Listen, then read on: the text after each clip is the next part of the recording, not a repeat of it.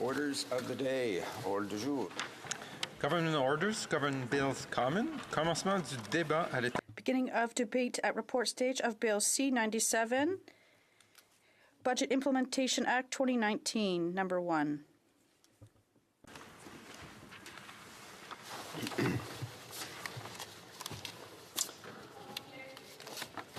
There are 57 motions and amendment standing on the notice paper for the report stage of Bill C-97. Motions numbered 1 to 57 will be grouped for debate and voted upon according to the voting pattern, available at the table. Je vais maintenant soumettre. I shall now propose motions numbered 1 to 57 to the House. Motion numéro 1. Motion 1, Mr. Poilievre, seconded by Mr. McCauley, proposes that Bill C-97 be amended by deleting Article 30. 2. Mr. Poilievre, seconded by Mr. McCauley, moves that Bill C-97 be amended by deleting Clause 31. Motion numéro 3. Motion 3, Mr. Poilievre, seconded by Mr. McCauley, proposes that Bill C-97 be amended by deleting Article 32. 4. Mr. Poilievre, seconded by Mr. McCauley, moves that Bill C-97 be amended by deleting Clause 33. Motion numéro. Motion 5, that Mr. Poilievre, seconded by Mr. McCauley, proposes that Bill C-97 be amended by deleting Article 34. Motion number 6. Mr. Poilievre, seconded by Mr. McCauley, moves that Bill C-97 be amended by deleting Clause 35. Motion numéro 7. Motion 7, Mr. Poilievre, seconded by Mr. McCauley, moves that Bill C-97 be amended by deleting Clause 37. Motion number 8. Mr. Poilievre, seconded by Mr. McCauley, moves that Bill C-97 be amended by deleting Clause 37. Motion numéro 9. Motion 9, Mr. Poilievre, seconded by Mr. McCauley, moves that Bill C-97 be amended by deleting Clause 38. Motion number 10. Mr. Poilievre, seconded by Mr. McCauley, moves that Bill C-97 be amended by deleting Clause 39.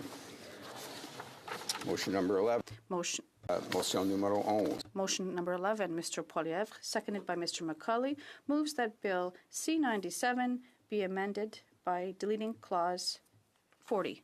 Motion number 12. Mr. Poilievre, seconded by Mr. McCauley, moves that Bill C-97 be amended by deleting Clause 41. Motion numéro 13. Motion 13, Mr. Poilievre, seconded by Mr. McCauley, moves that Bill C-97 be amended by deleting Clause 42. Motion number 14. Mr. Poilievre, seconded by Mr. McCauley, moves that Bill C-97 be amended by deleting Clause 43. Motion 15. Mr. Poilievre, seconded by Mr. McCauley, moves that Bill C-97 be amended by deleting Clause 44. Motion number 16. Mr. Poilievre, seconded by Mr. McCauley, moves that Bill C-97 be amended by deleting Clause 57.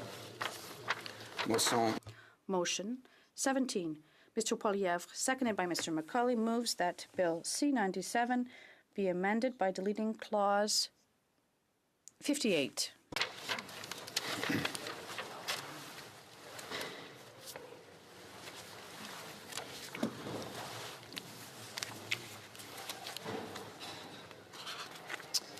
Motion number 18. Mr. Dussault, seconded by Mr. Dubé. Mr. Dubé moves that Bill C-97 be amended by deleting Clause 198. Motion 19. Mr. Dussault, seconded by Mr. Dubé, moves that Bill C-97 be amended by deleting Clause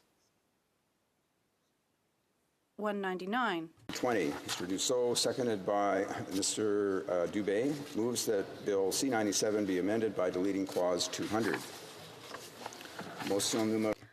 Motion 21. Mr. Dussault, seconded by Mr. Dubé, moves that Bill C-97 be amended by deleting Clause 201.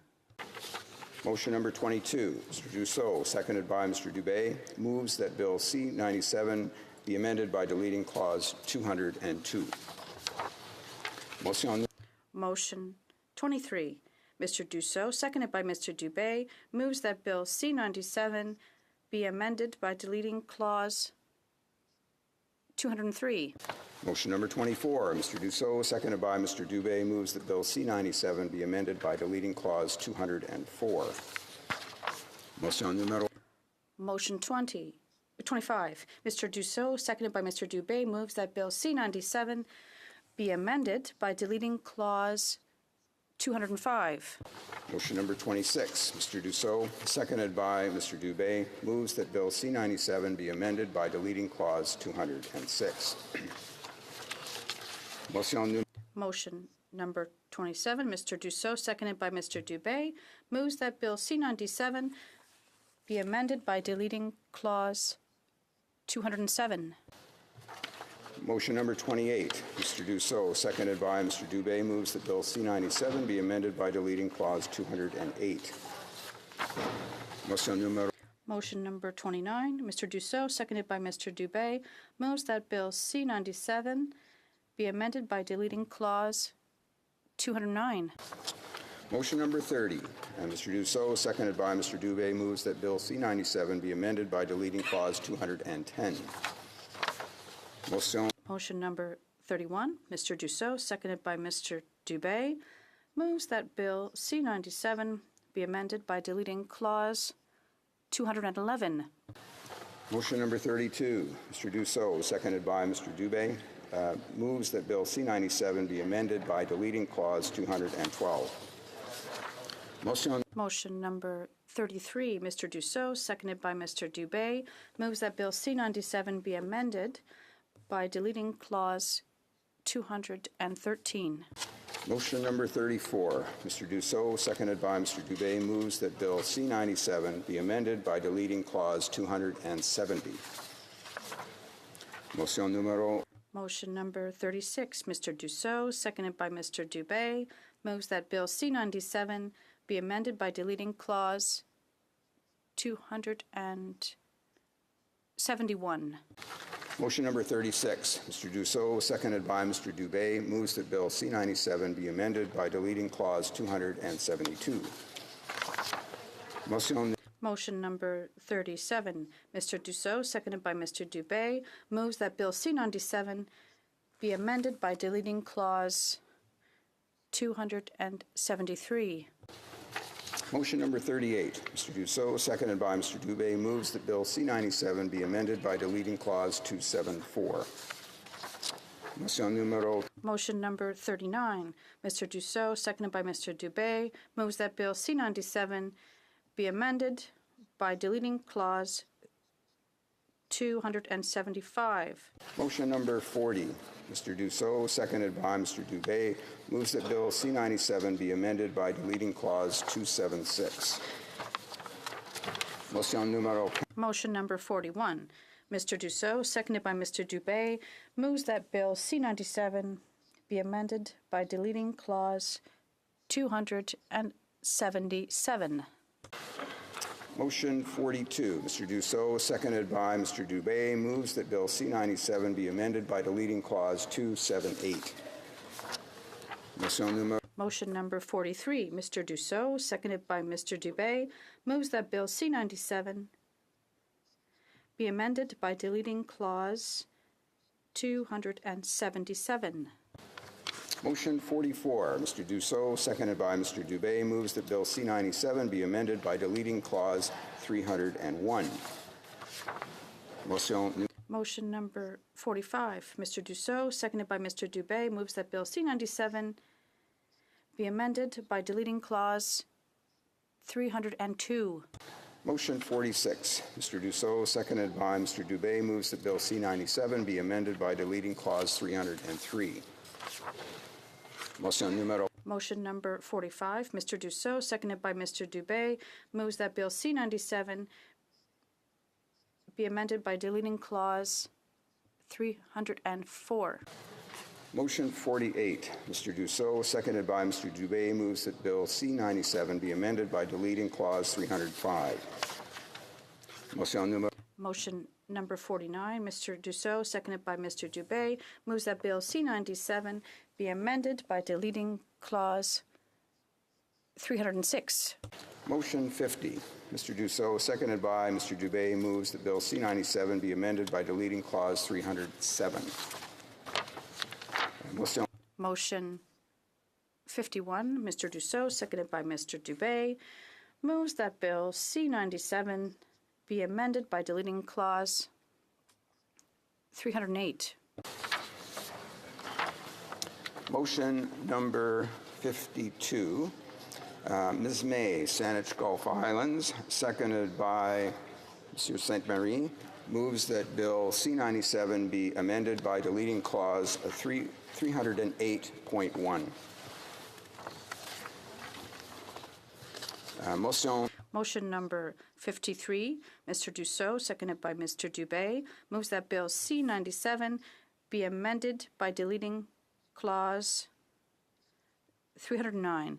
Motion number 54, Mr. Dussault, seconded by Mr. Dubé, moves that Bill C-97 be amended by deleting clause 310.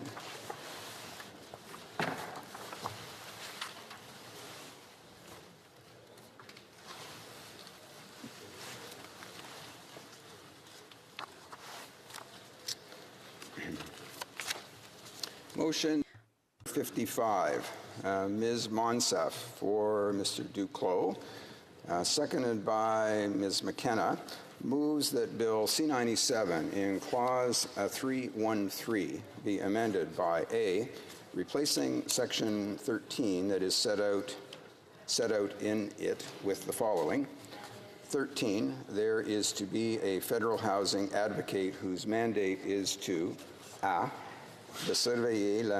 serve the implementation of the policy with respect to housing and evaluate the impact of this of people who belong to vulnerable groups and including their needs with respect to housing and people who are homeless. Progress in meeting the goals and timelines in achieving the desired outcomes set out in the National Housing Strategy. C, analyze and conduct research as the advocate sees fit on systemic housing issues, including barriers faced by persons referred to in paragraph A. D, de lancer les études. To conduct studies that look at economic conditions and institutional industrial conditions that are under the Parliament's jurisdiction that affect the housing system. Consult the people involved and organization of civil society organization with regard to the housing strategy. F, receive submissions with respect to systemic housing issues. G, provide advice to the minister. H, submit a report to the minister on the advocate's findings and any recommendations to take measures respecting matters over which Parliament has jurisdiction to further the housing policy, including the progressive realization of the right to adequate housing and the National Housing Strategy. And I, E, participate in the work of the National Housing Council as an ex officio member. 13.11, the Federal Housing Advocate may conduct a review of any systemic housing issue that is raised in a submission received under paragraph 13F. 2, the Federal Housing Advocate may request that the National Housing Council establish a review panel to hold a hearing to review any systemic housing issue within the jurisdiction of Parliament that is raised in a submission received under paragraph 13F. Advocate must inform the person or group that presented the submission whether or not any action will be taken under subsection 1 or 2. 4, if the federal housing advocate conducts a review of the systemic housing issue, he or she must, at the conclusion of the review, provide the minister and the person or group that presented the submission with a report setting out the advocate's opinion on the issue and any recommendation to which measures respecting matters over which Parliament has jurisdiction to further the housing policy, including the progressive realization of the right to adequate housing or the national housing strategy. 13.21. If the federal housing advocate at any time identifies a systemic housing issue that is within the jurisdiction of Parliament and that is not the subject of a submission, he or she may request that the National Housing Council establish a review panel to hold a hearing to review the issue. Shall I dispense? Yes. 2, the federal housing advocate must provide a review panel with a summary of the information that formed. Shall I dispense? Yes. Advocate's basis for identifying the systemic housing issue. B, adding after the section 16 that is set out in it, says point. 16.21. A review panel is to consist of 3 members of the National Housing Council, other than ex officio members, to be appointed by the National Housing Council. Members to a review panel, the National Housing Council is to take into consideration the importance of representation on the review panel of A, persons who are members of vulnerable groups, B, persons with lived experience of housing need, as well as those with lived experience of homelessness, et ceux de personnes ayant. And C, persons who have expertise in human rights. 16.3, a review panel must A, hold a hearing to review the systemic housing issue in respect of which it was established. Hold the hearing in a manner that offers the public, particularly members of communities that are affected by the issue and groups that have expertise in human rights and housing, an opportunity to participate. C, prepare a report that sets out the panel's opinion on the issue and any recommendation to take measures respecting matters over which Parliament has jurisdiction to address the issue. And D, D, submit the report to the Minister. 16.4, the federal housing advocate is entitled to make representations and present proposals for recommendations to a review panel and may, for the purpose of doing so, work with communities that are affected by the issue that is before the review panel and with experts. After the section 17 that is set out in it, the following. 17.1, the Minister must respond to each report provided by the Federal Housing Advocate under paragraph 13H and subsection 13.14 within 120 days after the day on which it is received. D-set point. 17.21, the Minister must respond to a report submitted by a review panel under paragraph 16.3D within 120 days after the day on which it is received. 2, the Minister must cause the response to be laid before each House of Parliament on any of the first 30 days after the day on which it is provided to the review panel, or if either House is not sitting on the last day of that period, on any of the first 15 days on which that House of Parliament is sitting.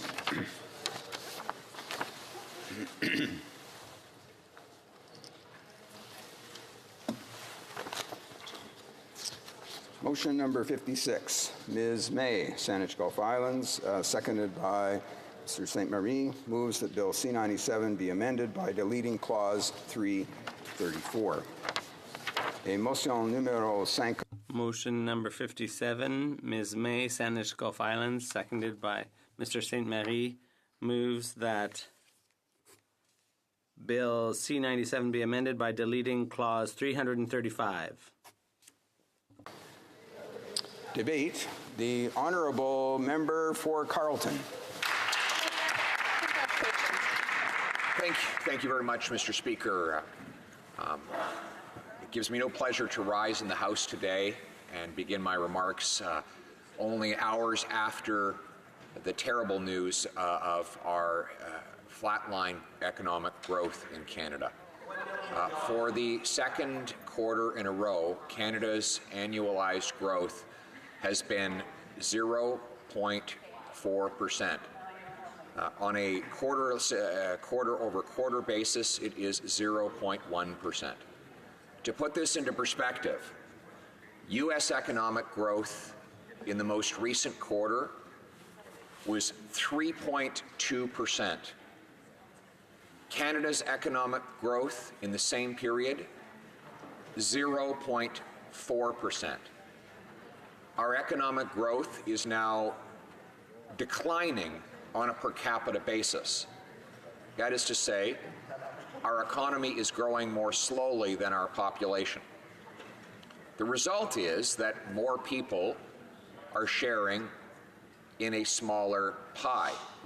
That means, per person, Canadians are now falling behind.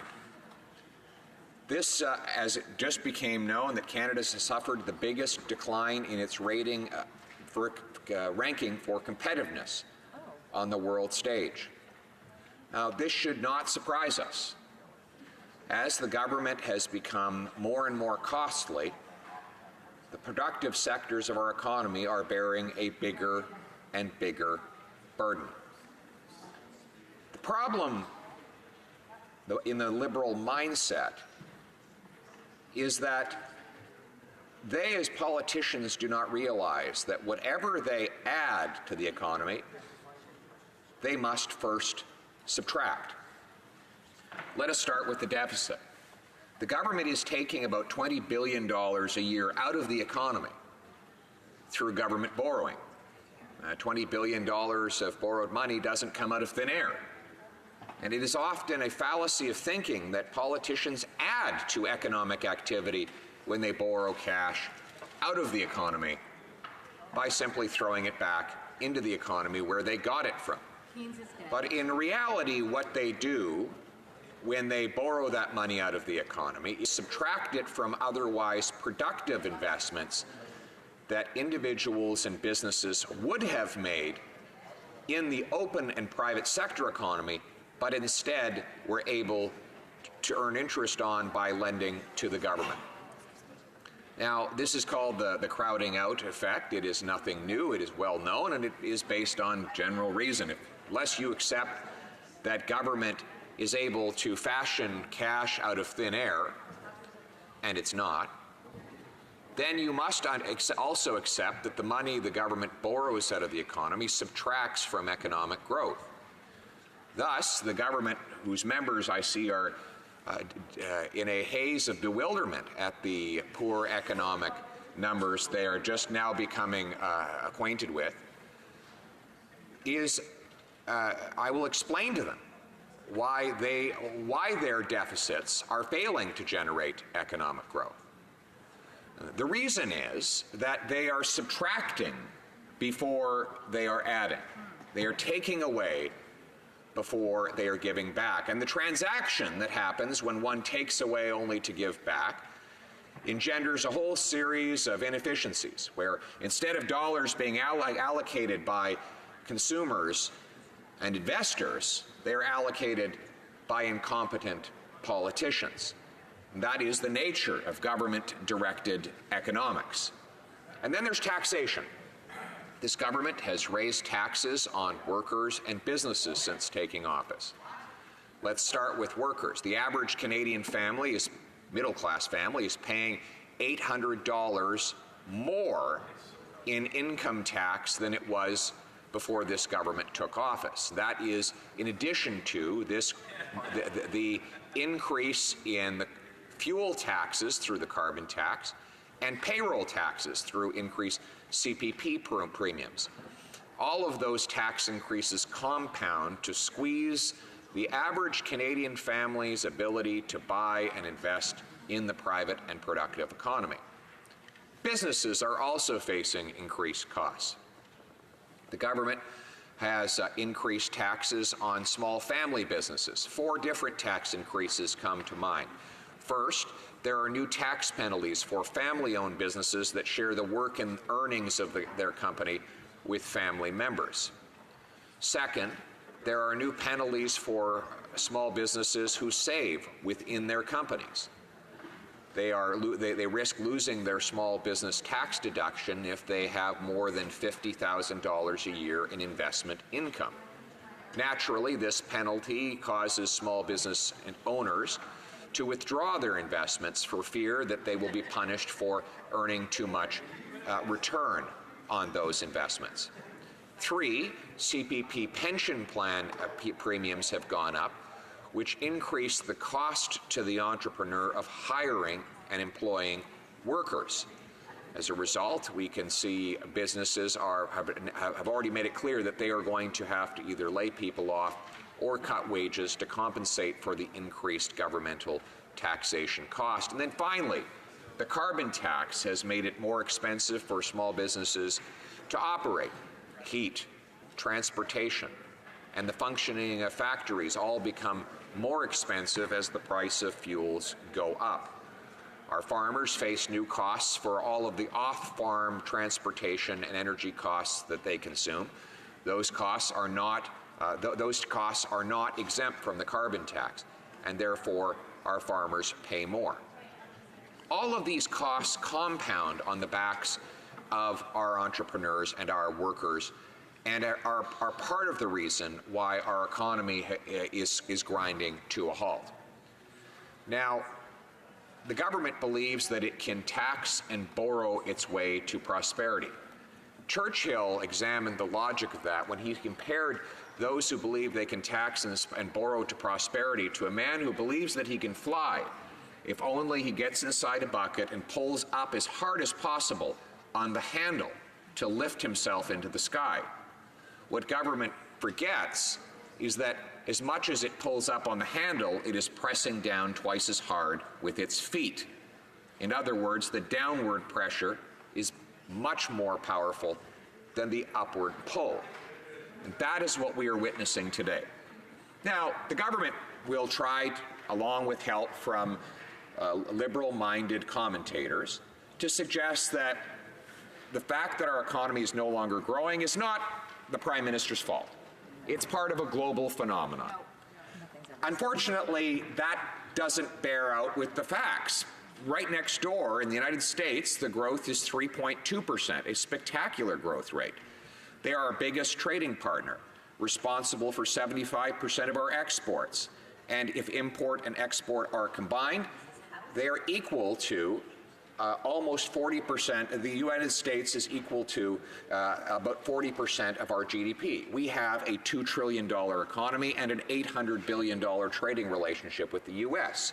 So the biggest global influence on economic growth in Canada is from the U.S., and that economy is growing. In fact, their economy is roaring strong. In other words, it is not possible for the Prime Minister to externalize his failures by blaming some global phenomenon. That global phenomenon does not seem to have affected our neighbors south of the border. In fact, the global economy up and over the last 3 years has been exceptionally strong, recovering for the first time since the great global recession of 2008 and 9. It is Canada that is falling behind the global trend with these appalling numbers that we see today. So how do we get back on track? The answer is to get government off the backs and out of the way of Canadian workers and entrepreneurs, to lower the tax burden to make work pay so workers keep more of what they earn, to remove tax increases on small businesses who are the engine of our economy, and to clear the way for large multi-billion-dollar energy resource projects to go ahead, financed by the private sector, without the obstruction of government. And that is the vision of our Conservative leader. He believes that we should get the government out of the way so that our workers and our entrepreneurs can invest, grow, and get ahead. It's been done before. It can be done again. That is the Conservative plan.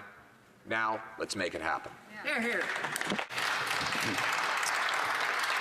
Questions and comments? The Honourable Minister for Women and Gender Equality. Mr. Speaker, since we formed government, Canadians have created over 1 million jobs. Over 1 million families have a safe and affordable roof over their heads. 825,000 Canadians are no longer going to bed hungry at night. Child poverty rates have been cut by 40%. Taxes have been lowered on the middle class and increased on the 1%. Our plan is clearly working because Canadians are working.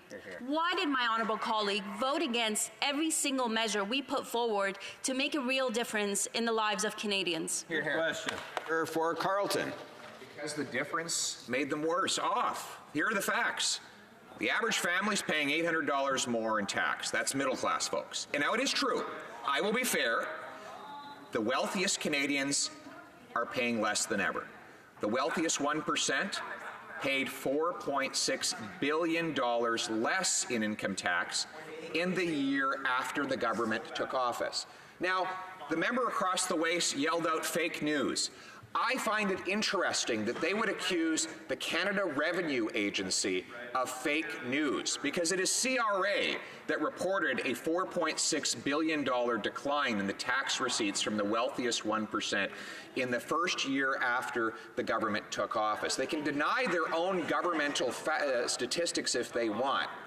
But the rest of us will trust the data as it reads. The reality is, Mr. Speaker, yes, the rich and well-connected are benefiting from handouts by government, but working-class Canadians have had flatline wages, our economy has ground to a halt, and our deficit is out of control. Canadians want a change, and they'll get one.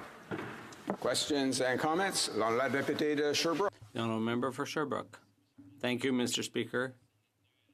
My colleague made some general comments that go beyond report stage of this bill, so I'll ask a broader question too. The Conservative leader recently announced in response to a question about where the cuts would come to achieve balanced books, because the Conservatives, this is what we often see, austerity, belt tightening, especially with government programs, to try to balance the books at all costs, at any cost, to the taxpayer. The Conservative leader has now taken some distance from that initial promise to balance the books, whereas the member for Carleton just keeps asking, when are they going to balance the books? He must have asked that question hundreds of times. So my question for my colleague is when will his leader balance the books if they have the opportunity and the privilege to take the office of Prime Minister? Are we going back to the good old Conservative austerity, or when will the books be balanced? The honourable member for Carleton. Half a decade. And we'll have our platform out well before the election with a precise timeline to phase out the deficit. So that's an easy question. How are we going to do it? We're going to cancel future spending increases that the Liberal government has promised that are unsustainable and have no source of funds. Now, that member across the way doesn't offer an alternative to that. What he offers is massive short-term deficits, which will, in the long run, subtract from what the government is able to do for its citizens through services and programs. That member's approach to economics has been tried. It's been tried in Venezuela. It's been tried in Greece. It's been tried to lesser degrees in countries like France. And the result is massive unemployment, massive debt, declining wages, shortages for the basic necessities of life, and yes, massive increases in poverty. Because the member might claim, as Churchill put it, that the inherent vice of capitalism is the uneven sharing of blessings, but the virtue of socialism is the equal sharing of miseries. Reprise de débat. Resuming debate. The honourable member for Sherbrooke. Thank you, Mr. Speaker. I'm a bit surprised that he didn't mention the NDP records in the provinces where they've had the best financial situations in the country, if you consider the data, Mr. Speaker. Alod. Order. The honourable member for Sherbrooke has the floor. Alod. Order. La députée de Sherbrooke. The honourable member for Sherbrooke. Thank you, Mr. Speaker. I guess some people aren't that familiar with the standing orders. They're breaching the rules. But I'll repeat what I said, and that is that the data on the performance of provincial governments, I think it's important to mention that the NDP has the best track record in Canada in terms of managing the public finances provincially. So I was just wondering if my colleagues from the other parties would have anything to say about that. The motion before us is Report Stage Bill C-97.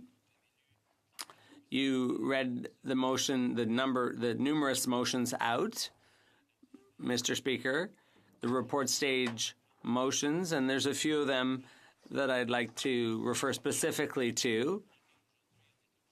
The reason we are having to take a stand against C-97 today and vote against this bill is because we feel that parts of this bill should be withdrawn because they're wholly unacceptable. They don't even belong in this bill. They were criticized by witnesses before the Finance Committee. And the committee spent hours and heard numerous criticisms of some clauses of the bill. Some of the clauses are bad and they should be scrapped. So the three sections the NDP would have eliminated were the idea of privatizing the Canadian Air Transportation Safety Agency, CATSA. Those people do outstanding work to protect people. The government's plan is to privatize that agency, which is currently a Crown corporation. They want to sell it off to the private sector and hope the service will be better. But what we heard at committee was that that's not the way to go. The way to go is to better fund the agency and give it the tools it needs and to make it possible for the agency to do a good job. We heard from the airport authorities and the airlines who are at times frustrated by the agency's work, and sometimes rightly so. So changes are required in their ways of doing business, but not privatization. That is not the answer. That is what the witnesses told us at committee, and that part of the bill should be removed without a shadow of a doubt. It's a step towards further privatization of the air transportation industry. The government is saying we're not doing that right now. We're studying the issue. So this is evidence that the wheels are in motion towards eventually privatizing the airport authorities as well. The other amendment that we brought forward deals with changes to the hazardous substances legislation that we have. The alarm had been sounded, actually, about the changes that were being brought in through this bill because it actually makes it more dangerous for workers who are working for these hazardous substances on a daily basis. What it does, actually, is endanger their health. And the government really caved into industry demands. Industries that use dangerous chemical products. But what it's doing actually is undermining the safety standards. And what has to be done is actually to strengthen these standards, not weaken them. And there should be better identification of these substances so that we know what's happening with these substances, how they're being handled, and so that we're able to identify problems later on that may be due to the handling of these ingredients. So there should be a list of ingredients that is maintained for as long as possible so that there can be an appropriate response if there are future health problems. The other change that we proposed, and you won't be surprised to hear this, my colleague has mentioned this many times, and it has to do with the protection of refugees in Canada. The government is happy to have the support of Faith Goldie, who has supported this bill. The government criticizes the Conservative leader for appearing with her, and yet, on the other hand, that same person applauded, congratulated the government for making changes to refugee legislation. Why? Because under this bill, two classes of refugees are being created. There are regular refugees who have come in through the regular process, and then irregular refugees. So the government received amendments or saw amendments and basically tried to please witnesses by making a few changes, by withdrawing some parts of the bill. And what this shows is how amateur the Liberal government is. They're trying to please the far right in Canada with its measures. But all this will do is lead to a costly, useless process that already actually happens at the board level. And the department actually admitted that now there's going to be one process for people who've come in through the regular process. They will go through hearings, and there will be an entire new structure to hear these asylum seekers. They'll receive a hearing. However, this type of hearing process already exists at the Immigration and Refugee Board. And so the department actually had to admit that, yes, there will be these two parallel processes. They're almost identical, but it will be for two different kinds of refugees. So but basically what we're doing is creating two classes of refugees. There's the one category that will benefit from the legal procedures that exist, and then another inferior process with less rights attached to it. It will be an expedited process. However, it won't ensure oral hearings, for example, for these asylum seekers.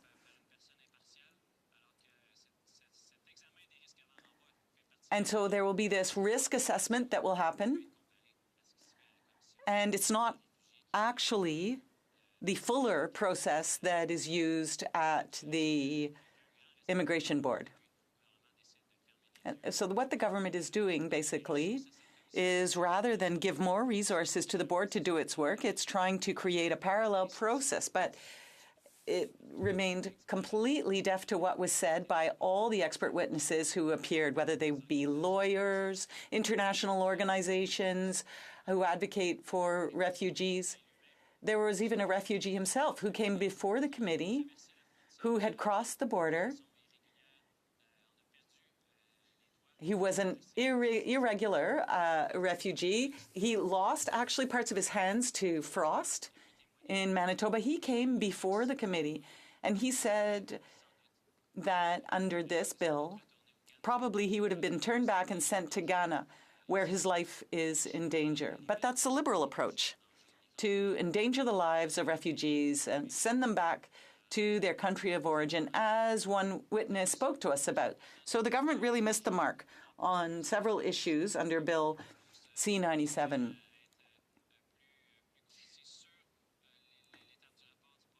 Here we are debating report stage. And given what happened in committee, I am not able to agree with the bill, and I wanted to be able to tell you why. The best thing we could do is delete some of the most problematic parts of the bill.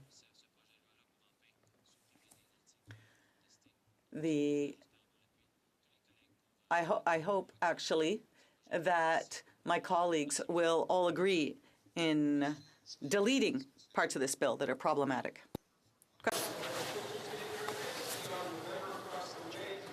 I want to focus on our growth of foreign direct investment into Canada that the Globe and Mail reported last week has increased by an impressive 60%, from $32.2 billion to $51.3 billion. This happened while capital flows into developed economies elsewhere have dropped by 40%, and it's 11% ahead of our 10-year average due to a marginal effective tax rate of 13.8%, almost 5 full points below the USA and the lowest in the group of 7. We get to this point by our trading with other nations, something that the NDP party has been clearly against. Could he comment on how important it is to develop trade, to increase the revenue into our country so we can pay for social programs such as the ones that he's outlining in his speech today? The honourable member for Sherbrooke. Thank you, Mr. Speaker. I'm not sure where he got his information from to say that we are opposed to any kind of free trade agreement. Mr. Speaker, we have supported trade agreements, and even in the last Parliament. So I would invite him to take a look at that. But the point I'd like to make on this issue is that the NDP does support trade agreements that benefit Canadian workers and that benefit the Canadian economy and the important industries in Canada. But signing agreements that put entire sectors at risk, for example, the supply management sectors, is a bad idea. So I'm not sure what my colleague has understood, but what I hear in Sherbrooke is that the supply managed sectors are unhappy, they're angry that the government has, once again, a third time, sacrifice the supply managed sector in order to please Trump and sign a quick agreement with the Americans and Mexico. Clearly, the only thing the government can do is cave into the Americans, say yes to anything they ask for, and sacrifice an important economic sector, for example, the supply managed sector. And producers in my region are angry about this. Questions and comments. Question commentaire. The Honourable Ministre des Femmes. The Honourable Minister of Women and Gender Equality. Thank you. My honourable colleague, a question. In my community, over the last 3.5 years, 1,432 families have been able to find a safe and affordable roof over their heads directly because of our government's investments. Unemployment rate has been cut by nearly 50% in Peterborough, Kawartha. There are thousands of children whose families and themselves are better off because of the Canada Child Benefit. Now, our government's been investing in Canadians because we know this is a plan that works, and the plan is working. The NDP in the previous election maintained the Conservative line to balance the budget at all costs. That plan would not have worked. I'd appreciate hearing from my honourable colleague if this year the NDP is going to change its position and invest back in Canadians. Pertaining to Sherbrooke. The honourable member for Sherbrooke. Mr. Speaker, I'm truly pleased to hear this question because it gives me an opportunity once again, it's not the first time, but once again to explain to my colleague on the government side who just seems to repeat this over and over and over again like a mantra, to explain that what the Liberal government forgot to do is look at the income side, the revenue side. That's important when you're looking at a financial record. And the minister seems to forget this. When you're looking at a financial framework, and what we had the courage to say is that the wealthiest in our society have to pay their fair share. And that's how we'll be able also to fund important social programs. That's how we can invest in Canadians.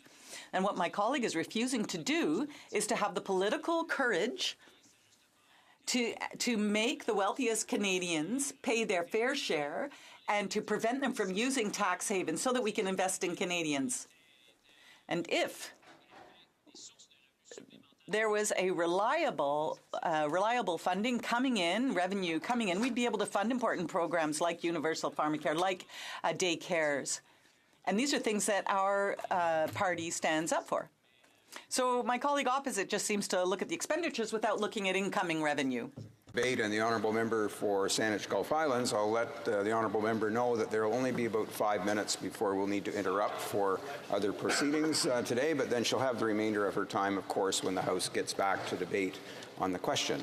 Resuming debate, the honourable member for Saanich Gulf Islands. Thank you, Mr. Speaker. And knowing that we have very little time left, I also want to say that it's unfortunate that deletions are necessary at this point.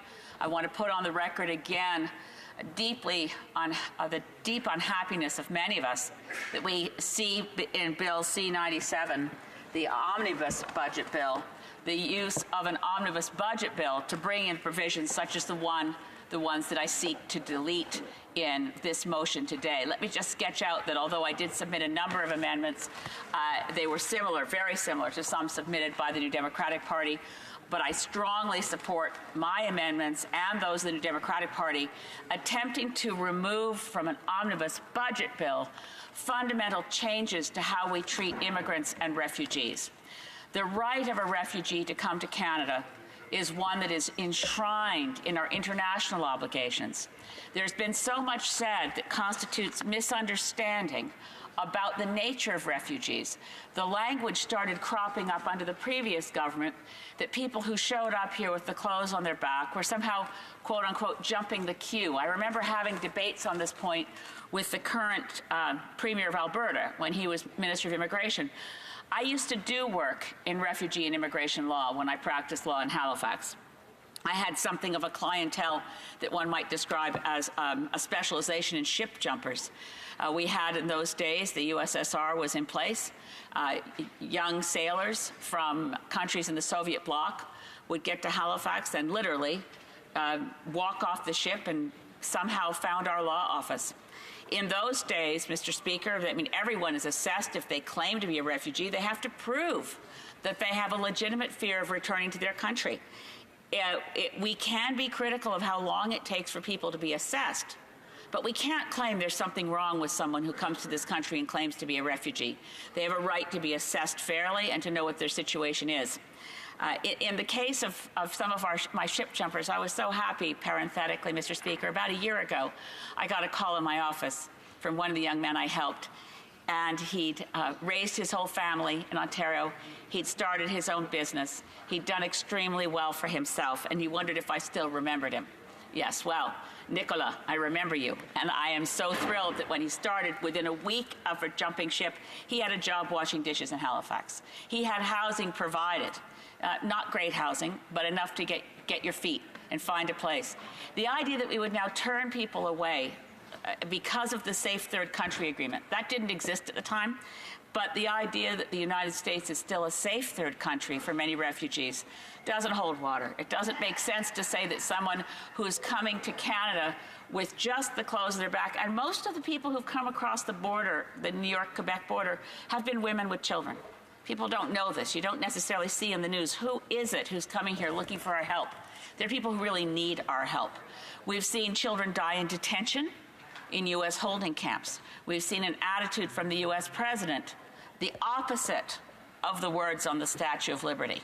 The Statue of Liberty says, send us your homeless. Send us your humble masses yearning to be free. I lift my torch. I build a wall, is what the current president says. I don't want your, actually, the words of the Statue of Liberty aren't exactly perfect for refugees, your wretched refuse of your teeming shores. But setting that aside, the spirit of the piece is clear. That country, our best friend and neighbor, used to be a welcoming place. The country is a country of refugees and immigrants. So are we in Canada, on Indigenous territory. We are a country of immigrants.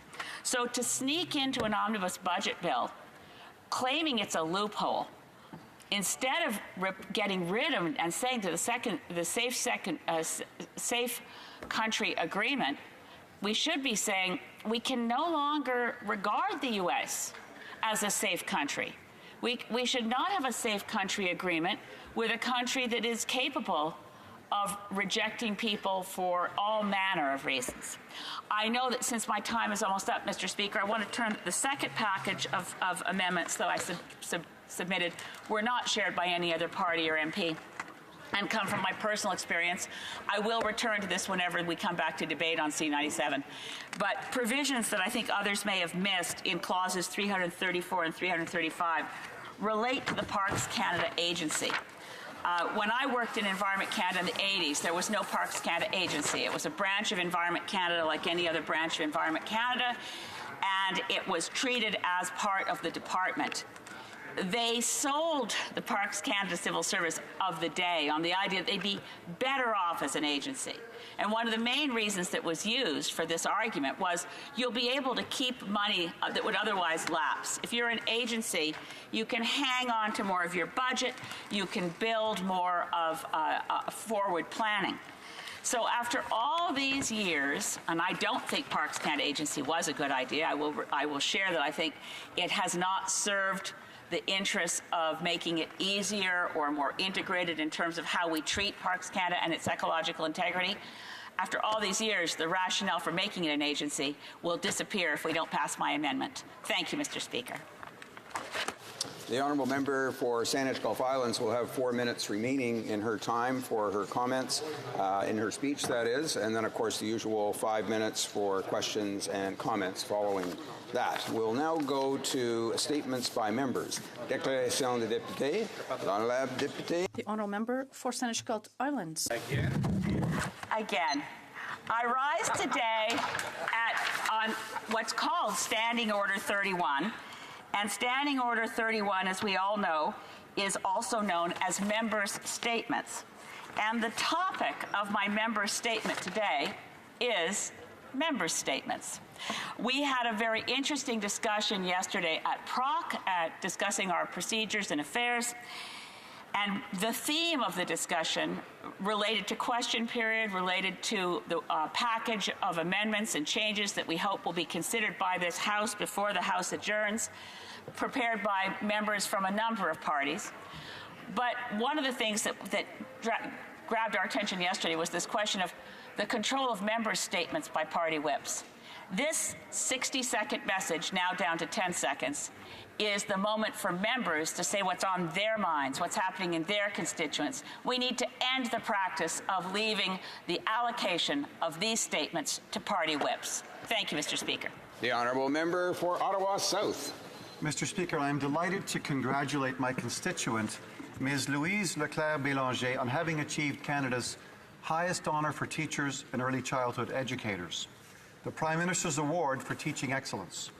Ms. Leclerc-Bélanger excels in the art of customizing her teaching for each student by mobilizing the options offered by new technologies and using her talent to recognize her students' strengths and weaknesses.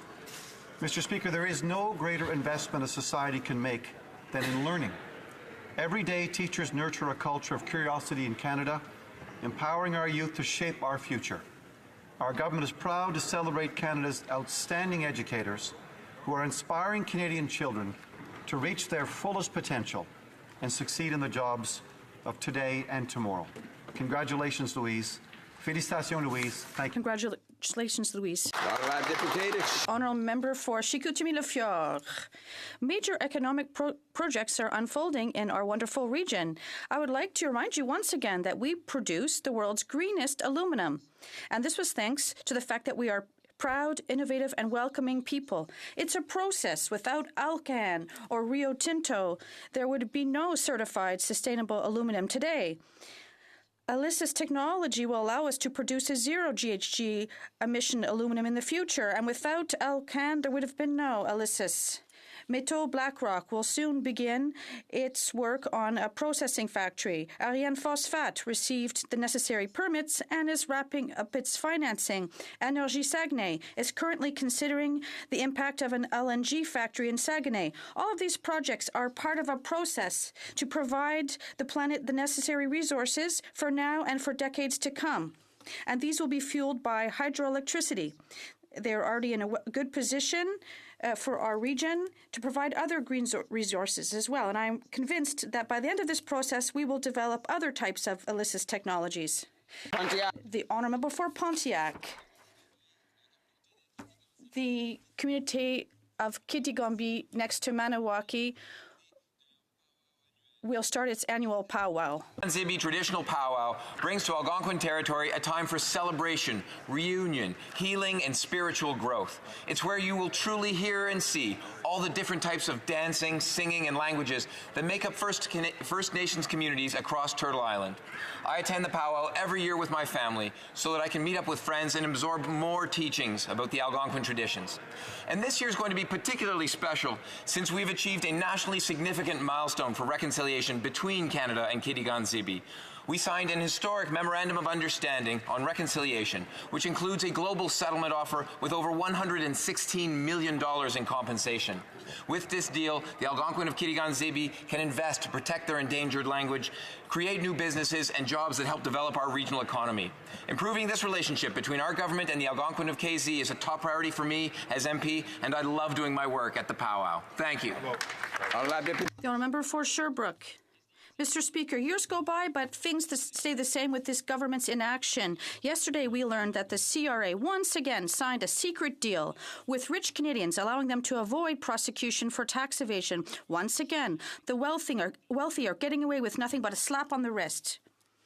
Yet 3 years ago, the Minister of Revenue confirmed that there's no tax amnesty, that there won't be or never will be any tax amnesty at the CRA. And in the KPMG affair, she said publicly that the CRA will certainly go through with legal prosecution. And she said that KPMG's clients would face criminal charges and that there would be no pardons. The Minister has shown once again her incompetency by blaming everyone but herself. And she now says she'll conduct a small inquiry to solve this problem. This is ridiculous. She had 4 years to repair our two-tier tax system, and yet there has been no arrests, convictions, or funds recovered for international tax evasion. The minister has just lost her last shred of credibility that she had with the secret deal, and she's the only person to blame. Senator. Mr. Speaker, I want to share our government's great achievements. The poverty reduction strategy has lifted more than 800,000 Canadians from the poverty. This is attributed to our government's Canada Child Benefit, granted income supplement, and the tax cut for middle class and SMEs. The constituents of Brampton Centre are more than happy with these policies. Over 12,000 children and their families in my riding are being assisted by the Canada Child Benefit. But we are not done. We have put a price onto the pollution, and that provides a revenue which leaves more money in the pockets of the Canadians. Mr. Speaker, our plan is working. Since 2015, Canadians have added over 1 million jobs to our national economy, and unemployment is at 40 years historic low. These results our Canadians should be proud of. Thank you. The honourable member for York Simcoe. Mr. Speaker, as a lifelong resident, I can say with confidence that York Simcoe is the place to be this summer. The fun kicks off this weekend from June 1st to 3rd with the Mount Albert Sports Day, with attractions for everyone to enjoy. On June 21st, the Chippewas of Georgina Island will be putting on a parade and fireworks display over beautiful Lake Simcoe, the jewel of our community for Aboriginal Day. On July 1st, I will be putting on my first Canada Day pancake breakfast as MP for York Simcoe. All residents are invited to come out and enjoy free pancakes, bacon, and more as we celebrate 152 years of our great country together. Thousands will come out August 8th till the 11th for the 164th Sutton Fair and Horse Show, offering rides, demolition derby, tractor pulls, and more. From August 16th to 17th, Canada's greatest Carrot Festival will take place in Bradford in celebration of the hard work of our farmers in the Holland Marsh. With so much to do, I encourage all Canadians to make their way to York Simcoe this summer. Honourable member for Oakville North Burlington. Mr. Speaker, what follows is the opening to a typical aphasia program, Checking In. This morning, I am a 10 because I get to recognize my new friends, Mary, Ben, Ron, Tanya, Mavis, Wes, Ted, and Anna in this house. Today is Monday, June 3rd. No, it's not. Today is Friday, May 31st, 2019. This week's theme is Aphasia Awareness Month. Aphasia is a language disorder that affects the ability to communicate. It's most often caused by strokes that occur in areas of the brain that control speech and language. Aphasia does not affect intelligence. Stroke survivors remain mentally alert, even though their speech may be jumbled, fragmented, or hard to understand. Less than 5% of Canadians know about aphasia and the challenges that those living with aphasia face. Announcements. On Saturday, June 22nd, the Halton Peel Community Aphasia Programs will be hosting their third annual Aphasia Walk at E.C. Drury School in Milton at 10 a.m. Words that my friends with aphasia use to describe themselves: vivacious, organized, helpful, punctual, happy, loving, and Canadian. Thank you, Mr. Speaker. Honourable Member for Hull-Elmer. First surrounded by his family, William Assad passed away peacefully at the grand age of 91. Service was bred deep in William's bones. Although a student at Bishop University, he left his studies to return home to Buckingham to help with the family business when his father was sick. Once his father recovered, he decided to open his own business at 21 years old and eventually became the owner of the West Quebec Post, the English language newspaper from my riding. The West Quebec Post covers the Outaouais and is the staple of my community. William was known for his prodigious work ethic, his abiding interest in politics, a deep love for his community, and his zest for life. His death leaves a huge hole in my community, and he is thoroughly missed. Rest in peace, William. The honourable member for Edmonton Manning. Prime Minister pretends that he has a plan for climate change, but we know his carbon tax won't lower emissions. It's just another cash grab to fund his reckless spending. No matter how often or how loud the Liberals repeat it, the Prime Minister isn't fooling Canadians. The carbon tax won't allow Canada to meet Canada's emission reduction target under the Paris Accord. His own government figures have confirmed it. He's given large industrial polluters a special deal that will exempt them from his tax, while making Canadian families and small businesses pay more to drive to work, heat their homes, and put food on the table. This spring, Conservatives will present Canadians with a real environmental plan that will lower global emissions without making Canadians pay more. We know he's got a tax plan, but where is the Prime Minister's environmental climate plan? Honourable member for Eglinton Lawrence. Thank you, Mr. Speaker. Tomorrow will mark the beginning of Italian Heritage Month in Canada, and I am honored to pay tribute to the thousands of Italian fallen workers on whose back this country was built. Last week, two community leaders, Marino Topan and Paola Breda in my riding, presented Land of Triumph and Tragedy, Voices of the Italian Fallen Workers. This book catalogues the challenging history of the thousands of Italian fallen workers who gave their lives building this country, a story immortalized on the Italian Fallen Workers Memorial, which resides in the gardens of Villa Colombo in my riding. On each column, the names of each fallen worker are etched. It is a source of great pride. I encourage members to read this book, to learn more about the Italian fallen workers, and to understand and appreciate the sacrifices made by these individuals. Mr. Speaker, I'm a proud member of the Italian-Canadian community. My grandparents came here to build a better life for my parents, me, my daughters, and hopefully one day theirs. Their hard work, their dedication and sacrifice, like every other immigrant family, is a source of great pride. It paved the path for the more than 1.5 million Italian Canadians who live in this country. Ricordiamolo. The honourable member for Gatineau.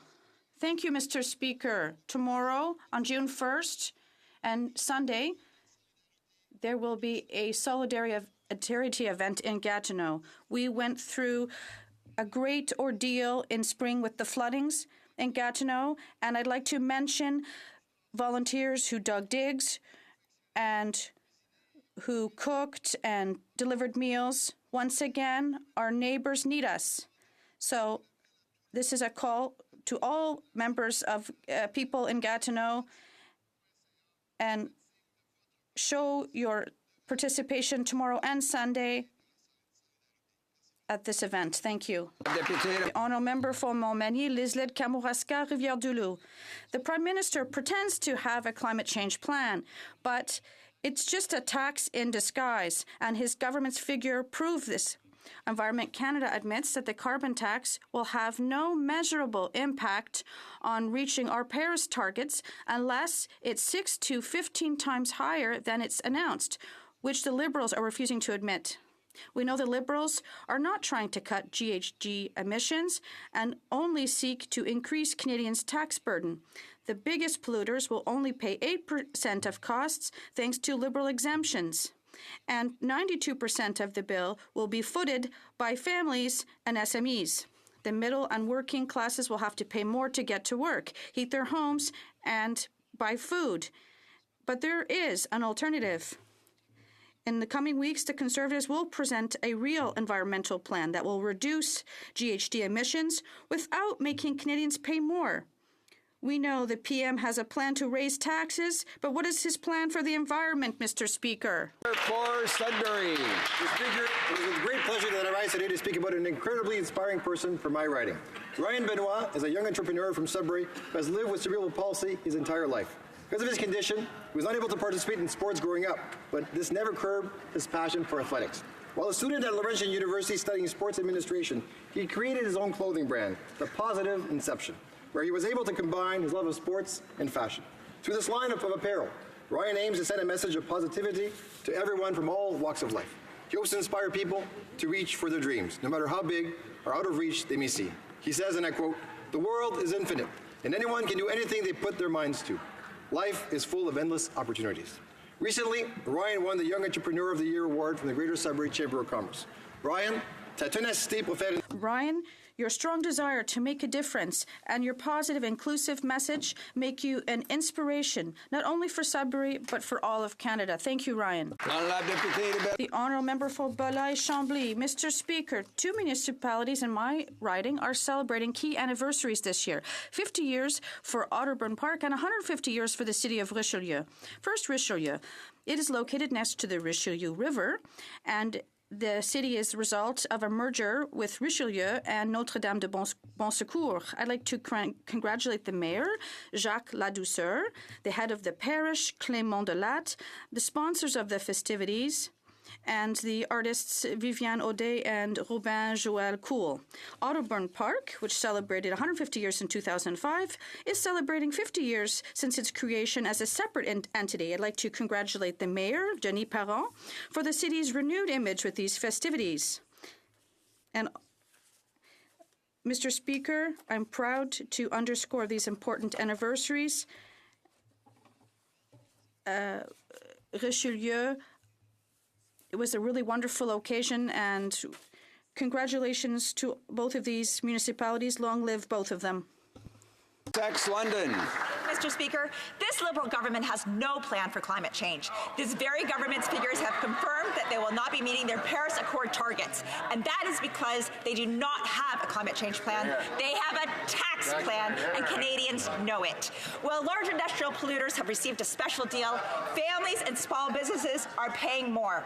At a time when most Canadians are within $200 of being able to pay their bills at the end of this month, this Prime Minister is hiking the cost of living. Canadians are paying more to put gas in their tanks to drive to work. They're paying more to heat their homes, and they're paying more to put food on their table. I'm excited because this spring, Canadians will be presented with a real plan that will lower global emissions. Conservatives have a plan, a real plan.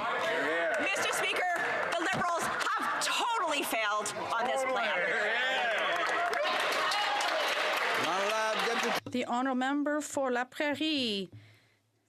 Mr. Speaker, tomorrow, dairy farmers across Canada and the world will celebrate International Milk Day. In Quebec, there are more than 5,000 dairy farms, with an average of 70 cows producing more than 3 billion litres of milk annually. Our dairy farmers make sure our regions and communities continue to grow and practice responsible land management. As a former dairy farmer, I know how proud these peoples are, and they're proud of their products and their farms they provide to Canadians and the supply management system. We are the party that created supply management, and we continue to defend and protect it so that Canadians can have milk produced here in Canada. Unlike the Conservatives, we are united in our defense of supply management. I would ask all Canadians, therefore, to raise a glass to recognize the exemplary work of our dairy farmers. Thank you, Mr. Speaker. Oral questions. Questions orales. The honourable member for Chilliwack Hope.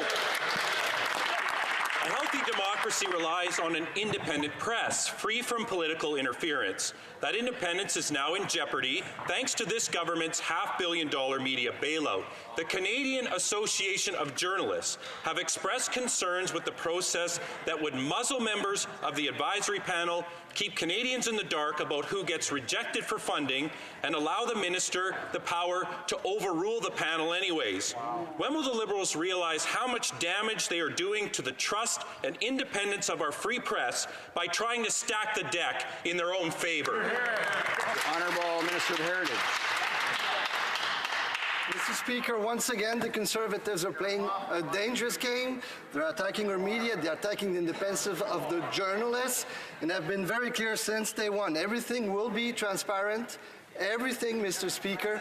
And the Conservatives, instead of attacking professional journalists, they should be there to support them because they're part of our democracy. They're a pillar of our democracy, Mr. Speaker. This is what the program is in place, respecting also at the same time the independence and the freedom of the press. Member for Chilliwack Hope.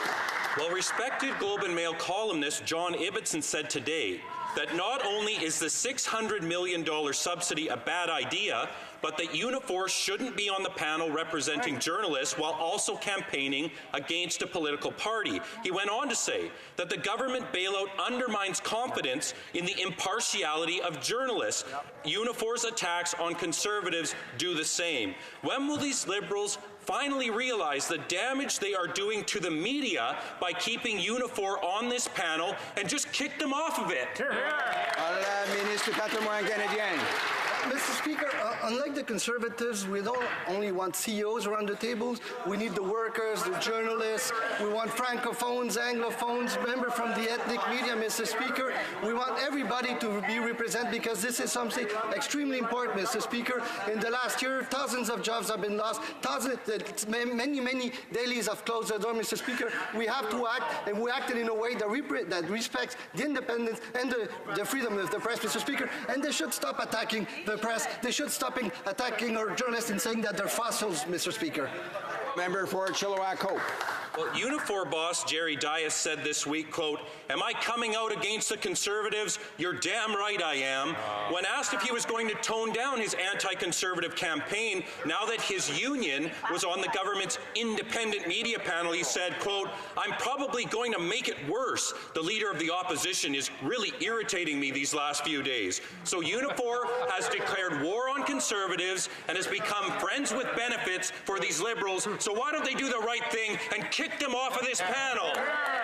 Honourable Minister of Heritage. So, Mr. Speaker, the Conservatives want to decide who should be on the panel, who not. They decided that the workers shouldn't be there, also that the journalists shouldn't be represented, Mr. Speaker.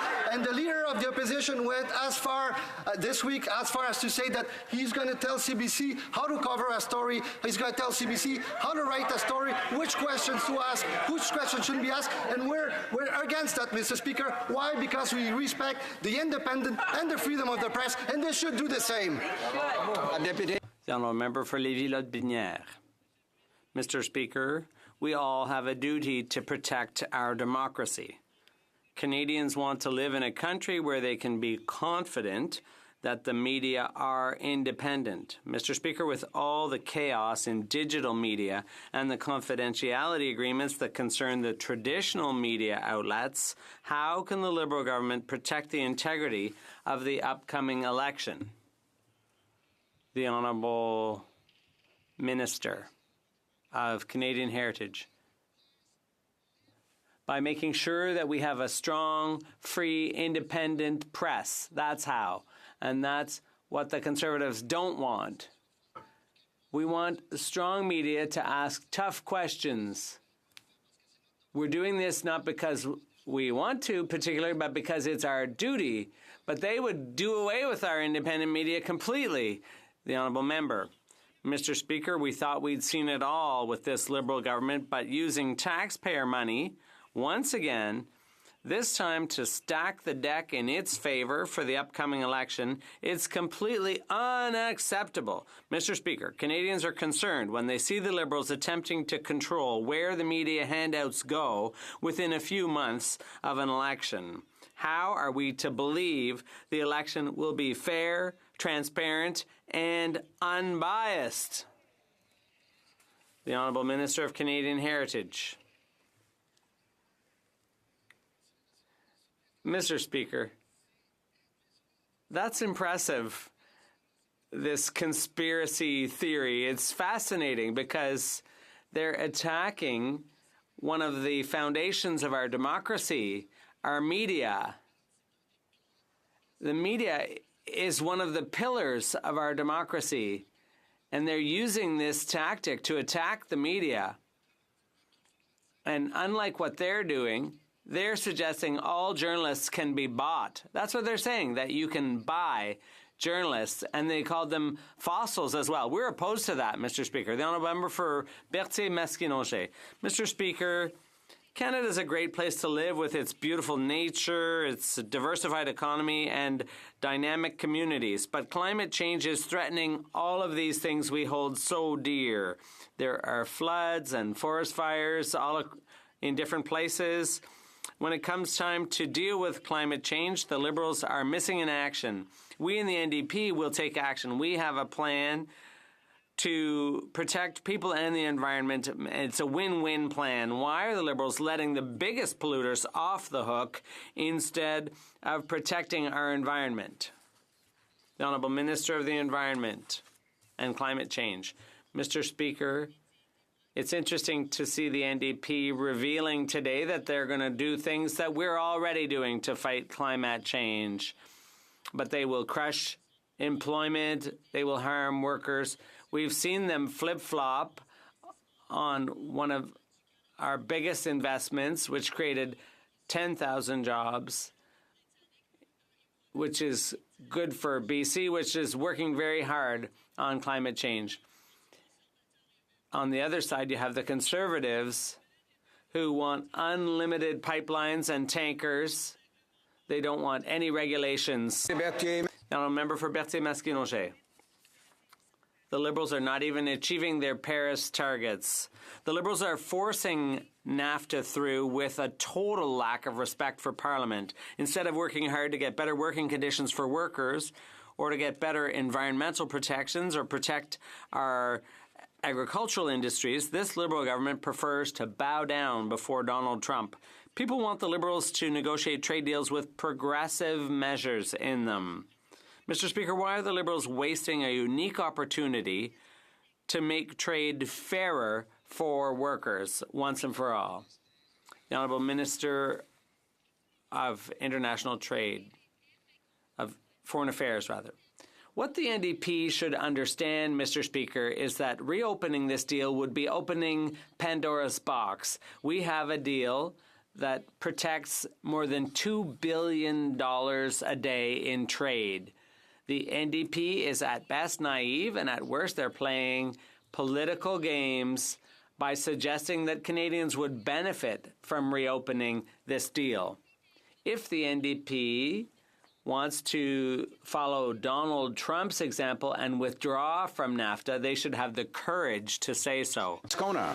Well, Mr. Speaker, nobody is advocating that the deal be reopened. Anyone with eyes to see can see it never closed. Congress is trying to change the deal. The president is declaring a trade war on one of the countries involved, Mexico. So this is a live deal. And the question is why the government wants to tie its hands and put its head in the sand instead of waiting for an opportunity to improve the deal for Canadian workers and for the environment. That's the real question. And I suspect, Mr. Speaker, it's because they're listening to the same drug companies that they're listening to that want to fight pharmacare in this country who are going to make money off this deal. So why is it that they're more concerned to defend the interests of corporate tycoons than the interests of Canadian workers? The Honourable Minister of Foreign Affairs. You know, Mr. Speaker, there are so many misunderstandings in that question. It's hard to know where to start. So let me start by saying that the Mexican president has said today, speaking for Mexico, that Mexico intends to move ahead with its ratification process. Now, as I have just said, The NDP are naive at best and playing political games at worst to suggest that Canadians would benefit from reopening this deal. And if the NDP wants to take a page out of Donald Trump's playbook and withdraw from NAFTA, they should have the courage to tell Canadians that. Member for Elmwood, Transcona. The only one who's naive is somebody who thinks that this deal is closed, Mr. Speaker, because there's clearly a lot of action on the deal. I just wish that the Liberals were in as big a rush to do something about climate change as they are to ratify this deal.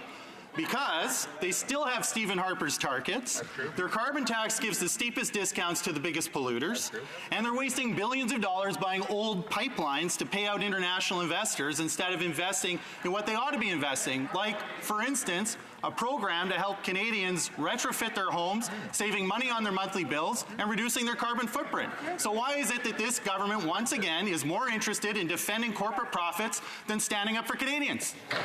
The Honourable Minister of the Environment and Climate Change. Mr. Speaker, we always stand up with Canadians. I was very proud to see in the NAFTA that for the first time ever, there's an environment chapter in the body of the agreement. Also, we've been taking serious action on climate change. I see the NDP came out with their plan, which adopts some of our ideas, but in a way that would destroy jobs and hurt workers and families. They've already flip-flopped on an LNG project that creates 10,000 jobs in BC, saying they don't want to go ahead in the face of the BC NDP government, just committed to this project and committed to climate action. We need to take climate action, we need to grow our economy, and we need to ensure a sustainable future. That's exactly what we're doing. Member for Aurora, Oak Ridges, Richmond Hill. Mr. Speaker, if NAFTA 2.0 is a good deal for Canada, what does the Prime Minister consider a bad deal? Canadians know this is a worse deal and that it also compromises our sovereignty. Right. Canada now has to ask permission from the U.S. to negotiate a new trade deal, and we have to report to the U.S. when we change our monetary policy. The Prime Minister has paid too high a price, and with this bill, he will have free rein to give more away. Will he admit he has failed Canadians? Minister of Foreign Affairs. Mr. Speaker, how soon they forget. Let me remind my Conservative colleagues how urgently they and Stephen Harper urged Canada to capitulate. In October of 2017, Stephen Harper wrote in a memo, and I quote, "It does not matter whether current American proposals are worse than what we have now. And when it comes to our retaliatory tariffs, which achieved a full lift, the Conservatives urged us, dug Ford lectured us on how we needed to drop them. So Canadians should be..." The Honourable Member for Aurora, Oak Ridges, Richmond Hill. Mr. Speaker, this government couldn't hang on to what we had before, and we're not out of the woods yet. Right. The full lifting of U.S. steel and aluminum tariffs is pure fiction. This Prime Minister's new NAFTA deal allows the U.S. to re-implement punishing tariffs anytime Trump feels an unfair market surge. This Prime Minister is desperate for us to believe he got a good deal. But can he tell us one thing that is better in this new NAFTA?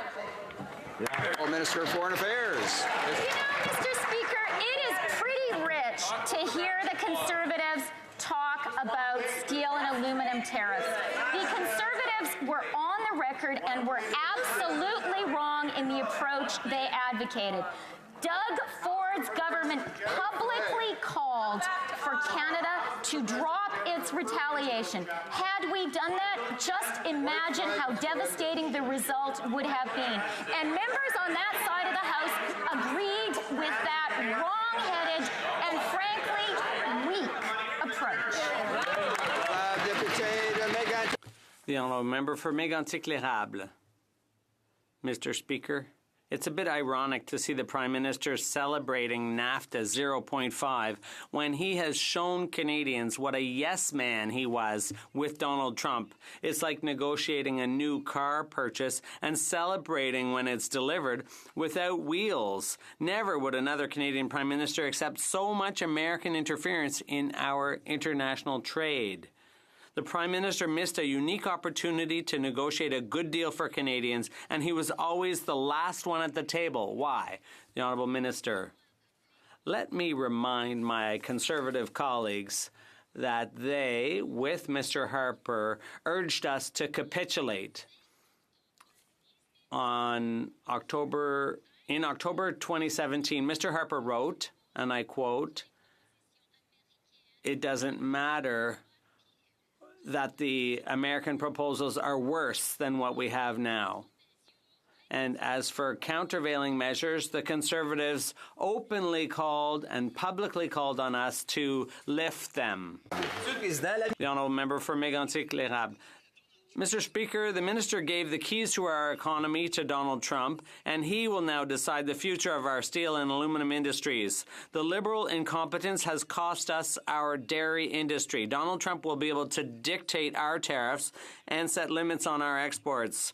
American milk will continue to be highly subsidized and will compete against our Canadian producers. Why is the minister claiming victory on behalf of Donald Trump instead of admitting that we've accepted a discount deal?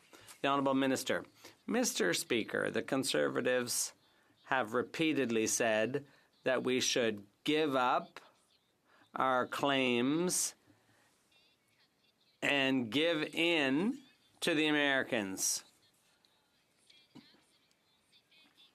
It's there in black and white. Canadians can be pleased that we did not follow their example.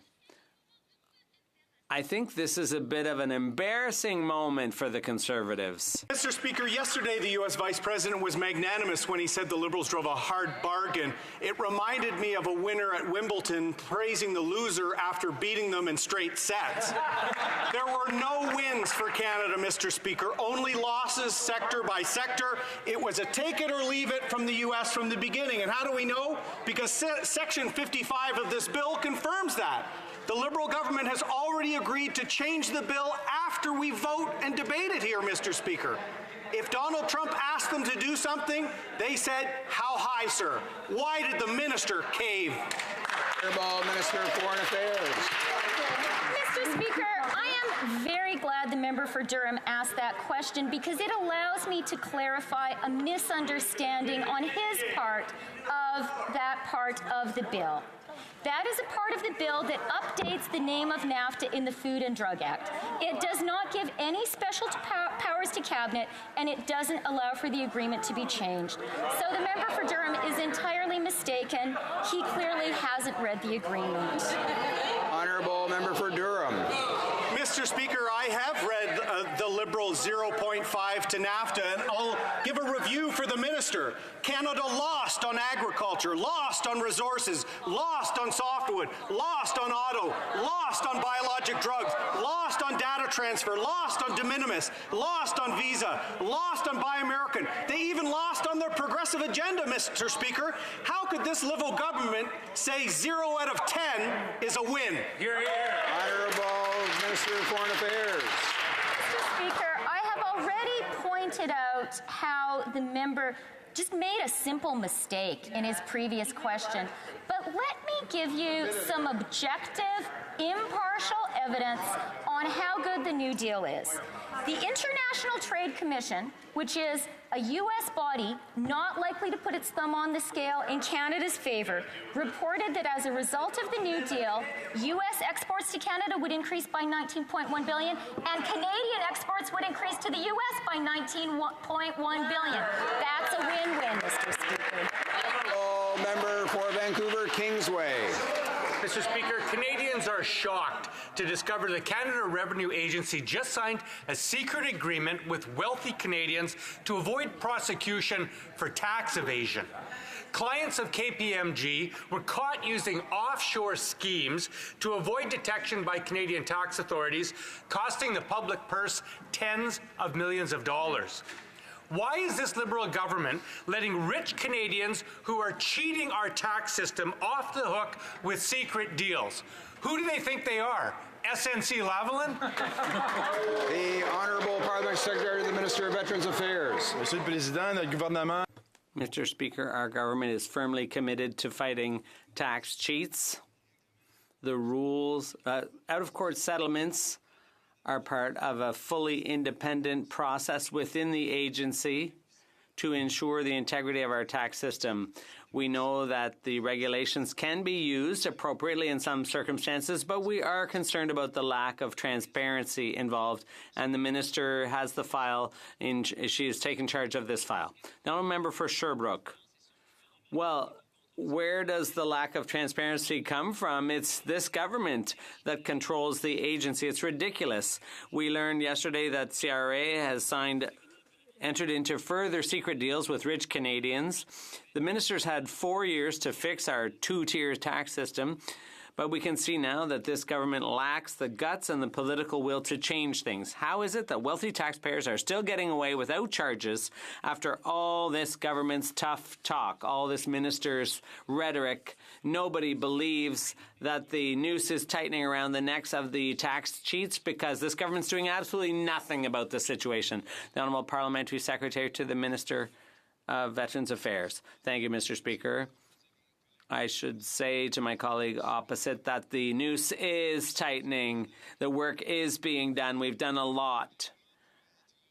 And although out-of-court settlements can be used appropriately in some circumstances, we are concerned about a lack of transparency, and the minister has said so here in the House. And the minister has directed CRA to review the process to find ways to be more transparent about the reasons why settlements were reached. But I want to point out that that process for out-of-court settlements is completely independent. Speaker, the Prime Minister has failed on trade. I recently spoke with a senior in Milverton who is concerned about increases to the cost of her medication under the renegotiated NAFTA. I speak with farmers who are frustrated about losing market share with nothing in return. Right. I speak with manufacturers who are concerned that the Liberals have left them vulnerable to further arbitrary tariffs. Why did the Prime Minister give in to Donald Trump's demands? Honourable Minister of Foreign Affairs. Mr. Speaker, the only people who wanted us to give in to Donald Trump's demands were the Conservatives. The advice from Stephen Harper for Canada to capitulate is well known and well documented. So is the urgent calls from the Conservatives, both in this House and in the province of Ontario, for Canada to drop its retaliation. That retaliation on steel and aluminum tariffs was Canada's strongest trade action since the Second World War. That was central to our success in getting these tariffs lifted. A member for Caribou Prince George. Yesterday, the Senate Liberal leader admitted that the Prime Minister didn't even try to negotiate an end to the softwood lumber dispute in their failed negotiations or renegotiations of NAFTA. He had other priorities. Mill closures are being seen in my riding and throughout our province. In 2016, the Prime Minister stood up and said that he would have a deal within 100 days. He also told Canadians he was seized with finding an end to the softwood dispute. Yet now we know he had other priorities. Why did the Prime Minister not take this once-in-a-generation opportunity to put an end to the softwood lumber dispute once and for all? Honourable Minister of Foreign Affairs.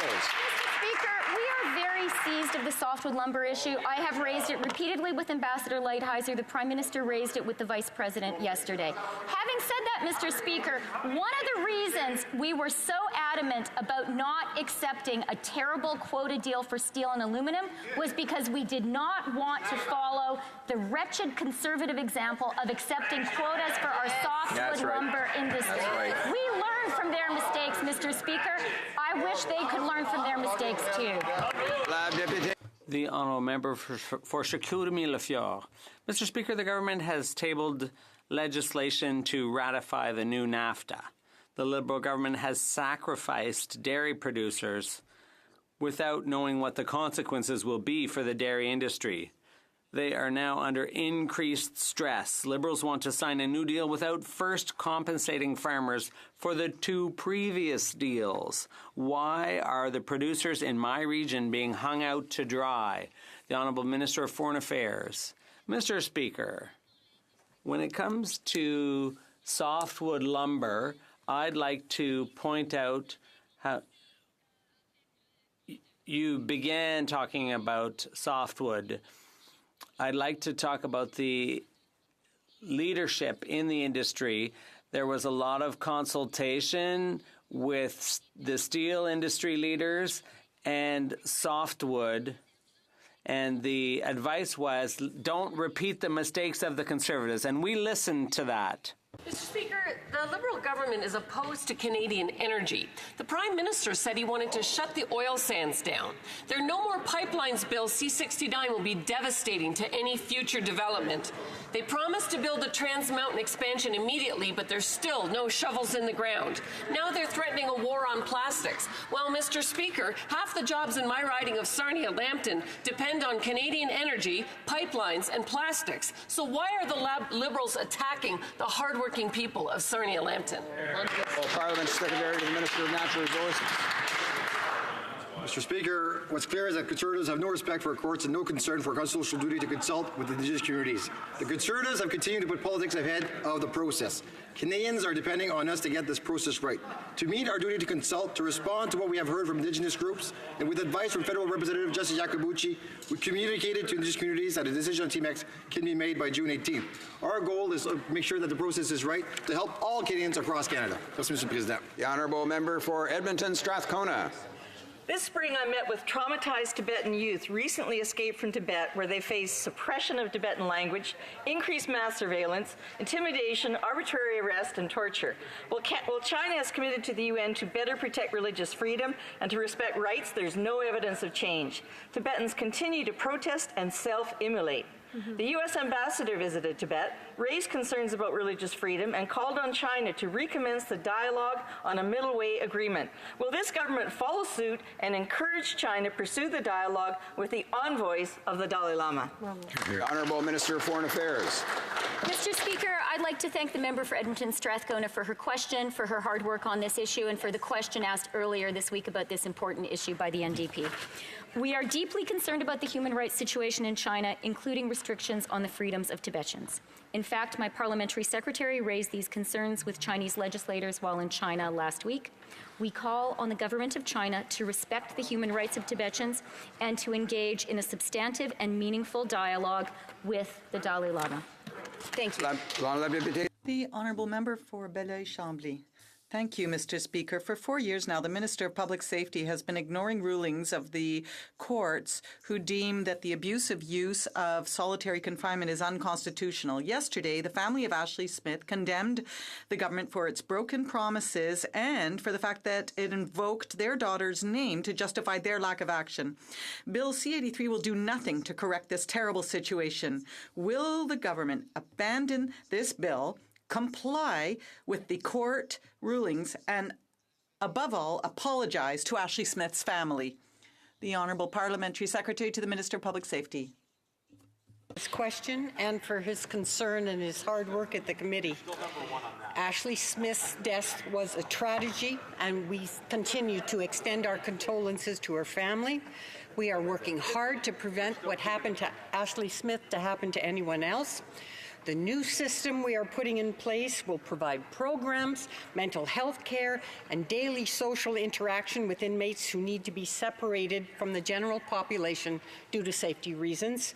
We back that up with a $448 million investment, and unlike the current system, there will be new oversight mechanisms and regular reviews will be enshrined in law. Thank you, Mr. Speaker. Honourable Member for Newmarket Aurora.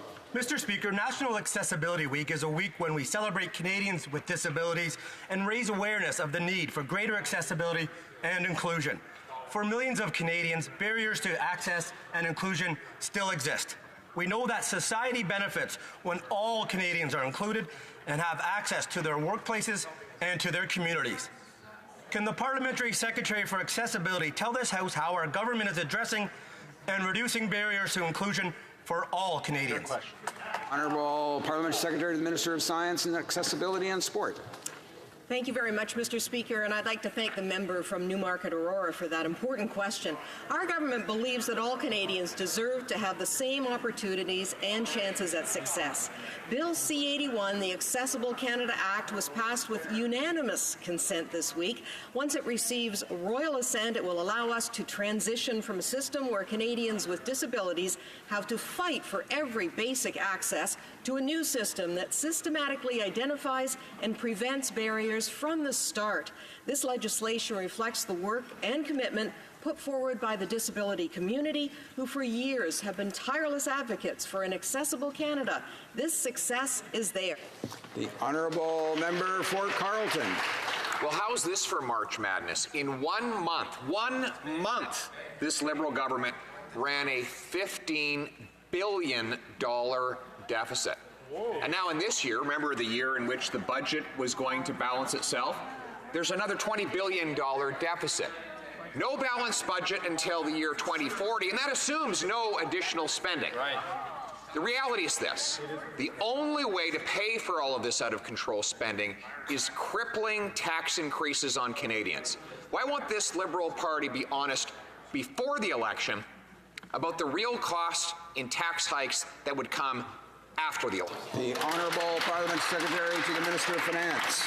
Mr. Speaker, I'm so glad the member opposite was able to take off his tinfoil hat to come into this House today, because he doesn't actually understand the real results of our economy. Let's talk about our real results. A typical Canadian family is $2,000 better off, and as a result, Mr. Speaker, of our policies, Canadians have created over 1 million new jobs. And let's not talk about the Conservatives' plan for the economy. I mean, they have already flip-flopped, and when it comes to the Leader of the Opposition, it's cuts first and think later.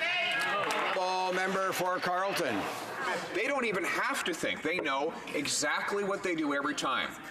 Run up massive deficits before the election, and then massive tax increases after the election. Now, they hope that Canadians won't know about that until after the election is held, when Liberals no longer need voters' votes, but still need their money. But the mathematical reality is this: the only way to fund their out-of-control spending is through large and growing tax increases on the middle class. Why aren't they honest enough to admit that now? Parliament Secretary to the Minister of Finance. Mr. Speaker, I'll take no lessons in admitting the truth to Canadians when the Conservatives constantly flip-flop on their policies, mislead Canadians in this House and in the public domain. But what the reality is, Mr. Speaker, is the fact that we lowered taxes on the middle class, raised them on the wealthiest 1%. As a result, we're lifting 300,000 children out of poverty, 825,000 Canadians out of poverty. And what, Mr. Speaker, do the Conservatives want to do? Boutique tax credits for their wealthy friends that will not grow the economy. Member for Carleton. Well, you've heard it now. If you are a soccer mom or a hockey dad, you are too rich for the Liberals, and the Liberals want to make you poorer. You've heard it again. If you are someone who takes the bus and used the transit tax credit, you're too rich, and the Liberal plan is to make you poorer. So far, they've succeeded. They've raised taxes by $800 on the average Canadian family, and they'll do much more if they're re-elected. So here's a specific question. How much more will they add to the price of gas once their carbon tax is fully and finally implemented? Honourable Parliament Secretary, the Honourable Minister of the Environment. Speaker, let's talk about what we've done for Canadians. Families are $2,000 better off. We've raised 300,000 children out of poverty. We've created 1 million jobs with Canadians. Larger 60% increase in foreign direct investment this year. And at the same time, we're taking ambitious climate action. Unfortunately, the Conservative Party does not understand that we need to take action on climate change, that you can do it in a way that makes life affordable, that they create good jobs. They have a policy that's right out of the 1950s when it comes to the economy, and no plan for the environment. Member for Carleton. We know what their policy looks like. They've said they admire the carbon tax in British Columbia. They only want it to be higher. When the Prime Minister was asked about the $1.60 a litre gas price in that province, he said, this is exactly what we want. And it's exactly what Canadians will get if the Liberals are re-elected and increase, as they've promised, the carbon tax by 250%. So a simple question. If they're not afraid of the truth, why don't they admit it? How much will gas prices go up once the carbon tax is fully and finally implemented. Honourable Minister of the Environment and Climate Change. Mr. Speaker, we've been absolutely transparent about what we're doing in terms of action on climate change, and I'm wondering whether the member opposite cashed his climate action incentive rebate, because 93% of Canadians that were entitled to it did it. We put a price on pollution. 80% of more families are getting more money off. But let's talk about the Conservative plan for the environment. More pipelines, more taxes, more tankers, and no rules to protect the environment. They do not have a plan for the environment. They do not have a plan for the economy. Member for Courtenay Alberni. Mr. Speaker, throughout many generations, Canada has earned a reputation as a good actor in the world. Yet this recent garbage scandal with the Philippines and Malaysia has exposed the fact that Canadian companies have been dumping our worst waste into the backyards of the poorest countries of the world. That is not being a good neighbor. Let's say we stop, like the EU is committed to doing. Will this government now commit to working with us to end the practice of dumping Canadian waste into the backyards of the world's poorest countries? Honourable Minister of the Environment and Climate Change. Mr. Speaker, we're very pleased that the garbage is coming back from the Philippines. We agree. It's unacceptable. 2015, under the Harper government, a private company brought over waste to the Philippines. We have changed our rules so it won't happen again. But the bigger piece is that we need to take action to tackle plastic pollution. We are going to be announcing our plan shortly. We know we have too much plastic pollution, and we need to keep that value in the economy, and that's exactly what we're going to be doing. Député de Salaberry. The Honourable Member for Salaberry-sur-Roi. Thank you, Mr. Speaker. A Salaberry business, Terrassement MRD, is waiting for the outcome of a labour market impact assessment since December 2018. According to Service Canada, the timeline is 102 days, but it took 160 for this business. They have lost up to $150,000 in contracts to date, and they may have to close shop. Foreign temporary workers should already be there, but their status is still waiting to be approved at the border. Will the minister give CSBA the go-ahead to make sure that these workers can cross the border on Saturday and save Terrassement MRD? The Honourable Parliamentary Secretary to the Minister of Employment. Colleague from the NDP for that question. Obviously, with the increase in the number of jobs that have been created in this country, 1 million new jobs in this country, it has put additional pressures on the workforce. We've seen it especially almost a 50% increase in the demand for temporary foreign workers in the province of Quebec. We've put additional resources on the ground as far as agents that are dealing with these cases, and we hope to resolve the backlog shortly. Honourable Member for Yorkton Melville. Forward in caring for their veterans injured by mefloquine. But our Prime Minister has ignored their research, recognition of damage done, and support for their injured soldiers. This week, the Royal Canadian Legion announced a grant for Dr. Remington Nevin and the Quinism Foundation to study mefloquine toxicity within Canada's veteran population.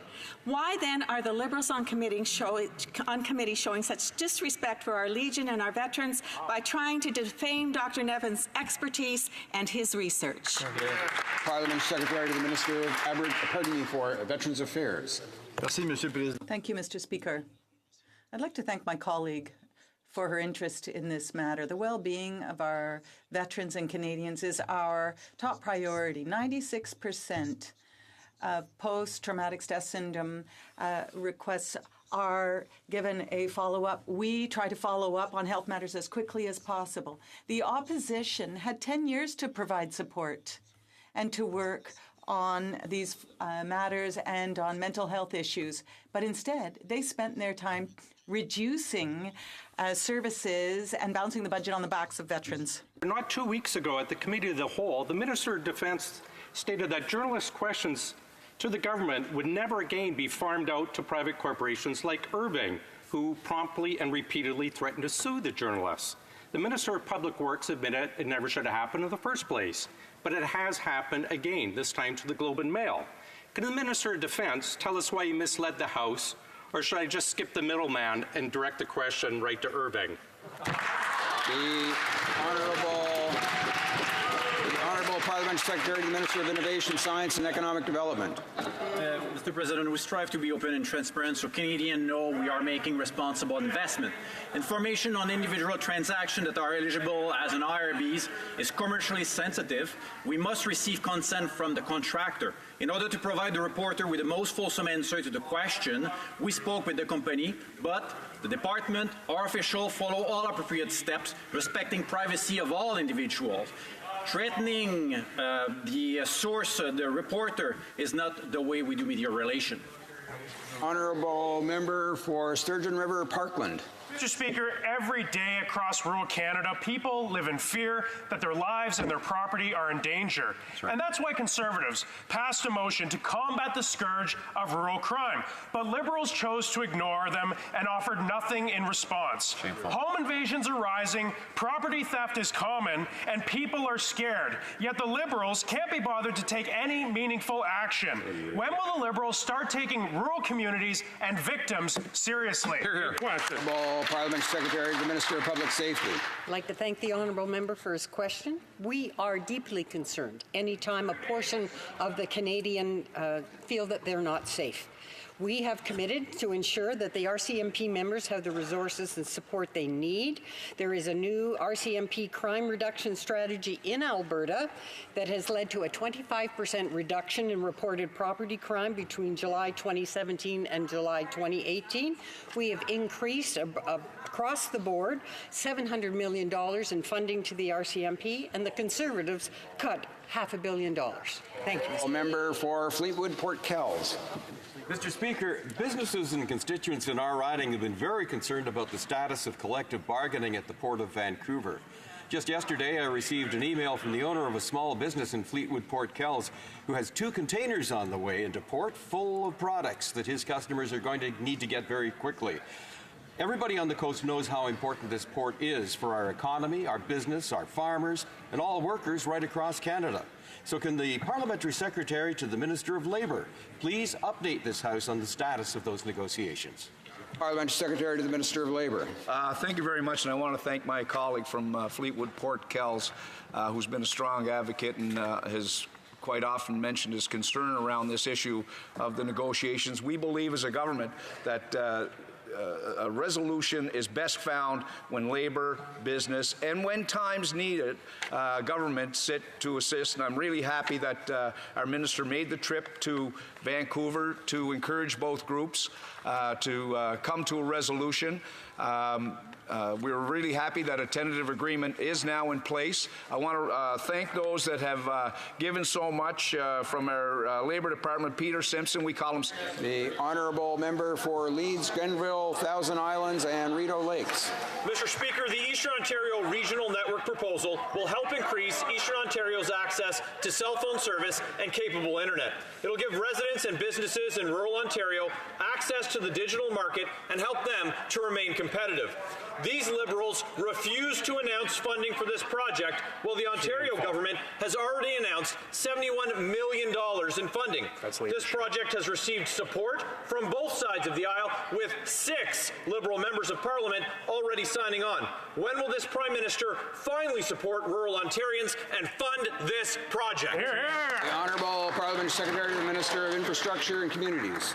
Thank you, Mr. Speaker. Our government has made tremendous progress in delivering infrastructure across the country and have approved 4,800 projects to date. That's 4 times more than under the last Conservative government. And indeed, we've been patiently waiting for the Ford government in Ontario to get its act together to prioritize projects, which they failed to do in a timely and a collaborative way, even after we extended deadlines. We welcome their long overdue interest in Ontario and infrastructure, and in particular in rural infrastructure when it comes to ensuring digital access, because we know that every Canadian, including rural Canadians in his riding, are entitled to it, and under this government, we will deliver. Honourable Member for Don Valley East. Well, we all know that when governments try and use austerity measures, they target the vulnerable. Like we have seen in Ontario, the austerity measures have been particularly harsh on families and seniors. The previous Conservative government tried the same on seniors. They pushed thousands of seniors into poverty by raising the age of eligibility for old age security from 65 to 67. Could the Parliamentary Secretary to the Minister of Seniors advise on how our government's approach to the seniors? Thank you. Parliamentary Secretary to the Minister for Seniors. Mr. Speaker, I'd like to thank the honourable member for the question. Our government is committed to improving the lives of seniors, and that is why we reduced the age of eligibility for OAS and GIS from 67 to 65, keeping 100,000 seniors out of poverty. We increased the GIS for Canada's most vulnerable seniors by almost $1,000 per year. We're investing for housing for seniors. We're investing in home care and palliative care. Mr. Speaker, we're investing in income security for seniors. We believe that when seniors deserve respect after a lifetime of hard work, and we'll never stop working to provide Canadian seniors with the benefits that they deserve. York Simcoe. Mr. Speaker, the important work of the Auditor General's office is being jeopardized by the Prime Minister, who has refused to provide the funding needed to hold the federal government accountable for its activities and handling of taxpayer money. The Liberal government doesn't want their incompetence brought to light by the Auditor General. This has resulted in the cancellation of critical audits, including Arctic sovereignty and cybersecurity. Will this Liberal government show that it actually cares about being accountable to Canadians and fully fund the Auditor General? Good question. President of the Treasury Board. Mr. Speaker, I cannot believe that the member opposite has just asked that question when his government cut the Auditor General's budget by 10%, and never built it back. So our government built that budget back because we are committed to supporting the important and ongoing work of the Auditor General. That's right. The honourable member for Joliette. Thank you, Mr. Speaker. Every year, it's the same story. Summer arrives and our farmers are without their temporary foreign workers because Ottawa cannot process requests in time. It's always the same answer. We are dealing with a high number of requests. Your call is important to us. But there's a labour shortage. Requests will continue to rise and harvests cannot wait. Now, we've been told there are more resources, but we haven't seen any difference. We need a permanent solution. What will the government do today to make sure that workers will be here this summer and next year on time? The Honourable Parliamentary Secretary to the Minister of Employment. Well, Mr. Speaker, it gives me an opportunity to remind the honourable member that, yes, the Conservatives did cut the temporary foreign worker, those working in the processing sector, and change the rules to make it more difficult. The sector told us at the time, they said the Tories pushed the whole House back just to tighten the clothesline. We are putting in additional resources. We've got more bodies on the ground, and we'll see a change. We'll see an improvement in that service. The honourable member for Terrebonne. Mr. Speaker, we knew that the Irvings controlled the Maritimes, but it's becoming increasingly clear that this company also controls the federal government. They got all the money to deal with the spruce budworm. Then they got the lion's share of the Conservatives' $100 billion shipbuilding strategy. And now Davy is being brushed aside on Coast Guard ships. At whose benefit? Irving's. Why is the government serving the Irvings rather than the people? The Honourable Parliamentary Secretary to the Minister of Public Services. Mr. Speaker, contrary to Stephen Harper's Conservatives, we have opened up the shipbuilding strategy. We have granted very good contracts to the Davy Shipyard, including Coast Guard ships, including upgrading ships. And now we're giving a third shipyard the possibility to participate in this historic shipbuilding strategy. And it's thanks to the Liberal Party of Canada and to this government that the Davie Shipyard is able to benefit from other contracts. The Honourable Member for Terrebonne. Mr. Speaker, I was only just getting going. With 776 lobbying meetings since the beginning of their term in office, Irvings are now really just one of the family, and it's paying off. They were awarded a golden contract, which even lets them pass off their French fry factory in Alberta as industrial benefits. The government warns them when reporters start asking questions, so that then they can threaten to sue them. And yet the government still finds a way to kill their biggest competitor, Davie. My question is simple. When is there going to be a special parliamentary committee? The Honourable Parliamentary Secretary to the Minister of Innovation. Thank you, Mr. Speaker. Our policy on industrial and regional benefits is our main tool to benefit from defence procurement for Canadians. When we assess transactions under this policy, we make sure that the technological level equals the level of the project. Now, the business, as the business declared, they were not given credits for its Cavendish Farm project. They received $40 million for they invested $40 million for industrial benefits for Atlantic ships. The Honourable Member for Nunavut. Thank you, Mr. Speaker. My question is for the Minister of Indigenous Services. I've been proud to fight for the funding announced last fall for the Addictions and Trauma Treatment Centre for Nunavut. However, there are no youth-specific facilities in Nunavut. Our youth face long delays and often have to leave the territory for mental health treatment, if they're lucky. Our Minds Matter, a report issued by Nunavut's Children and Youth Representative, states that our youth have rightly judged the current system as inadequate and failing to meet their needs. Will the Minister listen to the voices of our youth, give them access to the mental health services and the supports they need and have a right to in their own territory? Thank you, Mr. Speaker. Indigenous Services. I want to thank the Honourable Member for Nunavut for his question. As he knows, we work in partnership with the Government of Nunavut and Nunavut Tungavik Incorporated to respond to the mental health needs of Inuit in the territory. And we know that the Inuit-led National Inuit Suicide Prevention Strategy is crucial to addressing that issue. That's why in Budget 2019, we'll invest $50 million over 10 years to support it, and we will continue to work with partners, including the Honourable Member, to respond to the mental health needs of Inuit in the territory. Thank you for the question. That concludes oral questions for today. Honourable Member for Edmonton West on a point of order. Rising from question period, the Minister of Environment and Climate Change had commented on the growth in foreign direct investment. I'd like to table a report from the OECD that shows under this government there's been a negative $166 billion in direct investment since they came to power. Thank you. Does the Honourable Member for Edmonton West have the unanimous consent of the House to table this document? There is no consent. Did I hear another point of order? The Honourable Member for Costa Bay Central Notre Dame. Thank you, Mr. Speaker. On many occasions throughout, certainly in the past couple of months, many people have commented on the level of decorum in question period. I don't want to add to that. I do want to talk about the level of decorum during what we call member statements, which obviously precedes the most popular spot of the day here in the House of Commons. There is a certain level of noise by which, and to start my comments, I would just like to say, first of all, to show a level of decorum, I'd like to apologize to the opposition whip if my intervention is interfering with his random yelling. But I will continue by saying that during member statements, we have 1 minute to discuss important issues that we feel are important to our riding or certain individuals within our riding.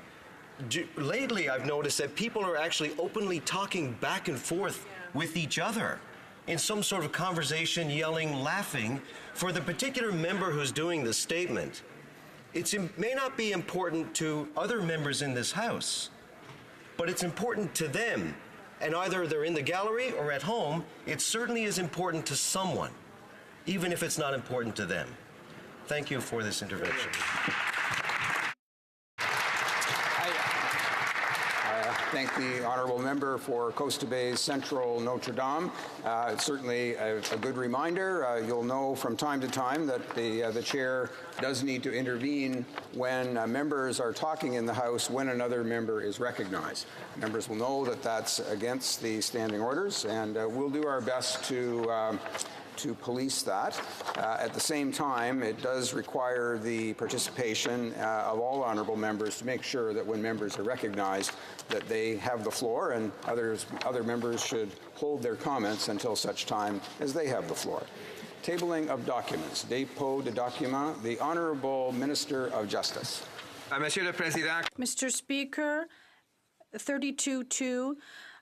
Under standing order, I have the honor to table in both official languages the 2016-17 annual report of the Office of the Federal Ombudsman for Victims of Crime. Tabling of documents. Dépôt de documents. Introduction of government bills. Déclaration de ministre. Statements by ministers. Reports from interparliamentary delegations. Présentation. Presenting reports from committees. Introduction of private members' bills. Première lecture. First reading of Senate public bills. Du Sénat. Motions. Motion. Presenting petitions. Présentation de pétition. The Honourable Member for Oakville North Burlington. Thank you, Mr. Speaker. Recently, the Prime Minister in the House gave a speech where he said the days of spewing hatred and inciting violence are over. We owe it to our kids and we owe it to ourselves. Last July, I met with Ben Mannion, who wanted to talk to me about hate crimes, and in particular white nationalist groups. Ben wanted a better Canada, and I talked to Ben about sponsoring or presenting a petition, which I was very happy to sponsor. So I'd like to read it for you today, and Ben is here with us to watch the petition be presented. Whereas, I can't read it? Give a summary. Okay, I will give a summary, Mr. Speaker, where it's about the rise of white nationalist groups to meet, recruit, and share hate propaganda. And so what the petition is calling for is a number of provisions, including in the Criminal Code and the Canadian Human Rights Act, and in addition to empower law enforcement that will allow these horrible anti-white nationalist groups and hate groups that the government can take action on dealing with them. So thank you, Mr. Speaker. Oh, thank you. Presenting petitions, the Honourable Member for Renfrew, Nipissing, Pembroke. Thank you, Mr. Speaker. I'm pleased to present a petition signed by Canadians from the ridings of Kootenay, Columbia, and South Okanagan, West Kootenay, London Fanshawe, Waterloo and London West, Regina, Wascana, Regina Capel, and Regina Louvain. They call on the House of Commons to respect the rights of law-abiding firearms owners and reject the Prime Minister's plan to waste taxpayers' money studying a ban on guns that are already banned. Presenting petitions, the Honourable Member for Courtenay, Alberni. Mr. Speaker, it's an honour today to table petition, e-petition 2134 that was signed by 829 constituents from coastal British Columbia.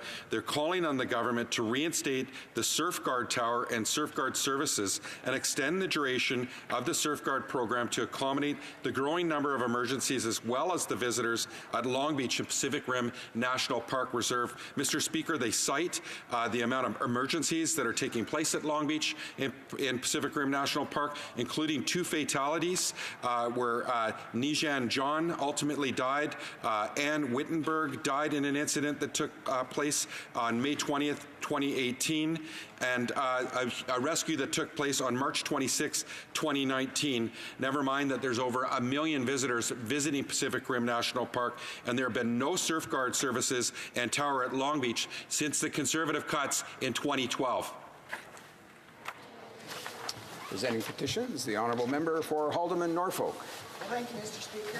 And I'm pleased to rise today to present an e-petition that I've received from many Canadians. The petitioners call on the government to recognize physical fitness as a form of treatment for physical injury and mental health issues. They request that the government provide funding for gym memberships, personal training, and physiotherapy to individuals suffering from mental illness or chronic life-altering disease or illness. Thank you, Mr. Speaker. Presenting petitions, the Honourable Member for Yorkton Melville. Thank you, Speaker. As you can see, I have a huge number of petitions here today from right across Canada that have come in to me, and they have indicated that whereas a CBC documentary revealed that ultrasounds are being used in Canada to tell the sex of an unborn child so that expectant parents can choose to terminate the pregnancy if the unborn child is a girl. An Environics poll found that 92% of Canadians believe sex-selected pregnancy termination should be illegal. The Society of Obstetricians and Gynecologists of Canada and the Canadian Association of Radiologists strongly oppose the non-medical use of fetal ultrasounds. There are over 200 million girls missing worldwide, and this gendercide has created a global gender imbalance crisis, resulting in violence and human trafficking of girls. The three deadliest words in the world are "it's a girl." Therefore, we, the undersigned, call upon Canada's Parliament to support legislation that would make sex selection illegal. Thank you. Presenting petitions. Présentation de pétition. The Honourable Member for Elmwood Transcona. Thank you very much, Mr. Speaker. I'm pleased to rise today to table a petition calling on a day to recognize the hard work of line workers across the country who are often the first to respond to disasters when they strike, whether they're floods or ice storms. They work long hours. They work in unsafe conditions in order to make sure that people can get power restored to their homes and get their lives back on track. It takes a lot of good training, and as I say, it takes a high measure of dedication to the work that they do to put themselves in harm's way to help Canadians in difficult circumstances. Thank you very much. Presenting petitions. Présentation de pétition. Questions on the order paper. The Honourable Parliamentary Secretary to the Government House Leader. Yes, sir. Thank you, Mr. Speaker. I would ask that all questions be allowed to stand at this time, please. And is that agreed? Agreed? Agreed. Agreed and so ordered. Orders of the day. Ordre du jour. Government's Orders, Government Bills Commons, resuming debate at report stage of Bill C-97, Budget and Implementation Act 2019, number 1. Resuming debate, the Honourable Minister for Women and Gender Equality. Thank you, Mr. Speaker. It's a great privilege to rise on this traditional territory that the Algonquin peoples have called home for generations upon generations to speak on Bill C-97, Budget 2019 Implementation Act, and specifically about the amendments our government is putting forward for the National Housing Strategy Act. We are enshrining into law the right to housing as a human right and requiring every future federal government to develop and maintain a national housing strategy and to be accountable to Canadians. Mr. Speaker, since we formed government in 2015, we've stayed focused on a plan to grow the middle class and to support those working hard to join it. That plan is working. 1 million jobs have been created over the past 3.5 years. Middle-class Canadians are paying lower taxes. The Canada Child Benefit has cut the child poverty rate in this country by 40%. 825,000 Canadians are no longer living in poverty, and 1 million families, more than 1 million families, have a safe and affordable roof over their heads because of the investments our government's made in housing. That's 1,432 more families in my riding of Peterborough-Kawartha with that safe and accessible roof over their heads, and we're just getting started. In November 2017, we announced Canada's first strategy, a national housing strategy, a 10-year plan with $40 billion invested to give more Canadians a place to call home. The National Housing Strategy is built around the fact that housing is a human right. The strategy is grounded in the principles of inclusion, accountability, participation, and non-discrimination. It will contribute to helping Canada meet our Sustainable Development Goals by 2030 and affirm the commitment we made 40 years ago when we ratified the International Covenant on Economic, Social, and Cultural Rights. In Budget 2019, we took our commitment to housing even further. We're investing an additional $10 billion in the Rental Construction Financing Initiative, which will help people who rely on rental and social housing to find more housing opportunities. We introduced the first-time home buyer incentive, which will help more Canadians achieve the dream of owning a home. Thanks to these and other investments, the National Housing Strategy is now a 10-year, $55 billion plan, and we're seeing the fruits of our commitment in new and renewed housing units across the country. Next year, Mr. Speaker, the Canada Housing Benefit will come into effect. This is an additional $2,500 a year for low-income Canadians, a portable fund that will follow them wherever they choose to live to ensure that they have greater access to affordable housing. Our government's investing in housing is already at unprecedented levels, but that's not the only reason why the National Housing Strategy Act represents such a historic step in giving more Canadians a place to call home. What makes the National Housing Strategy Act truly transformational for Canadians is that it recognizes the human rights-based approach to housing that underlies the National Housing Strategy and enshrines it into law. During the committee stage of Bill C-97, our government put forward significant amendments to recognize that the right to adequate housing is a fundamental human right affirmed in international law. We recognize that housing is critical not just to the well-being of all Canadians, but to building sustainable, inclusive communities. We've ensured that Canada's first ever National Housing Strategy isn't also the last by requiring that every future federal government develop and maintain a national housing strategy that takes into account the key principle of housing as a human right. Today is a historic day for housing in Canada because we're introducing amendments to the National Housing Strategy Act that will further entrench and protect the commitments we've already made. These amendments will ensure greater accountability, and they will give vulnerable Canadians a greater voice in housing decisions that affect them.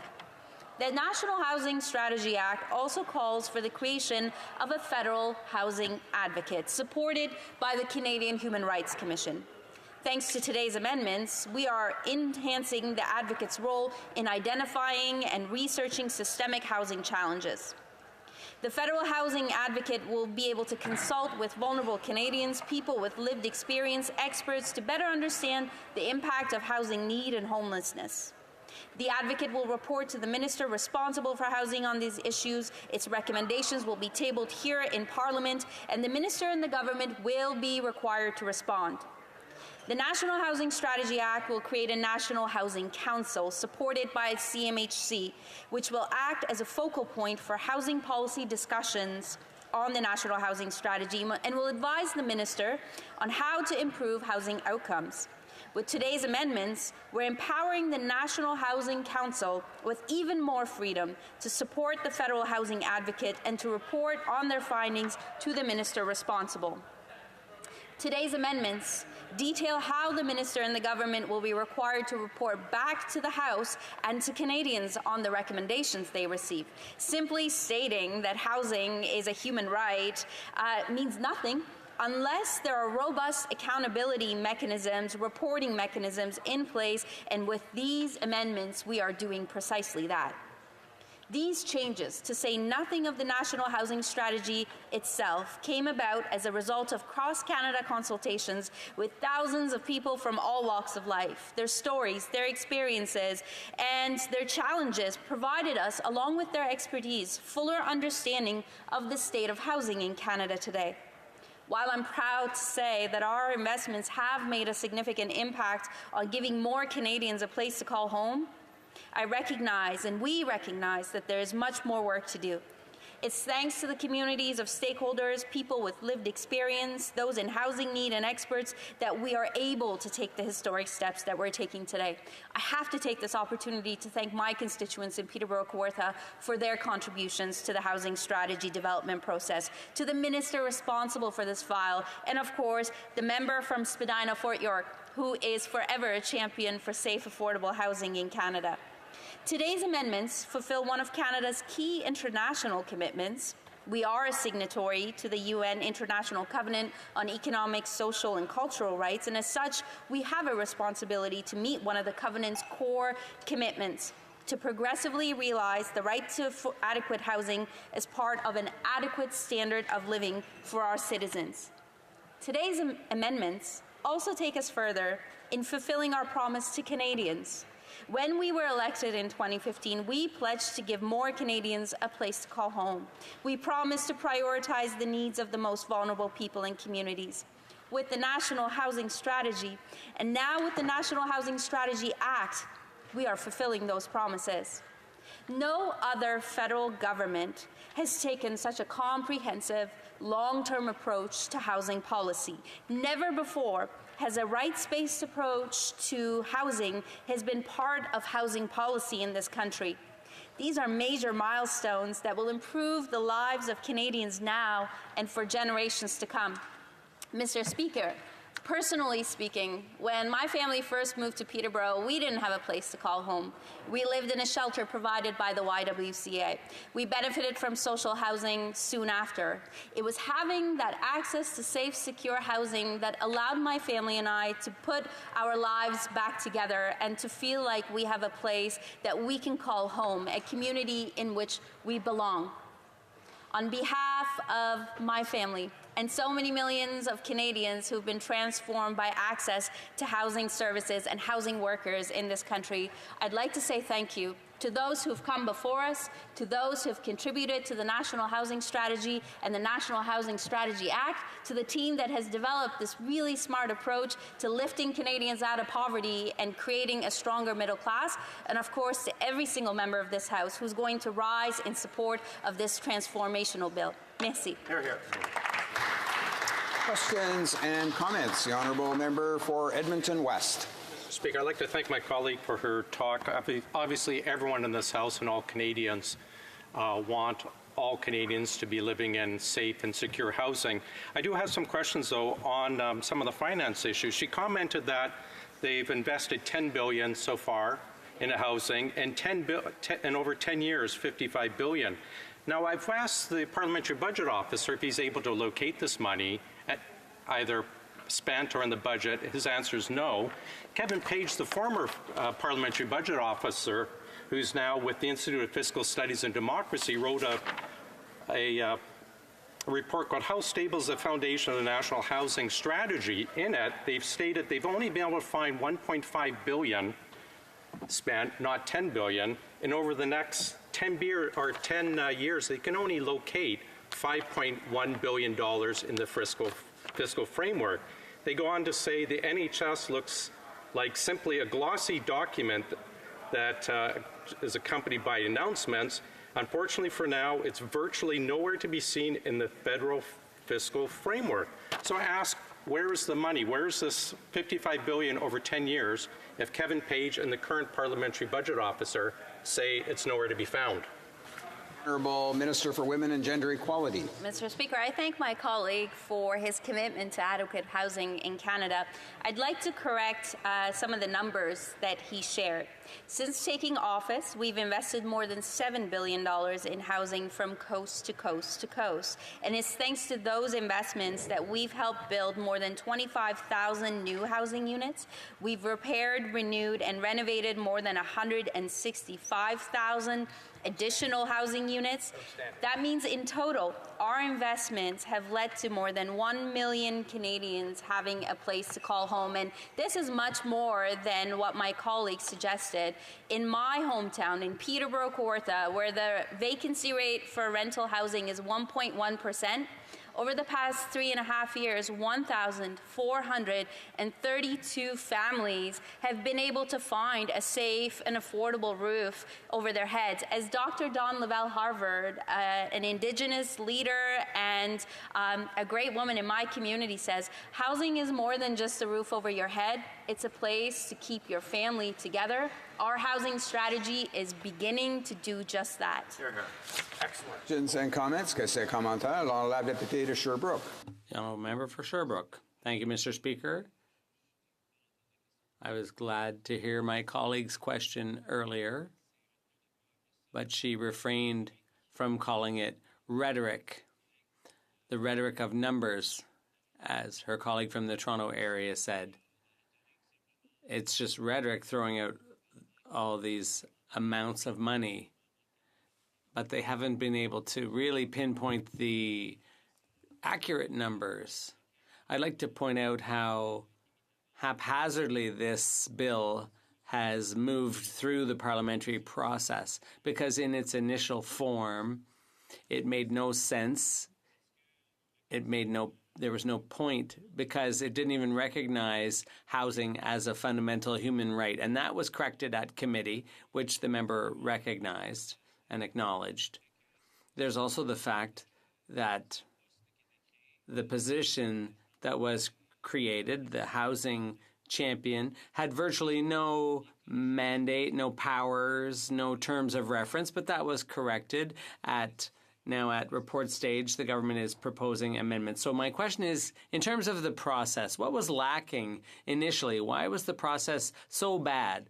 So much so that twice this bill has had to be corrected. What happened during the consultations? Did they not hear the expert advice?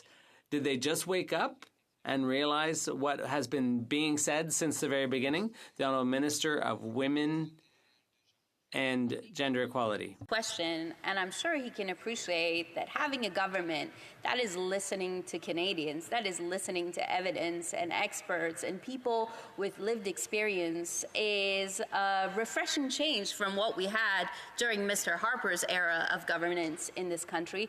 And I'm sure he can appreciate that having a government that is willing to listen to colleagues in this House across both sides to help ensure we do the best we can by the people who sent us here is a good thing. And I'm sure he can appreciate that when we work together on making important policy decisions and significant investments be the best they can possibly be, the people who sent us here and their children and grandchildren will be better off. I'd like to thank those who contributed to this process, Mr. Speaker, and I'd like to assure my honourable colleague that the $55 billion investment that we're putting forward is now enshrined into law with the right accountability measures, with a focus on human rights to ensure that every future federal government is held to account and hears directly from Canadians what the needs and opportunities are to secure housing for everyone. Resuming debate. Reprise de débat. The honourable member for Edmonton West.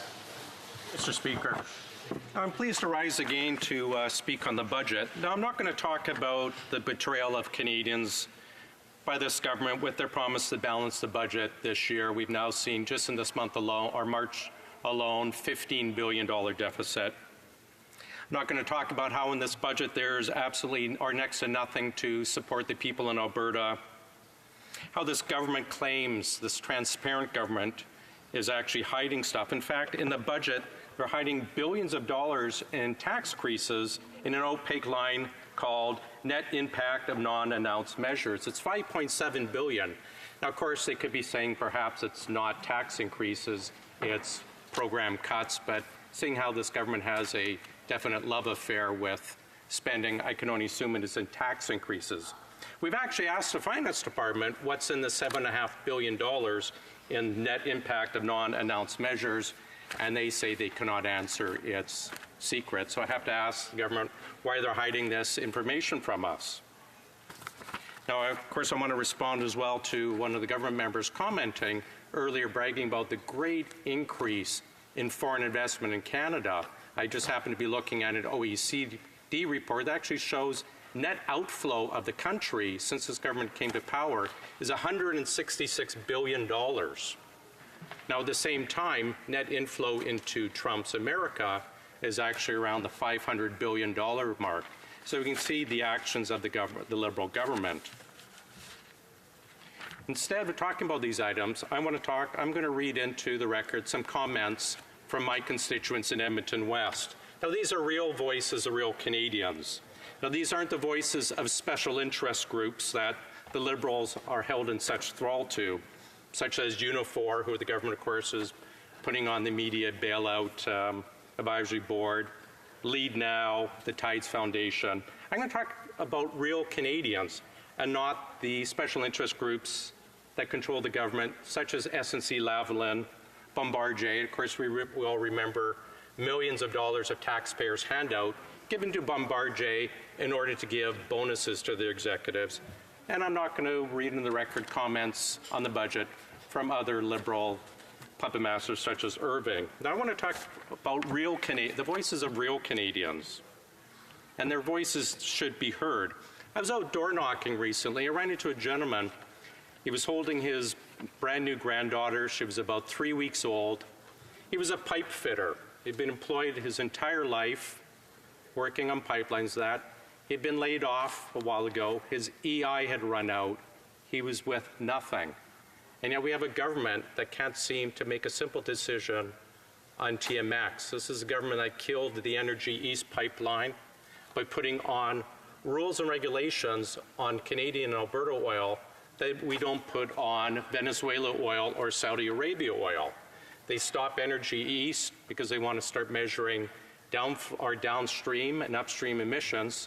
At the same time, they're subsidizing jet makers and car makers. And of course, this is the same government that just recently gave $14 million to the wealthy owners of Loblaws. Now, to put it in perspective, they gave a $14 million grant to the second wealthiest person in Canada. Not the 1% of the 1% of the 1% of the 1%. They gave a $14 million grant who's wealthier than 37,599,098 other Canadians. Wow. But they prioritize this over helping out people in Alberta. I also met recently with someone in my constituency office, a lady named Catherine. Her and her husband, their family used to have a thriving trucking business. Because of Liberal actions, what's been going on, trying to phase out our oil sands, phase out our energy industry, as the Prime Minister said. Their company has been driven out of business. They've lost their house. Their family is broken down. The husband has left. These are real people and real issues that we need to hear about, and not just the wealthy members of perhaps Weston or the other people that are very cuddly with the Liberal Party. I want to read into the record some of the comments I've received. Pat says, I'm a senior. I'm worse off than I was a year ago. Prices have gone up due to the carbon tax. Nothing has been done for our oil situation and jobs in the West. Margaret says, I'm worse off than before. Higher food prices, higher costs of utilities, the carbon tax, too much tax taken off the senior's income. Someone with the name of Jay, I'm much worse off compared to last year. The carbon tax is killing the Alberta economy and many businesses are closed. No pipelines being approved by the Liberals is devastating. It's not just Energy East they killed off. They also killed off the Northern Gateway. And this was actually killed off by cabinet order. A cabinet at the time that had 2 members from the Liberal Party of Alberta sitting around the cabinet table. The member from Calgary Centre, famous for saying he was going to bang on his desk for pipelines, while tumbleweeds could be heard, crickets heard when they killed it off from this member in the House. Edmonton's own member from Mill Woods, supposedly the senior Liberal minister representing Alberta, nowhere to be seen on the energy file while pipelines are killed off and while Albertans continue to suffer. WK says, with all the added taxes, we're worse off than a year ago. Elected officials need to lead us in a fiscally better direction, not get into bed with business to benefit themselves or only one section of the country. And I have to ask, why is this government constantly subsidizing carbon-producing companies at the same time trying to drive out our energy business? Louise says, all we have done is paid more and more taxes, losing money bit by bit, get the pipeline going to create jobs. Amy says she's worse off, no question. The cost of everything has gone up and salaries have stayed the same. We're financially struggling to make ends meet. I'm now a stay-at-home mom that works part-time evenings and weekends. This means we have no time to get together as a family. The government thinks we make too much money, so we do not qualify for anything beyond $80 a month for the child benefit. Something has to give. And these are the people that the government say are too well off, so they had to take away the bus credit. Too well off, so they had to take away the child tax credit. Too wealthy, but they had to take away the arts credit. They're so well off, the mom has to work part-time to keep things going. But at this government, they are too well off.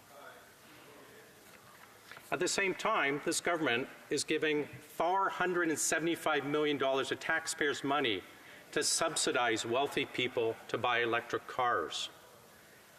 $45,000. That works out, if you were to take a 4-month or 4-year loan at typical about 5-6% interest rates, with tax, you're going to be paying about $1,000 a month for that brand new Nissan Leaf or other electric vehicles. And that's fine. The government will give you $5,000. If you're wealthy enough that you can afford $1,000 a month for electric car, this government will give you $5,000 cash.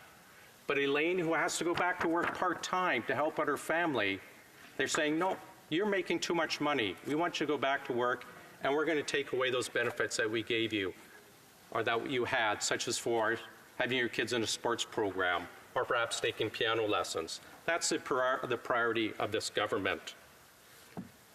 They spend $1 million to send out postcards to advise people, politically motivated postcards to advise people about a carbon tax rebate they're going to get in Ontario.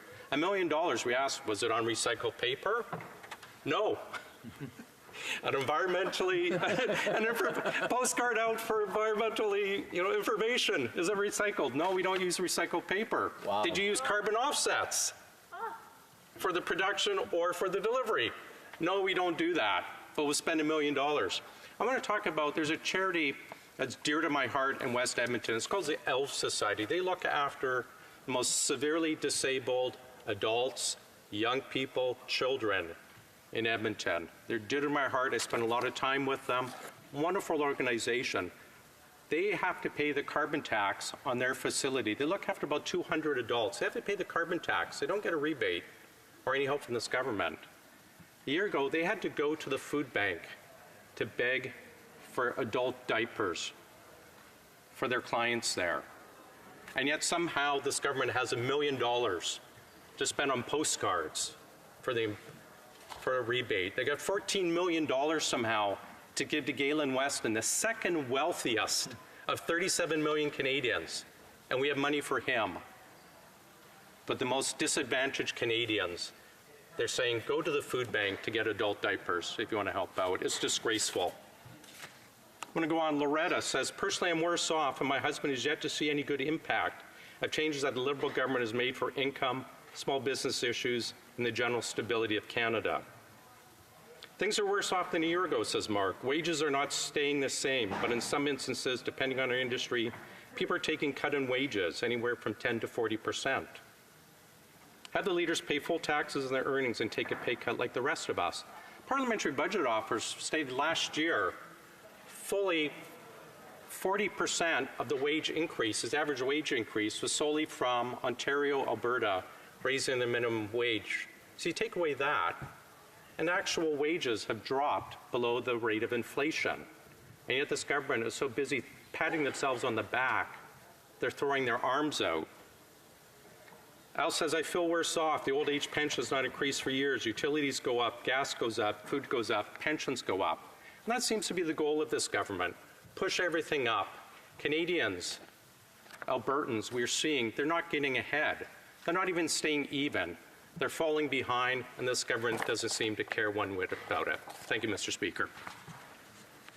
Questions and comments. Question and commentaire, the Honourable Parliamentary Secretary to the Government House Leader. Yes, thank you, Mr. Speaker. And listening to much of the content that the members put on the record, there's a few thoughts that come across my mind. When the Conservative government, for example, literally spent close to $1 billion, that's hundreds of millions of dollars, of advertising, which I had argued back then was absolutely irresponsible.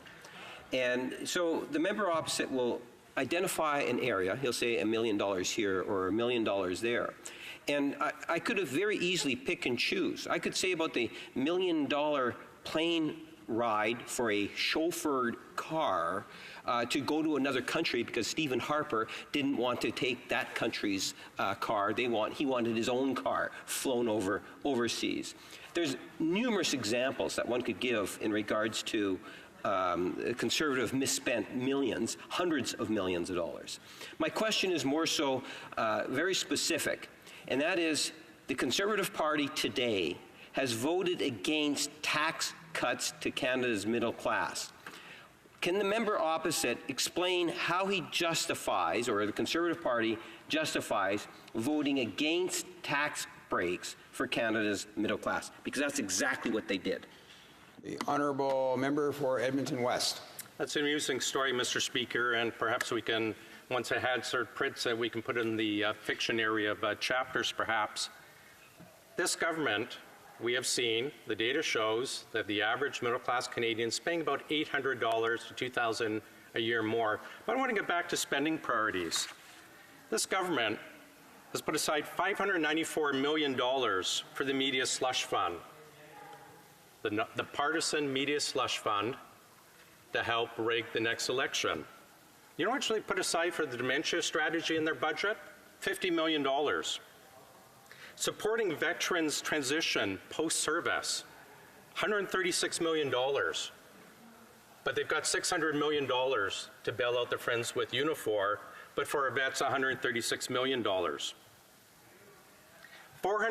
They've put more money aside to subsidize wealthy people to buy electric cars and the media buyout than providing fresh water and ending the boil water reserve on First Nation reserves. How is that responsible government? It's not. Canadians see that, and they'll make sure this government feels that in October 2019. Questions and comments? Monsieur le commentaire. The honourable member for Courtenay Alberni. Yeah, thank you, Mr. Speaker. I appreciate my colleague's speech, and one thing we didn't talk enough about is tax havens and tax loopholes for the rich, and that's not in this budget to be dealt with. We know that CEOs are still getting the CEO tax loophole where they're paying less taxes than everyday Canadians that have earned money and worked hard, paying their fair share of taxes, where CEOs who've had a big win are getting actually a deal where they're paying less taxes. You think, you'd have a big win, you'd pay your fair share, you'd be happy, and to support the Canadian economy, the very economy that helped you get the big win. We know that CEO stock option loophole benefits 12% of that, Mr. Speaker, 88% of it goes to the 1%. So that hasn't flown to everyday Canadians. It hasn't benefited regular business people when only 12% of that CEO stock option loophole is actually in the hands of the other 99%. So I would beg to argue, Mr. Speaker, that CEO stock option loophole should be closed and inject that almost $1 billion back into the Canadian economy so that it can do really important things, and some of the things that even the member talked about, ensuring that veterans get the services they deserve. So my question through you, Mr. Speaker, is to the member. Does he support closing a stock option loophole that benefits, where 88% of that benefits the 1%, and really where executives should be paying their fair share of the Canadian economy like every other working person in this nation? The honourable member for Edmonton West. Thank you, Mr. Speaker. I'd like to thank my colleague from Vancouver Island for the question. He brings up a great point, and I agree that this government has misdirected priorities. We've actually put in an order paper question. We've heard repeatedly the Minister of Revenue comment, we've hired so many people, invested $500 million to crack down on overseas tax cheats. We've asked where are the bodies focusing on, and they've admitted that the majority is actually going after small Canadian businesses. In committee, we actually asked her about this because we had a pharmacist come to us. CRA was going after them for accepting a $50 gift card. And she said, she admitted, yes, actually, we are directing CRA. We've seen this government trying to push through tax increases on McDonald's workers who get a free hamburger as a duty meal. My own son, when he was working at a department store, would have to pay added tax on his $2 staff discount for a bag of chips. This government's priorities are so backwards that only complete change of government is going to address it. Thank you. Resuming debate, the honourable member for Cloverdale, Langley City. Mr. Speaker, I rise today to speak in support of Bill C-97, the Budget Implementation Act 2019, number 1. Canada's economy is one of the fastest growing in the G7. Since 2015, Canadians have created more than 1 million new jobs with our lowest unemployment rate in 40 years. Our government is making sure that all Canadians feel the benefits of a growing economy through Budget 2019 and will continue to help middle-class Canadians get ahead. I'd like to highlight what Budget 2019 means to my riding of Cloverdale-Langley City. The new Canada Training Benefit will help constituents in my riding gain the training and skills to be successful in their careers. With this new benefit, working Canadians will get 4 weeks for training every 4 years, up to $1,000 to help pay for the training, income support to help with everyday expenses, and the security of knowing they'll have a job to come back to when their training is done. To support this new training benefit, we've relieved small employers on EI premiums by introducing an EI small business premium rebate.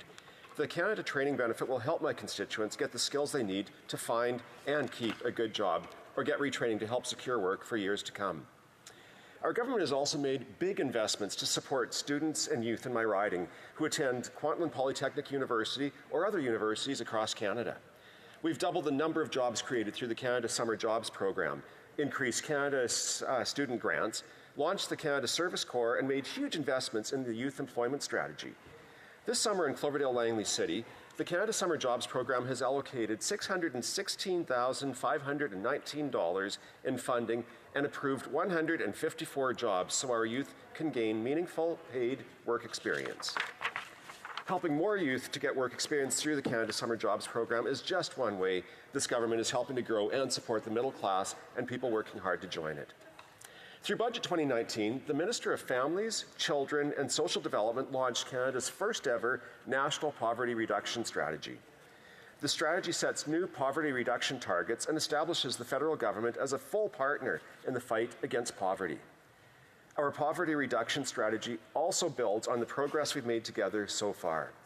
One of the very first things we did after being elected in 2015 was introduce the Canada Child Benefit, which has lifted more than 500,000 Canadians, including more than 300,000 children, out of poverty. In Cloverdale-Langley City, the Canada Child Benefit has allocated nearly $7.4 million per month to 24,440 children living in Cloverdale-Langley City. We also, as a government, immediately reversed the previous government's disastrous changes to the Guaranteed Income Supplement and Old Age Security. We restored the age of eligibility from 67 to 65 and made benefits for seniors more generous, which is helping lift another 100,000 seniors out of poverty every year, including many in my riding of Cloverdale-Langley City. Further, through New Horizons for Seniors, 5 organizations in my riding have received over $80,000 in funding, including, among others, the Lower Fraser Valley Aboriginal Society and the Royal Canadian Legion. Mr. Speaker, this is what real change looks like. We also know that no Canadian should have to choose between paying for prescriptions and putting food on the table. With Budget 2019, our government is taking the next steps towards the implementation of a national pharmacare program by creating a Canadian drug agency to negotiate better drug prices on behalf of all Canadians, putting in place a national strategy for rare disease drugs to help Canadians access the life-saving drugs they need, and creating a national formulary to provide consistency across the country. It is critically important that we get this right and do what's best and equitable for employers, employees, and all Canadians. Mr. Speaker, to combat climate change, we're making zero-emission vehicles more accessible for Canadians by providing a $5,000 federal incentive. In BC, this can be combined with the provincial $5,000 credit, and there's also a $3,000 or $6,000 scrap program incentive, depending on certain criteria. We're also building the infrastructure support electric vehicles and zero-emission vehicles and encouraging new investments and innovation in zero-emission vehicle manufacturing here in Canada. By investing in the future of transportation now, we're positioning Canada's automotive sector to grow, supporting clean jobs and growth, and protecting the future for our children and grandchildren. Our government knows that if you don't have a plan for the environment, you don't have a plan for the economy or for the future. And that's why we put a price on pollution in jurisdictions without one. We're making zero-emission vehicles more affordable, and we're investing in clean technology and public transportation. In my beautiful province of British Columbia, we've had a price on pollution for over 10 years. Contrary to the narrative offered by the Conservatives, we've led Canada in economic growth and reduced our emissions over the last decade. Our government also knows the importance of investing in infrastructure. It not only creates good middle-class jobs for today, but also strong local economies that people can rely on for years to come. From helping to reduce traffic, keeping our families safe, and addressing the challenges of climate change, our investments in infrastructure are setting our communities up for success. Budget 2019 gives a one-time transfer of $2.2 billion through the federal gas tax fund to address short-term priorities in municipalities and First Nation communities. In my riding of Cloverdale-Langley City, approximately $2 million is being secured for TransLink to cure congestion and improve transit options through the gas tax transfer. Over the past 4 years, we've also secured federal funding of $4.46 million for the Phase 2 expansion of the Surrey Museum and $1.9 million to upgrade the Cloverdale Athletic Park multi-sport facility and field house. Better infrastructure makes Cloverdale-Langley City a great place to start a business and raise a family with improved public transit, more affordable housing, and new community facilities. We believe that every Canadian deserves a safe and affordable place to call home. Since taking office in 2015, we have made the most investments in housing in Canadian history. Our government launched Canada's first ever national housing strategy, a once-in-a-generation $40 billion investment to fight homelessness and improve access to affordable housing across the country. By building, renewing, and repairing housing in Canada, we're not just investing in our communities, we're also investing in people. We'll keep working hard to make sure Canadians have safe and affordable housing that meets their needs in communities where their families can thrive. Budget 2019 also proposes to further increase compliance actions in the real estate sector by providing $50 million over 5 years and $10 million ongoing to create a real estate task force that will focus initially on the Greater Toronto and Greater Vancouver areas, and this will benefit housing affordability in my area of Cloverdale-Langley City. I'd also like to speak about Division 24 of Part 4 of this Act, which amends the Parks Canada Agency Act to provide that, starting on April 1st, 2021, any balance of money appropriated to the Parks Canada Agency that is not spent by the agency in the fiscal year in which it was appropriated lapses at the end of that fiscal year. Having spent over 32 years working in Parks Canada prior to politics, this clause initially caused me some concern, and we've heard another member in the House raise that concern today. However, after speaking with the acting CEO for the Parks Canada Agency, I was reassured that this will actually help the agency deal with certain aspects of its operations, including asset recapitalization, and will have no impact on revenue and new park establishment, which are very important to the Parks Canada Agency. Our government knows and understands that we must always work hard to preserve the natural spaces we enjoy. Finally, Mr. Speaker, we know that building a better Canada must include advancing reconciliation with Indigenous peoples. That's why Budget 2019 includes important new measures to help advance self-determination and improve the quality of life for First Nations, Inuit, and Métis Nations people. Budget 2019 will help to create a better future for Indigenous peoples by improving access to clean drinking water and health services, funding distinctions-based post-secondary education, supporting Indigenous languages, and promoting entrepreneurship and business in Indigenous communities. Our government will continue to advance the important work of reconciliation for a better future for Indigenous peoples and for all Canadians. Mr. Speaker, I'm proud to support this bill, knowing how my riding of Cloverdale-Langley City will benefit from the measures contained in Bill C-97. Thank you, Mr. Speaker. Questions and comments? The Honourable Member for Nanaimo, Courtney Alberni. Thank you, Mr. Speaker. And I want to thank my friend and colleague from British Columbia for his speech. Mr. Speaker, as he knows, we're in a crisis with our salmon in British Columbia, and in Port Alberni, where I live, we had the fortune of having the member from Burnaby North Seymour come to our riding when he was the Parliamentary Secretary for Fisheries and Oceans. And he said, and this is from the Alberni Valley News on August 10th, 2017, He said, for so long, communities have had a lot of good projects like the group here, and he cited West Coast Aquatic, that they wanted to get done, but we haven't had the financial ability to move forward on it because the federal government has been somewhat absent. And Mr. Speaker, he was touting at the time the Coastal Restoration Fund that the government had committed $75 million for, which, of course, West Coast Aquatic got nothing. And since then, we've been waiting for help, for support, for restoration for our salmon, especially when it comes to our sockeye, which is very important to the Somas River. And the government has deferred that, the application process was oversubscribed, even though we learned that now that the money hasn't been rolling out. Now they've announced their new BC Salmon Restoration and Innovation Fund. What happens? West Coast Aquatic applies for funding and they get denied. They still haven't got any money. We're almost 4 years in here. This is the most important piece of the economy is the salmon. I'm hoping this member and the government can answer it because people at home are waiting. They're wondering what's going on. The honourable member for Cloverdale, Langley City. Well, thank you, Mr. Speaker, and I'd like to thank my honourable colleague for raising the issue that he has and for his advocacy on environmental issues in our beautiful province of British Columbia. Our government has made significant investments in the environment and protections, and although sometimes we'd like to see the money rolling out as fast as possible, sometimes there are new programs that need to be designed, and those are being worked on, and we will be seeing money that will continue to support and restore the fisheries on the West Coast. The West Coast fishery is an important part of our identity as British Columbians, and we need to continue working to make sure that it is there for the long-term use by Indigenous persons living in our province, by British Columbians, Canadians, and those who come internationally to enjoy our fisheries. We also need to make sure that the investments are there to really sustain that fishery for the long term, and that's what our government is working on in ways that other governments have previously not done. Questions and comments. The honourable member for Fleetwood Port Kells. Well, thank you, Mr. Speaker.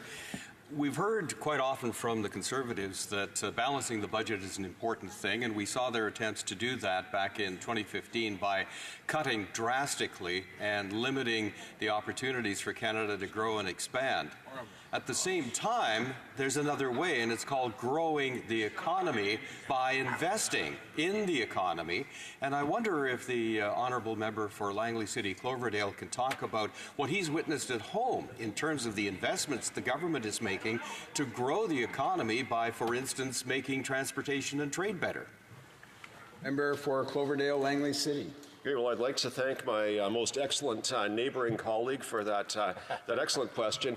And I think that he's right. There are so many investments that our government has made to help grow the economy, and we're seeing it right in our home communities in Surrey and Langley, south of the Fraser River. We recently were at an announcement with the province of BC where we are investing significant hundreds of millions of dollars in the trade corridor through the Trans-Canada. There are many significant pinch points, and that's a main thoroughfare for getting goods to and from the Port of Vancouver.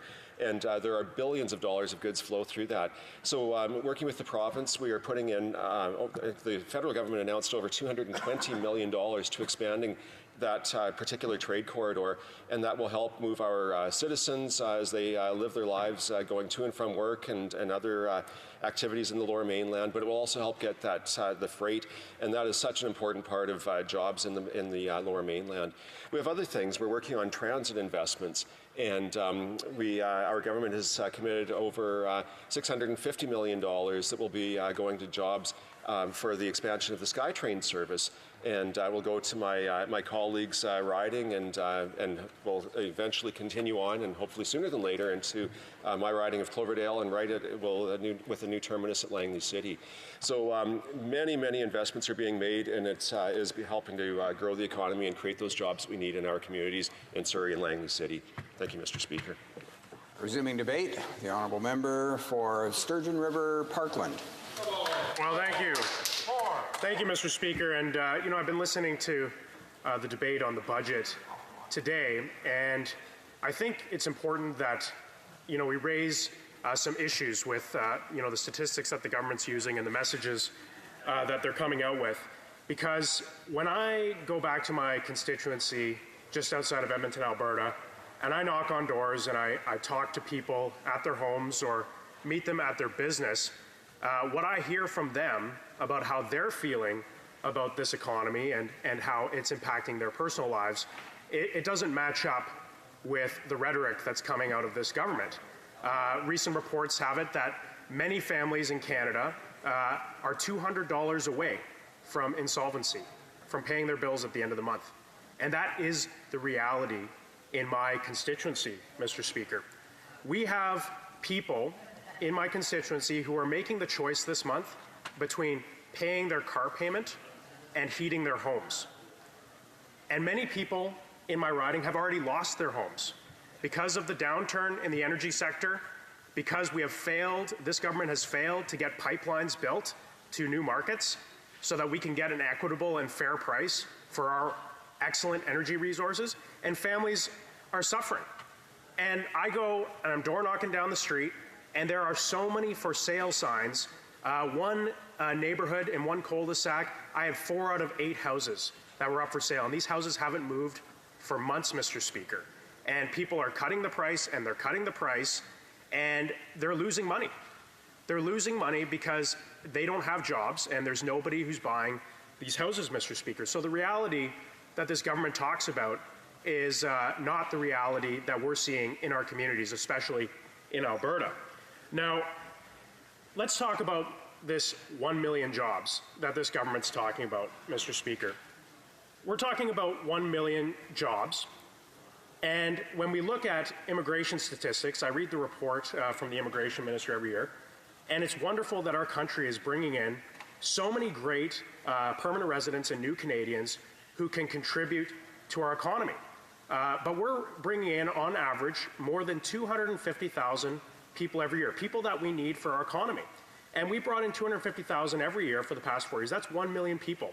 That's 1 million people that need jobs, Mr. Speaker, and that's not even counting the Canadians who are turning 18 every year who also need jobs. So when we're talking about 1 million new jobs, well, we've had over 1 million new Canadians needing jobs, Mr. Speaker. So we need this government to be more robust in job creation. 1 million jobs is just the baseline level that we need to actually sustain our economy. And so, Mr. Speaker, when we're talking about GDP per capita, Mr. Speaker, we're actually seeing it begin to go down, Mr. Speaker, because they're not creating enough jobs. These are not high-paying jobs, Mr. Speaker. We have more and more people who have worked their whole lives, and they've done great jobs. People like my grandmother, who still works as a nurse at the age of 71, who is proud and happy to work. But these people, the baby boomer generation, is beginning to retire. And we're seeing a demographic shift in this country that immigration is doing a lot to help, but we're just seeing a huge demographic shift in this country where the amount of working age people to retired people is shrinking. And when we have that, Mr. Speaker, we're having that in this country, combined with a government that is running bigger and bigger deficits, Mr. Speaker, with no plan to deal with this shrinking workforce, then we are headed to an economic disaster. Now, this government promised that they would run sustainable deficits, that they would be deficits of no more than $10 billion a year, and in 4 years, they would bring a balanced budget. Well, we're here this year, Mr. Speaker, and the report that came out today from Finance Canada is that the government spent $15 billion in the month of March alone, March Madness, Mr. Speaker. Like, how is this sustainable government spending? And so we're facing at least a $15 billion deficit this year, and that's far beyond what the government promised to do, and it's certainly not anywhere close to getting a balanced budget. So when we have numbers like this, Mr. Speaker, how are we being prepared for the economy of the future, where our workers are increasingly getting older, and where we're not seeing the kind of productivity gains that we need to see as a country in order to sustain ourselves going into the future? Now, we're looking at places like Calgary. Recent stories have come out where over the past 4 years, now this isn't the federal government's responsibility, but we're seeing property taxes have gone up for business owners by 99% in the last 4 years. Now that's because the entire energy sector in Alberta has been decimated, and so the government at the city level needs to increase taxes, and they're doing this. They're not cutting spending, and more businesses are shutting down. We're seeing small retailers in Edmonton and in Calgary having to shut down because they can't sustain their operations. And we have a federal government here that isn't looking at a holistic picture of our economy. They're not looking at where our provincial governments are where our municipal governments are, and seeing that taxes are going up at provincial levels and at municipal levels, and instead they've decided to pile on their own layer of taxes. We have new carbon taxes, Mr. Speaker. We have new taxes on small business owners, on their passive income, on their savings. And we're having, a significant increase in payroll taxes, Mr. Speaker. We're seeing an increase in the amount of money that people need to pay into their CPP and that employers need to pay into their CPP. And this is having a stunting effect on wage growth in this country, Mr. Speaker. When you look at our neighbor to the south, usually when the United States economy is doing well, which it is now, it's over 3% annualized growth, we could expect the Canadian economy to pick up in a similar way. But we're seeing our economy annualized growth of 0.4%. It's pathetic, Mr. Speaker. It's barely above inflation. And we're seeing that, Canadian savings, they're not being able to keep up. Their wage growth is not being able to keep up with the increased cost of living, not just from inflation, but from this government's increased taxes. Now, when I was door knocking on last Saturday in my constituency, I ran across a family, and the first thing they said to me is, Dane, why did this government, why did these Liberals get rid of tax splitting for families, and why did they get rid of our children's arts and fitness tax credit? That paid for my daughter to go to dance. These were things. So the government talks about the Canada Child Benefit, and the Canada Child Benefit is an important program. It builds upon the universal child care benefit that our previous Conservative government created. But when they talk about how they increased all this money to families, well, they're not talking about where this money came from. Where did it come from, Mr. Speaker? It came from gutting children's fitness and arts tax credits. It came from getting rid of family tax income splitting. It came from lowering the amount of money that families could save on their own through the TFSA when they lowered it from $10,000 to $5,000. Madam Speaker. So they're increasing taxes on the one hand on families by getting rid of tax credits that middle-class families and lower-class families were using, and then they're giving them money through an increased government program. It's not increased benefits, it's increasing benefits and increasing taxes. It's just a shell game, Mr. Speaker.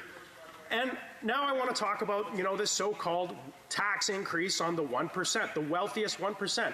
Well, the misconception and the falsehood behind that argument is that it's not a tax on the wealthiest 1%. It's a tax on the 1% of highest earners. And so there's a huge difference when we're talking about the 1% of highest earners and the 1% of wealthy. Because as today, we've seen that KPMG just made a deal with the CRA so that the true wealthiest 1% of this country got a huge tax deal from the CRA. So when we see what the impact, what the government's actions are on the wealthiest 1%, well, truly, it's when the CRA is making deals with KPMG for the actual 1%. People who have intergenerational wealth built up through generations and generations who really pay very little income taxes because they don't, frankly, need to work. But what families are we talking about when we're talking about the wealthiest 1% or the highest 1% of income earners? What we're talking about recent medical graduates, dental graduates, lawyers, people who go hundreds of thousands of dollars in debt in order to get skills that our society needs, skills that are highly valued in our society and that pay well. And these people are often getting out of school with hundreds and hundreds of thousands of dollars in debt, especially if they had to go to the United States to go to school. And they're coming back to Canada and they're working for a few years and they're getting up to that high income level. And this government's saying, you're the wealthiest 1%, you need to pay more income taxes, Mr. Speaker. Instead of targeting those people, we should be trying to bring those people to Canada, Mr. Speaker, encouraging those people to stay here and practice here, Mr. Speaker, and instead going after the actual wealthiest 1%, Mr. Speaker, the people who are hiding their money offshore, who are getting deals from the CRA, Mr. Speaker. Like, that is the wealthiest 1%, and that is the wealthiest 1% that this government will never actually touch because they're focused on playing class warfare politics with Canadians. And then we're talking about, thank you, Mr. Speaker. I see it's done.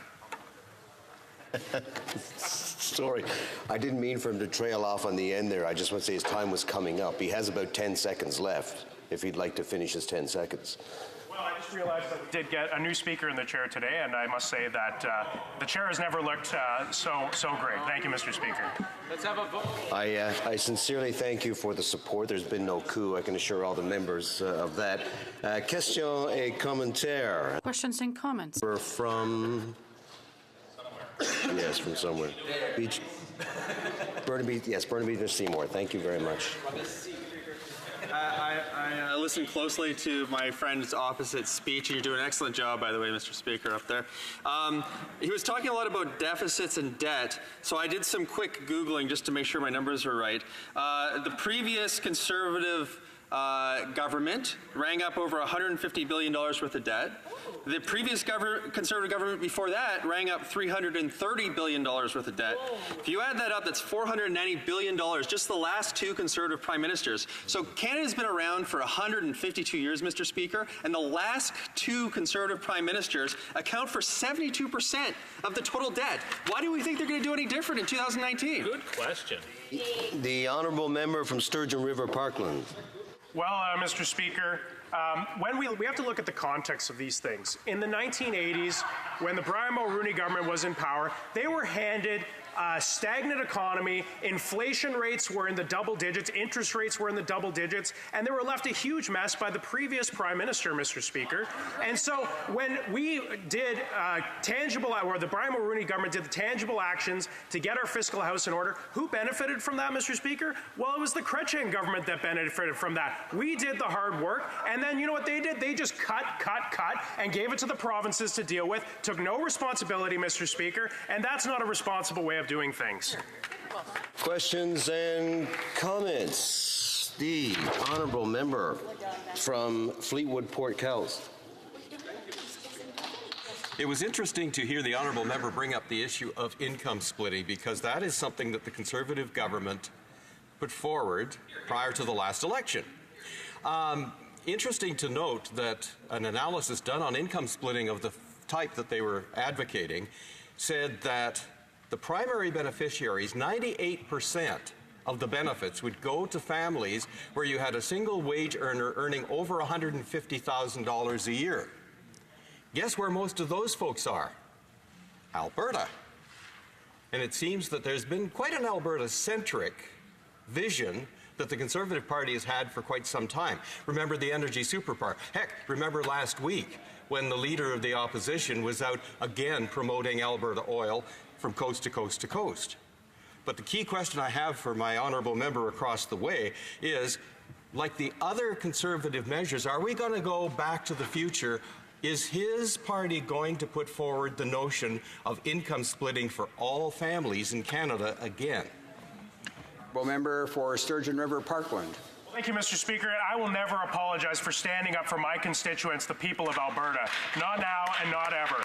And when we look, it's ironic that the member brought up, that 98% of the families that would benefit were making $150,000 and more, when it was the government's own so-called middle class tax cut that benefited people making $90,000 and over, Mr. Speaker. That was the people that benefited the most. And, our previous government, took into account that, an unlimited tax splitting tax scheme would have a disproportionate effect on the wealthier people over the younger people, or less wealthy people. So we put in a maximum. That was only a maximum of $5,000 that families could benefit from income splitting.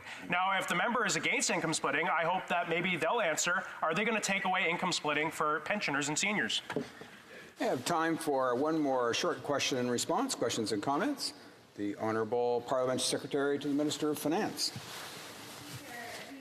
My honourable colleague, I'm curious if you truly understand how the unemployment rate system works. He talked about immigration being that only new Canadians were the ones that got jobs. Can he actually understand that the fact that the unemployment rate has increased and that he doesn't fully understand how this system works, which also is consistent with Conservatives who don't really understand how the economy works, and therefore when he refers to stats in this House, he simply has zero comprehension of it. Well, Mr. Speaker, I must say I don't appreciate when the member is gaslighting people of this chamber on what I had previously stated, Mr. Speaker. I never said that only the immigrants were getting jobs. I'm saying if we bring in 1 million people, which I strongly support immigration, if they're only providing 1 million new jobs, then that's only enough to provide for those people. And we have many people who are coming of age in this country who also need jobs, and so they're not being covered as well. And, I didn't see the member there when I was speaking, so I'm not sure if she understood exactly what I was saying, and it's clear that that was the case. Thank you.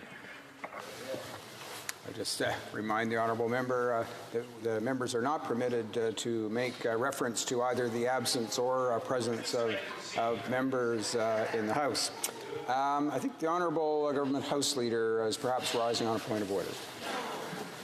Mr. Speaker, I would like to advise that agreements could not be reached under provisions of Standing Order 78.1 or 78.2 with respect to the following: report stage and third reading stage of Bill C-97, an act to implement certain provisions of the budget tabled in Parliament on March 19, 2019, and other measures. Second reading stage of Bill C-98, an act to amend the Royal Canadian Mounted Police Act and the Canada Border Services Agency Act, and to make consequential amendments to other acts. Under the provisions of Standing Order 78.3, I give notice that a Minister of the Crown will propose at the next sitting a motion to allot a specific number of days or hours for the consideration and disposal of proceedings at the respective stages of each of the previously mentioned bills. And Mr. Speaker, with respect to government business number 29, I wish to give notice that at the next sitting of the House, a Minister of the Crown shall move, pursuant to Standing Order 57, that debate not be further adjourned. Hopefully the opposition will agree that it's an important motion to bring to a vote, and we will be able to find a way forward. But if that is not the case, Mr. Speaker, that is the reason that I am unfortunately having to give notice today. Thank you, Mr. Speaker. I'm sure the House appreciates the notice on the part of the government House Leader. We're going to resuming debate. We have almost exactly 10 minutes for the honourable member for St. Catharines. Resuming debate, the honourable member for St. Catharines. Thank you very much, Mr. Speaker, and it's good to see a steady hand back in the chair. I was concerned about the previous speaker that was sitting there, but order has been restored. Order has been restored in this House, and Mr. Speaker, I call it as I see it. I know this is the most controversial thing I may say in my speech, but unbelievable the support the previous speaker had. But I will go on, Mr. Speaker. Mr. Speaker, when I decided to run for politics, I'd been working with a local organization for 6 years and was chair of that organization. It was called Quest Community Health Centre. And Quest Community Health Centre is a community health centre within our community in St. Catharines that provides primary health care to those who don't have access to it. And it may seem that in a universal system of health care that everyone should be able to access primary care. We all have a health card in our pocket. We can all go and get that level of treatment. But it was a surprise to me that that didn't happen. And so many people fell through the cracks, and that their primary source of treatment was the hospital, which was more expensive, less effective, and led to sicker people. But it gave me an opportunity over those 6 years to meet the clients at Quest Community Health Centre, to meet those who had economic challenges, meet those who were homeless, who were working on the street, and those who had addiction, mental health, or concurrent disorders. And we talked a lot about the social determinants of health. And what that meant was all of the factors in our lives that impact on our health. It's just not a matter of going to the hospital. It's not just a matter of seeing the doctor. There are a lot of economic and socioeconomic factors that play into it. And one of the factors at the center of all of our health is housing. And it showed me that, a complicated issue like healthcare, and Canadians from across the country say we need to do better on health. Across the board, provinces, federal government need to do better on health. But we have to look at the socioeconomic factors around that. And as I said, Mr. Speaker, housing is one of those significant factors. That where we live within our community, we can almost determine what our life expectancy is. And those who are living in the urban center of St. Catharines have a lower life expectancy than those living mere 10 minutes away, where my family lives. And that's shocking, Mr. Speaker. And when we take that as well, when we take that idea about housing being at the center of healthcare, we can apply it to so much more. We should be looking at housing as a center of the debate on mental health, at the center of a debate on poverty, at the opioid crisis, the criminal justice system. There are no simple answers to any of these problems that we're facing, but one of the easiest things that we can do is provide housing. And this was what I brought forward, Mr. Speaker. In Niagara, and this is true across southern Ontario, the wait lists for housing are staggering.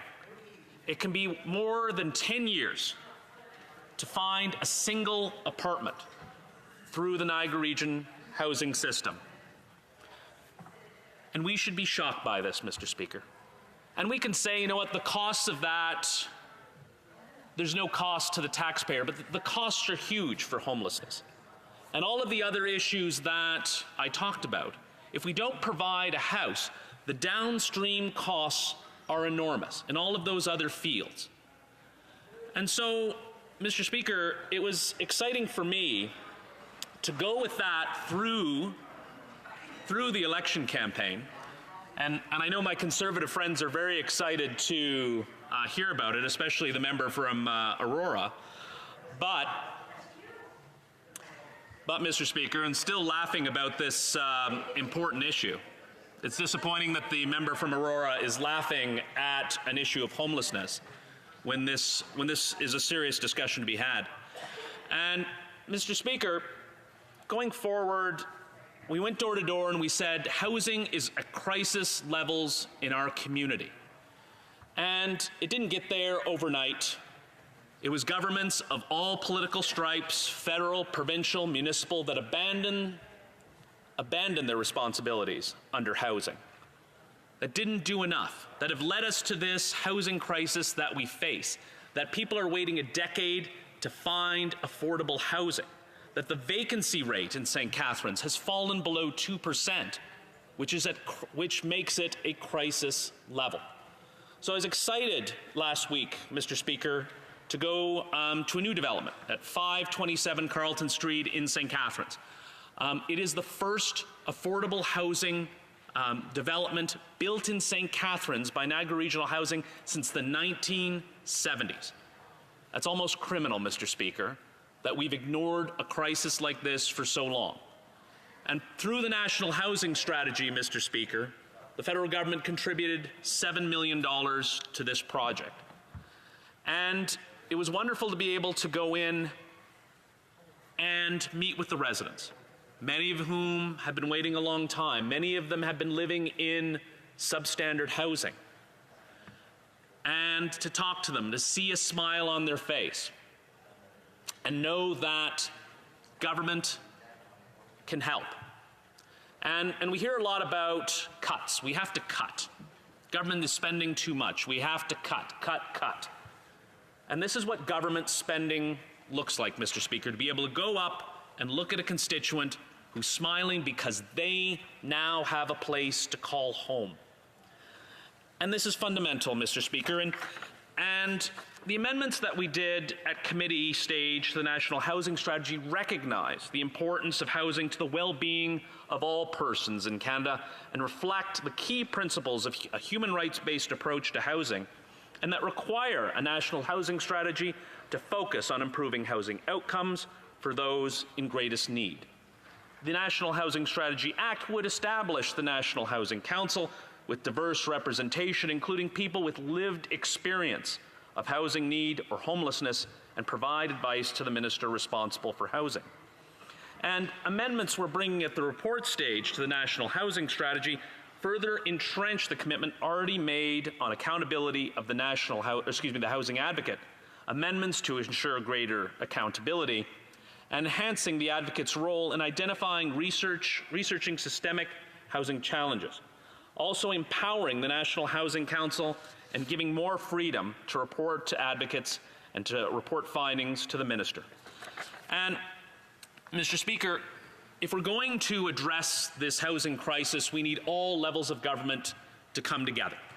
And I'm very proud to be able to work with my mayor, Mayor Walter Sendzik, and our city council, who are passionate about the housing strategy. And I hope our provincial government steps up, and I'm worried they're not. And as I see I only have a couple minutes left, Mr. Speaker, I'd like to touch on the issue of infrastructure, which is important to all our communities. All of our communities are facing infrastructure deficits from money that wasn't spent. And at the end of the day, if there's infrastructure deficits and no help from the federal government, ultimately what that means is higher property taxes. What that means is higher water bills. That's what it means, Mr. Speaker. And my worry at home, Mr. Speaker, is we have a project, and it's something that happens every few years, the Canada Summer Games. Niagara won that bid.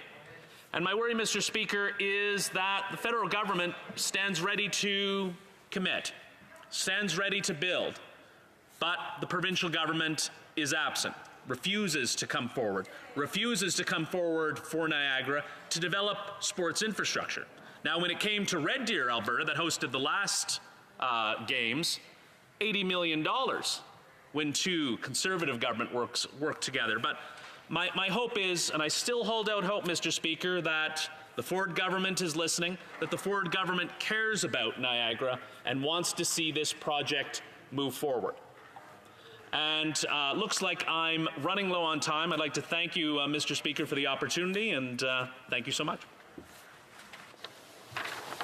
It being 1:30 p.m., the House will now, before I get to that, the Honourable Member for St. Catharines will have 5 minutes for questions and comments when the House next gets back to debate on the question. It being 1:30 p.m., the House will now proceed to the consideration of private members' business as listed on today's order paper. Orders of the day. Private members' business. Debate on motion M230, energy costs, in the name of Mr. Généreux.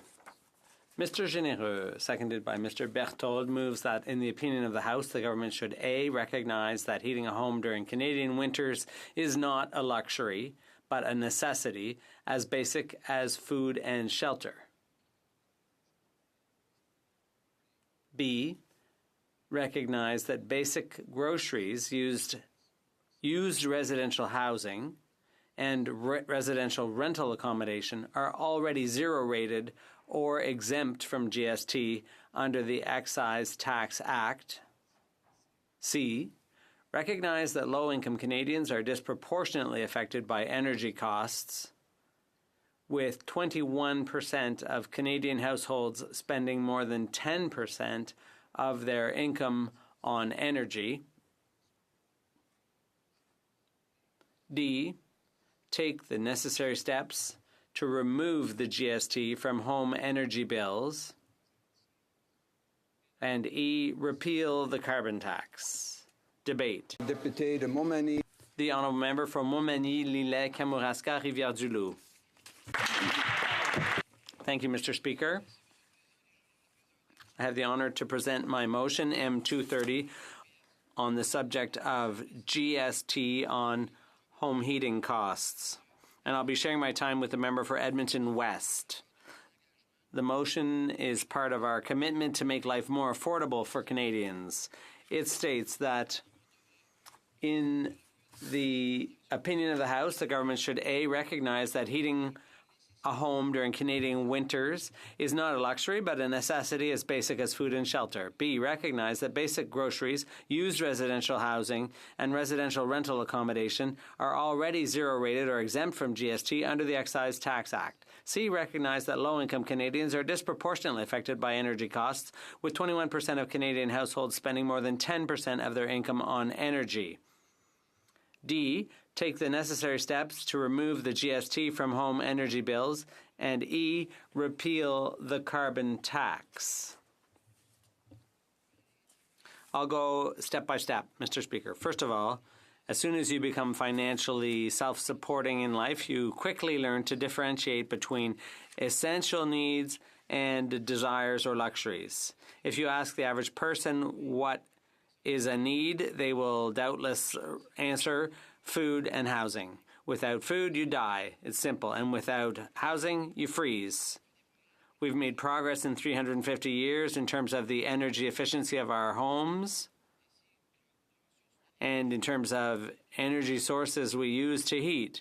But the fact remains that because of our climate, it is necessary and inevitable to heat your house in the winter in Canada. In Quebec, the authorities recommend the interior temperature of a home should be around 21 degrees Celsius in the winter minimum. And why is that? Because it's been established that for seniors and young children, they are particularly vulnerable to health problems if the temperature falls any lower. In Ontario, labor standards allow employees to leave the workplace without reprisals if the employer is incapable of providing a temperature above 18 degrees. It's all well and good to have insulated clothing and airtight windows. The fact remains that it's essential to heat your house in the winter. What role does the federal government have to play in all that? Well, Canada's a land of compassion. Our social security system seeks to protect the most vulnerable. Canadians accept that paying taxes is a necessary evil and everyone has to pay their fair share. But in most cases, you don't expect the government to go after people who are the most vulnerable and who are already down and out. That's why there's a personal base exemption for income taxes for people earning less than $12,000 a year. Because with that amount, there's not much left for discretionary purchases after paying for essential things like food and rent. Which leads me to my second point. When it comes to the GST, the Government of Canada collects this consumption tax on goods and services obtained in Canada. It used to be 7%. I'm proud to be part of the Conservative Party, which lowered it to 5%. Gradually from 7 to 6 to 5. The Excise Tax Act allows the government to collect GST, and it generally distinguishes between needs and luxuries. Parliamentarians who drafted the law established that basic food products were not to be taxed because they're a necessity, whereas restaurant meals are subject to GST because they're considered a luxury. This means that if you buy meat or pasta or fruit and vegetables at the grocery store, there's no GST. But if you go to a restaurant and you order a steak, risotto, or a Caesar salad, you will pay GST. When it comes to housing, purchasing an existing home is GST free, just as is the case for monthly rent. The government recognizes that housing is a necessity. It's exempt from GST, whereas if you stay at a hotel, that's a luxury, and there will be GST on that. Unfortunately, currently, the government still collects GST on energy bills, whether it's hydro, natural gas, or wood heating used to heat homes in the winter. And I repeat once again, Mr. Speaker, heating your home in the winter is not a luxury. It's a necessity. And currently, the government is receiving record revenues through the GST on heating bills with the cold we had this winter. Hydro-Quebec got over $4.6 billion in sales this winter, $307 million more than last year. And the Government of Canada took its 5% cut. It's shameful, Mr. Speaker. The government is benefiting from the misery of people this winter and is doing nothing to rectify the situation. This tax is far from progressive, Mr. Speaker. It hits low-income people hardest because for them, home heating is a higher percentage of their monthly budget, which leads me to the third point of my motion. CBC News reported in an article on March 18, 2018, that 21% of Canadian households were in a situation of energy poverty. That means that there are 2.8 million homes spending over 10% of their income on energy, particularly in Ontario, if I'm not mistaken. According to a study done by Miriam Rezai, a PhD student from UBC. Unfortunately, it's these poor people who have to pay more because of they will have to pay more under the Liberal carbon tax. And they'll have to keep on paying the GST on their hydro bills, which this winter may have reached or even exceeded $500 to $600 for the 2 coldest months of the winter. And I myself saw that in my home it was very expensive to heat my home this winter. In regions like mine, where incomes are often below the average for big cities, This situation of energy poverty will only get worse. The government has a choice to make, Mr. Speaker. They can continue to collect the GST at the expense of the most vulnerable to pay off their deficit, or they could find a way to provide a GST credit on heating bills for people who are currently suffering under the weight of bills that just keep going up. And the government will have to explain to Canadians in the next election campaign why they haven't done this, offered a credit, because we are already planning to offer such a credit, Mr. Speaker. The leader of the official opposition promised to do so in Mississauga on March 6th of this year. He said that a Conservative government headed by Andrew Scheer will eliminate the GST on heating bills and energy bills for individual households, allowing Canadian households to save $107 per year. And I'd like to point out, Mr. Speaker, that this should not be a partisan, a right-wing or a left-wing issue. It brings people together from all ends of the political spectrum.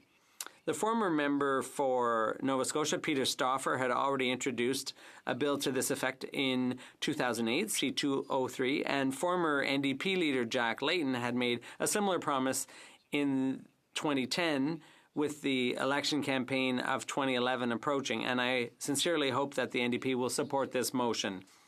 They may perhaps accuse us of stealing their ideas, but it shows that this is not a partisan issue. It's a question of fairness that the NDP and Conservatives can agree on about improving the quality of life for Canadians. I have often heard our leader say that his philosophy is to think of people first before thinking of government, Canadians before government. That's what we believe, and unlike the NDP or other opposition parties, only the Conservative Party is in a position to provide a serious alternative to replace the current Liberal government. In Quebec, the Union of Consumers has supported this proposal to eliminate the GST on home heating bills. The Canadian Federation of Taxpayers has also described our plan as a step in the right direction. Finally, we are calling on the government to eliminate its thoughtless tax on carbon, which will have no discernible impact on our greenhouse gas emissions, but it will cost Canadian consumers from coast to coast, Mr. Speaker.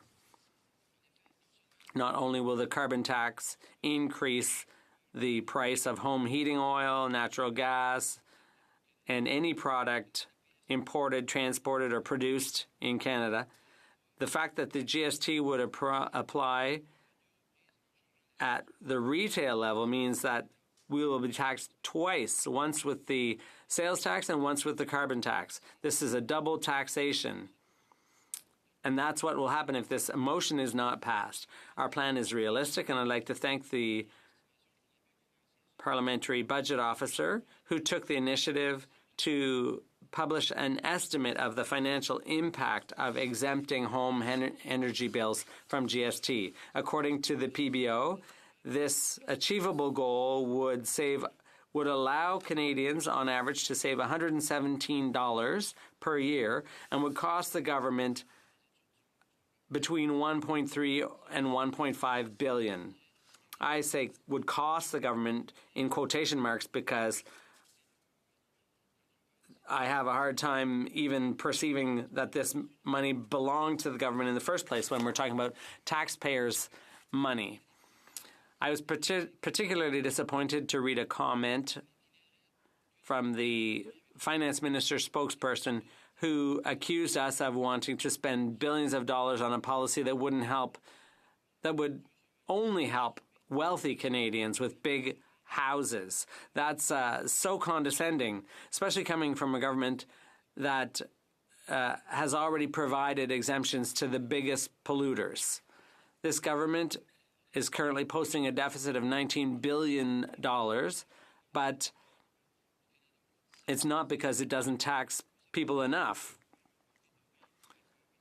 The government's income went up by $20 billion last year and is expected to reach an all-time high of $339 billion in 2020. 2020-2021. So this is a government that is quite simply doing a poor job of managing things. And if they don't support this motion, and if they don't try to find a way to help Canadians who are only trying to heat their homes, when they've already paid the government over $20 billion in taxes last year, well, we will be willing to fully debate this issue in the next election, and the Conservative government will ultimately find itself sitting on the opposite side of the House because, as I've said, heating is not a luxury, it's essential, and our job here is not to ask what families can do for government, but to ask what government can do for families. This may be one of my last opportunities to speak in the House before the next election, in the 43rd Parliament, and I hope that at that point we will have a majority government. But I'd like to wrap up with a few words. I'd like to give a shout out to my mother, Suzanne Boulanger-Généreux, who died on March 26th. I had the privilege of being raised by her, and I had the joy, pleasure, and humility of being with her in her final days, along with my siblings. She was intelligent, curious, loving, simple, open towards others, humble, welcoming, warm, and she believed in freedom, respect, altruism, and balance between our personal and professional lives, and instilled those values in all of us. On my own behalf, as well as in the names of Monique, André, Marie, Luc, Pierre, Nicole, Hélène, her children and her 19 grandchildren and 11 children of her grandchildren, we wish you a good journey, Mum. You will always be in our hearts, and we will always love you. Thank you, Mr. Speaker. Questions and comments? Questions and commentaires? The Honourable Member for the Honourable Parliamentary Secretary to the Minister of Fisheries and Oceans. Thank you very much, Mr. Speaker, and I'd like to thank my colleague for his speech, especially the last part where he gave a very moving tribute to his mother, and my condolences to my colleague for that. Thank you for sharing those words with us. In the beginning, Mr. Speaker, first off, I'd like to ask a few questions. First, does he believe that pollution should be free? And secondly, the benefit to Canadians from this motion would be clear, but it's clear that the wealthiest people will take most advantage from this GST exemption on home heating. Those with big homes, as opposed to those who live in old folks' homes, where the heating cost is included in their rent at any event, so they would get no benefit from this. Does he think that would be fair? The Honourable Member for Montmagny. Mr. Speaker, the fact is that when the Conservative government was in office under Mr. Harper, we lowered the GST from 7% to 5%. And to follow the logic of my colleague, we never should have done that because it benefits the wealthy the most. Well, that's the way taxes work. You can't say that people earning over 150 grand will have to continue paying the tax. That's not the way to go about it. I don't know what region my colleague lives in, but the fact is that in a rural region like mine, and even in smaller cities, in apartment buildings, people do pay the GST on housing. It's a significant component of their rent. In my own house, I had 2 children. They've left home now to start their own families, but my heating bills haven't gone down. They've gone up by about $500 over the last 10 years, even though there's just 2 of us living there. So everyone should have access to this exemption. Toon West. Thank you, Mr. Speaker, and I want to also offer my condolences to the honourable member on the loss of his mother, and want to take this sort of opportunity and a bit of indulgence just to offer my daughter a happy birthday. She's turning 30 today and being presented at court by the Law Society of British Columbia, so becoming a lawyer today, so very proud of that. And my question to my honourable colleague is, I have small community associations in my riding, the Hudson's Bay Park, Mayfair, Kelsey Woodlawn, that have talked to me about the heating that they need and the energy they need to use to have their ice rink in my community. And I'm just wondering, although I heard your comments about how you didn't see how we could look at taxes as being progressive or regressive, but would you not entertain the fact that there are some individuals and organizations who, because of lower income, do deserve some kind of tax break, where those who are making $150,000 could pay more, because we all benefit from a tax system that allows us to have Medicare and post-secondary education. And I think if there was some, if I could hear your comments on that, I would be more open to some of the things you're talking about around taking GST away on heating fuel. Although the honourable member for Montmagny, Lillet, Kamouraska, Rivière-du-Loup. Thank you, Mr. Speaker, and I'd like to thank my colleague and wish her daughter a happy birthday and congratulations on her law degree. I appreciate her question because the fact is that, and her riding is northerly, if I understand correctly. Canada is a northern country. There's no two ways about it. Most of us live in a northern climate. And in the north, heating costs are at their highest because the winter lasts even longer. So obviously this tax, the GST, which would be removed, that would benefit people, particularly in her riding, where the heating costs are even higher than, for example, in southern Ontario along the U.S. border. Resuming debate, the Honourable Parliamentary Secretary to the Minister of Fisheries and Oceans. Thank you very much, Mr. Speaker, and thank you to the member opposite for the opportunity to debate a motion that highlights the very different visions we have for Canada's future and the future of our children and grandchildren. The motion before us today, which calls to repeal the federal price on carbon pollution and remove GST on home energy purchases, would seem to suggest that pollution has no costs and that it's free. It would also undermine a key feature of the GST that allows it to function effectively and fairly.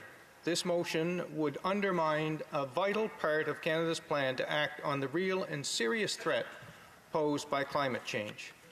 Mr. Speaker, it was wisely said by the late U.S. Senator Daniel Patrick Moynihan that everyone's entitled to his own opinion, but not to his own facts. So certainly people are entitled to their opinion that the earth is flat, that the moon is made of cheese, or that pollution has no cost. But at the end of the day, we defer to science. We look at the facts, we look at evidence. That's the basis of our government's policies. We base them on the evidence before us. And the fact is, Mr. Speaker, that man-made climate change is real, that it's causing more frequent and devastating extreme weather events, and that it's making harder for people to live today. That's the global scientific consensus on this. Moreover, Mr. Speaker, the costs associated with climate change are growing every year, with higher costs for health care, emergency services, structural repairs, insurance premiums, and food as a result of climate change. All told, climate change is expected to cost Canada's economy $5 billion annually by 2020. And the facts don't stop there. We know that climate change is real and man-made, but we also know how to make fast and meaningful change. Because Canadians can't wait. We need action now. And the expert consensus, based on evidence and supported by Nobel Prize-winning economists, is clear. The most effective and economically sound way to address the consequences of climate change is to put a price on carbon pollution, which is the primary driver of man-made climate change. And that is precisely what our government has done. Despite the efforts of the opposition and their allies, it is no longer free to pollute anywhere in Canada.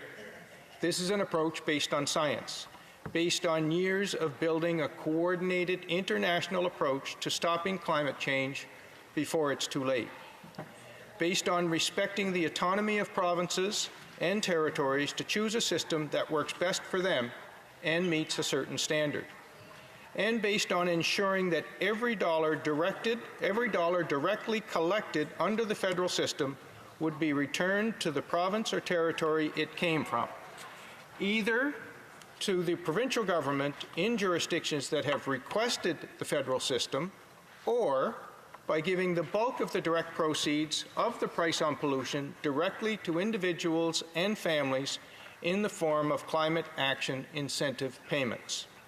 This is money that makes sure middle-class Canadians aren't carrying the brunt of pollution pricing. And as the independent parliamentary budget officer noted, most households will get back more money in climate action incentive payments than they would pay in increased costs from the carbon pollution pricing system. For Canadian businesses, carbon pollution pricing delivers economic benefits as well. It encourages Canadians and businesses to innovate and to invest in clean technologies and in long-term growth opportunities that will position Canada for success in a cleaner and greener global economy. This presents significant opportunities for Canadian companies to tap into the global market for low-carbon goods and services, which is currently estimated to be worth over $5.8 trillion. And in provinces that have not taken action to meet the Canada-wide federal standards for reducing carbon pollution, our government will provide a portion of the proceeds from the federal carbon pollution pricing system to support small and medium-sized businesses. These outcomes are not just fair for Canadians, they're good for the environment, they're good for our future, and they're good for the economy. By undermining these outcomes, motion M230 would be bad for the environment, bad for our future, and bad for the economy. Mr. Speaker, Canadians understand that a clean environment and a strong economy go hand in hand, that their quality of life today and economic success tomorrow rests on the commitments to protect our natural legacy and preserve our environment for future generations. That's why the government has made significant investments to protect Canada's air, water, and natural areas for our children and grandchildren, and to create a world-leading clean economy. To combat climate change, in Budget 2017, the government increased financing support for Canada's clean technology sector by making available more equity finance, working capital, and project finance to promising clean technology firms. In total, almost $1.4 billion in new financing was made available through the Business Development Bank of Canada and Export Development Canada to help Canadian clean technology firms grow and expand. And if that isn't enough reason to oppose this motion, Mr. Speaker, it's also bad from a tax policy perspective. As we know, the GST is a value-added tax that's applied to the purchase of goods and services in Canada. Applying the GST to as broad a base as reasonably possible is important in allowing its rate to remain low. Removing the GST from home energy purchases, as proposed in this motion, would erode the broad tax base that provides for a simple and efficient GST and allows the GST to be set at a low rate. Removing the tax on home energy would favor wealthier Canadians and provide no relief to those living in apartments, nursing homes, and rental houses where energy costs are included in the rent. Our government does want to help families with the cost of heating their homes, but this isn't the right way to do so. Instead, we're starting by helping those who need it the most, providing tax relief from the GST to low and modest income Canadians through the GST credit. The GST credit provides more than $4.5 billion in annual assistance to help offset the sales tax burden of low and modest income families and individuals. And Budget 2019 also includes measures to help make more homes energy efficient, reducing heating costs overall and helping move us down a path to a greener Canada.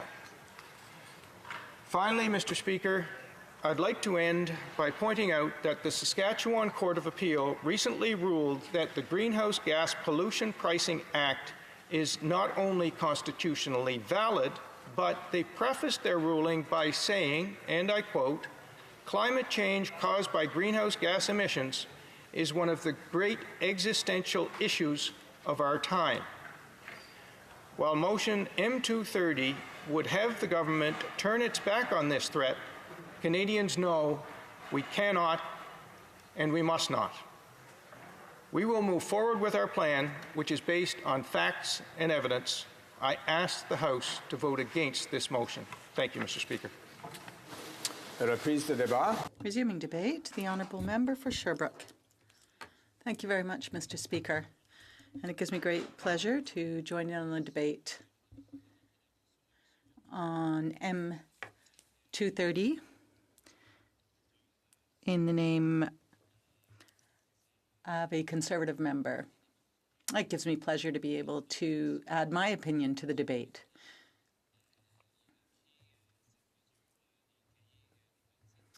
I think what happened basically is that the member took this from the NDP notebook. We've already spoken about this idea, that is to say, lower heating costs for Canadians. That being said, however, we have a more ambitious plan than this one. We have moved this idea along, that is to lower heating costs, to the point where our leader recently announced even more ambitious measures than the one that my colleague is proposing. In other words, lower the cost of heating at the source.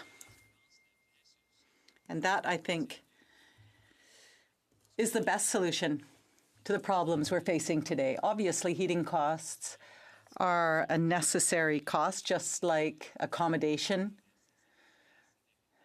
And obviously, in our country, it's essential to heat our accommodation. But, Mr. Speaker, we've brought forward a much broader plan on climate change, and our plan includes retrofitting all homes by 2050 to make sure they're all more energy efficient, and that would give us savings of $900 a year for Canadian households if their homes are greener. Now, my colleague was talking about $117 a year. $117 a year if you take off the GST. So that's an average of $117 per year per household. But under the NDP plan, $900 a year would be saved for Canadian households. Once houses are more eco-friendly. Habitat for Humanity announced this week that in partnership with the University of Sherbrooke are going to develop a house that costs $18 a month in heating on average. So $8 a month. That's thanks to new technology. So there's the solution. That's the path we need to follow, rather than these half measures that only include taking the GST off heating. That is the solution the Conservatives should have looked at, rather than these half measures, in the hopes that everything will just be quickly solved. But what you have to do is tackle the problem at the source. And the source of the problem is that homes aren't energy efficient enough. And the more efficient they are, the more money you save. So that's our approach. Now, what's unfortunate as well is that when the Conservatives were in power, I don't know if you remember, but I remember, there were many people in my riding saying how disappointed they were in the fact that the Conservative government at the time had eliminated its home energy program. And this was a program that provided savings to Canadians when they decided to make their homes more energy efficient. But the Conservatives cut that program from 2011 to 2015 in an attempt to balance its budget at any cost. So now they're saying that the cost of heating is too high, but when they had the opportunity, the Conservatives took the measure that had the opposite effect. That program allowed people to renovate their homes and make them more energy efficient. So one has to tackle the problem at the source and not just simply when one gets the bill. And that encourages people also to take better energy efficient measures. Do you know home heating, or rather the heating of buildings, is one of the third greatest sources of greenhouse gas emissions. The third in importance. And that's 25% of greenhouse gas emissions related to energy. 70% of buildings will still be used in 2050, which means that in order to reduce our emissions, one of the first steps we have to take is to make our buildings more energy efficient. There's something else about the motion I'd like to speak about, which I found rather disappointing. You know, when I read this, I thought, well, this looks familiar. We've talked about this. But then I got to the last point. Once again, the Conservatives are raising the specter of a carbon tax. They seem to be fixated on this issue. They talk about it on a daily basis in this House. And once again, they're raising the specter of this carbon tax, and they add it at the very end. So they're basically making this a poison pill. They obviously don't want the support of the NDP on this motion because, as I said, these are already measures that we have brought forward in the past. But by adding the carbon tax, my colleague is looking like he's actually put this in on purpose so that our party won't be able to vote in favor of the motion. You know, in a spirit of collaboration, he could have just spoken about the GST. And I think it's rather unfortunate that he has done this. But that's why I'm going to be actually proposing a change to this. And then maybe in the last few minutes, my colleague will be able to think about it, because I'm going to give him the opportunity to take out that last point. And then let's see if in a spirit of collaboration, we can work together to advance this cause. And we'll find out if that's what he'd like to do or if he simply wants to play a political game and score some political points with this motion. We'll see. We'll see at that point what his true intention is. I still, I congratulate him on his first intention, which was to bring forward a good idea. I think he had the right intention with that part. But the real solution to making homes more energy efficient is to deal with the problem at the source. Because just taking the GST off isn't really much of an incentive to make people be a little more judicious in their use of energy. What they're doing basically is dealing with the problem at the end rather than at the source of the problem. You know, in fact, what it does is encourage the opposite behavior, because the more you consume energy, well, the bigger your that GST relief will be. So also, the bigger the house you have, the more heat you need, and the more costly it is. And therefore, the more savings are to be had. So I think there's a bit of a contradiction in his motion because you want to encourage people to consume less energy, not more. Now, my time is wrapping up, and I see that my colleague from Belleuil-Chambly is beside me here. And I would like to move an amendment to see whether his spirit really is a spirit of collaboration. So, Mr. Speaker, supported by the member for Belleuil-Chambly, seconded rather, that the motion be amended by deleting E, repeal the carbon tax. I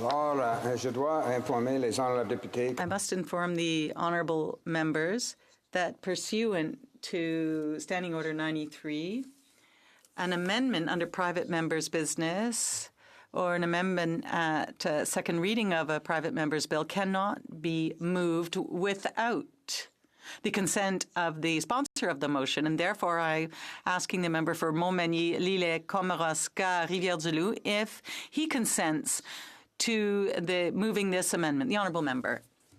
No, Mr. Speaker, unfortunately, no.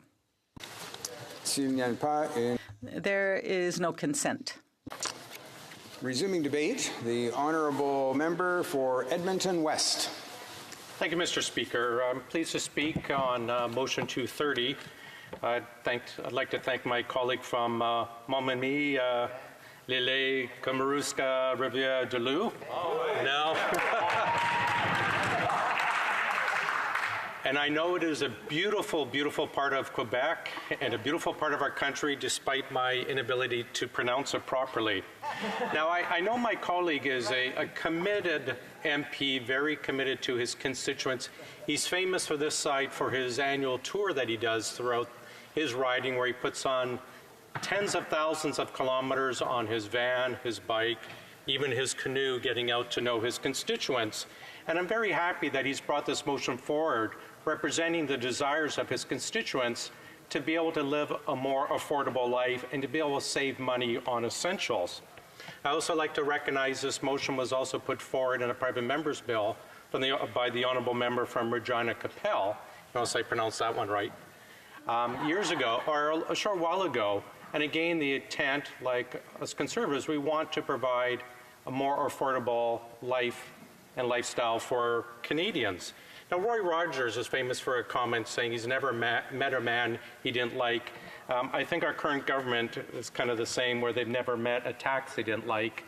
And their desire to keep taxing home energy seems to be part of it. Now, home heating is a necessity. It's not a luxury. I've had the pleasure to live across the entire country from Victoria to St. John's and a lot of places in between. And I have seen, even Victoria, where I've lived 3 separate times, severe winters. Winter of '96. I used to live in Newfoundland, where winter is year-round. I remember in June of 2001, the year with the big snow, where we had 22 feet of snow in Newfoundland. I remember the month of June actually shoveling our driveway after a snowstorm. But never in my life have I seen as much snow overnight as we did in Victoria in 1996. We had about 3 feet of snow overnight. A lot of houses in Victoria are not set up, as they are in the rest of the country, to deal with this. So, of course, we have the heating on nonstop when it does turn cold, which in Victoria is usually at about 15 degrees Celsius. But the fact is, we are a winter country. I've lived in Fort McMurray. I've lived in Edmonton 3 times. I've lived in Toronto a couple times, Ottawa, St. John's, as I've mentioned. I haven't lived in Winnipeg, although my family is from Winnipeg. I've lived in Huntsville. I lived in Scarborough. I lived in quite a few places. I lived in Lake Louise. And I've seen winter have its effects. As I mentioned, we have to heat our homes. It's a necessity, not a luxury. I will note in Edmonton, not this winter, but the winter before, give you an idea, we had I think it was a record 176 days where every single day in a row dropped below 0 degrees. Now we have to heat our homes. Putting a GST on top of the home heating punishes Canadians. And I do note in that last day of the 176 days, even as it dropped below 0, I opened my front door and there was a spider hanging there. So my nightmares continue even in the winter. Now, we don't tax essentials in this country. We don't tax groceries. We don't tax medical supplies. We don't tax sanitary products. So home energy should be no exception. Now, we asked the people of Ontario, after years of provincial Liberal governments what it's like paying the GST on catastrophically high energy bills. People are getting punished. Alberta, we have a carbon tax, thankfully just repealed by our new Premier Jason Kenney, but we were paying more in a carbon tax than we actually were paying for the energy. And then we were paying a GST on the energy, and guess what? We're paying a GST on the carbon tax as well. It puts lie to Liberal line that the carbon tax will be revenue neutral. In BC and Alberta alone, the GST was over $250 million collected. The PBO report, which they like to reference so much, neglects to mention there is GST on their imposed carbon tax. This GST which goes straight into the coffers of the government. Now I want to applaud my colleague from Aldergrove, Langley Aldergrove. I know we're not supposed to mention his name, but I will mention Mark's name in the House today. He is fighting cancer right now. I want to let Mark know we are thinking of you.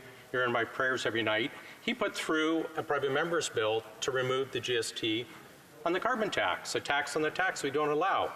What happened? Well, people on this side voted to eliminate the GST to help everyday Canadians.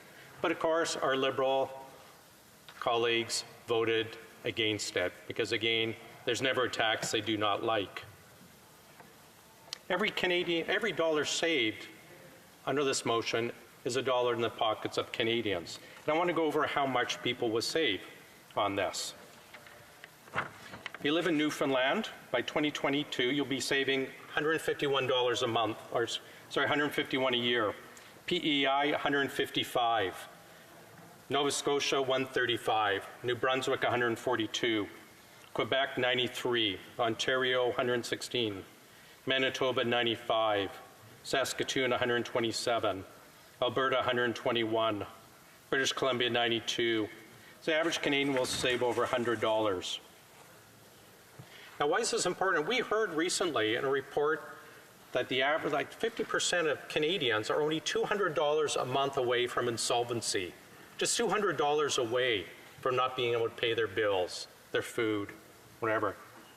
$200, that's not very much. So every little bit, every extra dollar in Canadians' pocket is going to help them. Now, what will be covered under this rebate? All home energy. So electricity, natural gas, heating oil, propane, wood pellets, other heating sources for primary residences will be exempt from the GST. And the CRA will get the utilities to rebate directly. I want to talk about, earlier in my budget speech, I spoke about, we put in an order paper to this government asking what they paid in taxpayers' money, what they wasted sending out postcards. And it was $1 million that the Liberals actually submitted back. Well, we just found out today, you know what the total actually was? $3.5 million that this government wasted on postcards to send out to Canadians, letting them know that they were going to get a GST rebate. $3.5 million. Under this plan, and we heard earlier one of the Liberals stand up, he's against the bill. It's not good for the economy. No, we need every penny we can get. Under this member's plan, we could have helped 31,000 families, or we can send out a postcard and waste $3.5 million. And that's the priority for this government. They have a chance to help 31,000 families or send a partisan, politically driven postcard. So what did they choose? They chose the partisan, politically driven postcard instead of helping 31,000 families. Every actions they have has an effect on Canadians, and they could have helped 31,000 Canadian families, and they chose not to. Now I want to talk again, go back to some of the comments from my constituents who are having difficult times right now in Edmonton, and why it's important that we push through this to save them the GST on their home heating. I'm going to note from Karen, she says, I'm a senior with a fixed income and everything is going up. It's getting tighter every year. Do you don't think that she would like to have her GST off her home heating? Maybe she could have been one of those 31,000 families we could have helped instead of sending a postcard in the mail. Bruce says, I'm worse off. I'm 62 years old, forced into early retirement. I have to take money out of my RRSP and Canada Revenue hammers me with taxes. 62 years old. at that age it's difficult to get back into the workforce, especially in Alberta after this government is punishing it with their tax on our energy industry. You don't think we could help that person with rebating his GST on his home heating in months in Edmonton where we have winter, God bless us, 6-7 months a year? Ray, worse off to higher taxes, including the carbon tax, less opportunities to work. Do you not think we could help Ray with this instead of standing here and virtue signaling on a carbon tax? Of course not. We have Sam says he's worse off if prices keep going up and up and he's on a fixed income. I'd like to help seniors in our riding. We put through a motion on helping to protect them from fraud. They're on fixed income. Again, these are people we could help every single day across the entire country by taking off the GST from home heating. Conservatives support it. Canadians support it. I hope the government will get in line and support it as well. Thank you, Mr. Speaker. Resuming debate, the Honourable Parliamentary Secretary to the Government House Leader. Yes, thank you, Mr. Speaker. You know, it's something somewhat interesting listening to Conservatives, and we've heard it not only today, but in previous weeks and months when they talk about the tax on tax, as if Stephen Harper never did it. You know, you would think that the Conservative Party never had a tax on tax. Yet, did you know every week Canadians from coast to coast to coast were paying a tax on a tax that Stephen Harper was very supportive of? Whenever you go and you put gas in your vehicle, there's a levy, a provincial and federal levy, and then there's a GST. My understanding is that the GST is a tax that's applied onto a tax. You know, this whole idea that the Conservative Party is so offended by taxes on taxes, as if it's never happened before. Why didn't Stephen Harper deal with the tax on tax, Mr. Speaker? What happened to that oomph that the Conservative Party has today, saying tax on tax is bad, when the Conservative Party were probably the ones that came up with the idea of a tax on a tax, Mr. Speaker? You know, it was the Conservative Party in Alberta that actually first came up. Now, I should qualify it. There's a progressive Conservative Party in Alberta that actually came up with the idea in North America of having a price on pollution. Wow. You know, that is the reality of it. You know, the Conservatives, they're really good, you know, at opposition. And I've said this before, Mr. Speaker, and I hope to keep them in opposition for many, many years. But I can tell you, Mr. Speaker, you really need to reflect on some of the speeches that they give in this House. It's truly amazing. You know, they talk, we all hear about the balanced budget stuff. You know, they try to give the impression that the Conservative Party is, like, good on managing budgets. Seriously, Mr. Speaker, Stephen Harper took a multi-billion-dollar surplus and he turned it into a multi-billion-dollar deficit even before there was a recession, Mr. Speaker. Oh, that's the honest-to-God truth. That is the honest-to-God truth. That is reality. And he had deficit after deficit after deficit after deficit. I'd have to say it 8 or 9 times, Mr. Speaker. Accumulated over $150 billion. Yet they try to give us advice on deficits. By the way, Mr. Speaker, as you know, the current leader just flip-flopped on his deficit projections. Now, a Conservative government will say, well, it's going to take us 5 years to get rid of the deficit. I can appreciate that, because if you take a look at what we have been able to do in this last little while because of many of the budgetary measures that we have taken, Mr. Speaker, is we have seen the generation of over 1 million new jobs in Canada in the last 3.5 years because of some of the changes that we have made, Mr. Speaker. So as the Conservative Party want to say, well, what about this tax? What about this tax? What did they really do when it mattered the most to most Canadians? The most substantial tax break that's been given in many years from the House of Commons was in Bill 2. We call it the middle class tax break, the tax cut for Canada's middle class. Millions of families benefited all across Canada. Mr. Speaker, all across Canada, hundreds of millions of dollars given to Canadians, to middle class and those aspiring to be a part of it, Mr. Speaker. And what did the Conservative Party do? They voted against it, Mr. Speaker. Hard to believe that a Conservative Party that preaches about giving tax breaks, when it comes right down to voting, they voted against it, Mr. Speaker.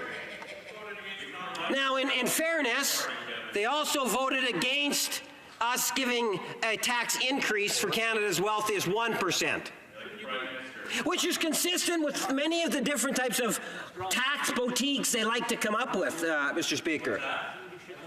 You know, and that is something in which I would suggest to you that the Conservative Party and those deep thinkers from within the Conservative Party, and I'm talking about people like Doug Ford, Jason Kenney, you know, those are all the potential leadership contenders in the next go-around, Mr. Speaker. They need to sit down. They need to sit down with Stephen Harper and their current leader and start revisiting the types of, you know, issues that they've got to try to overcome between now and the next election. Because I can tell you, when I speak to the residents of Winnipeg North, when I go door knocking, I'm always happy to share with them the reality of the Conservative Party. And that can be very discouraging, I must say, at times, Mr. Speaker. Order. Order. There are way too many conversations going on. There has one member of Parliament that is recognized and has the floor, and we're going to go back to him. So he has about 5 minutes remaining in his time. And I ask the House to listen to what the member has to say, and then we'll see where we go from there. The Honourable Parliamentary Secretary.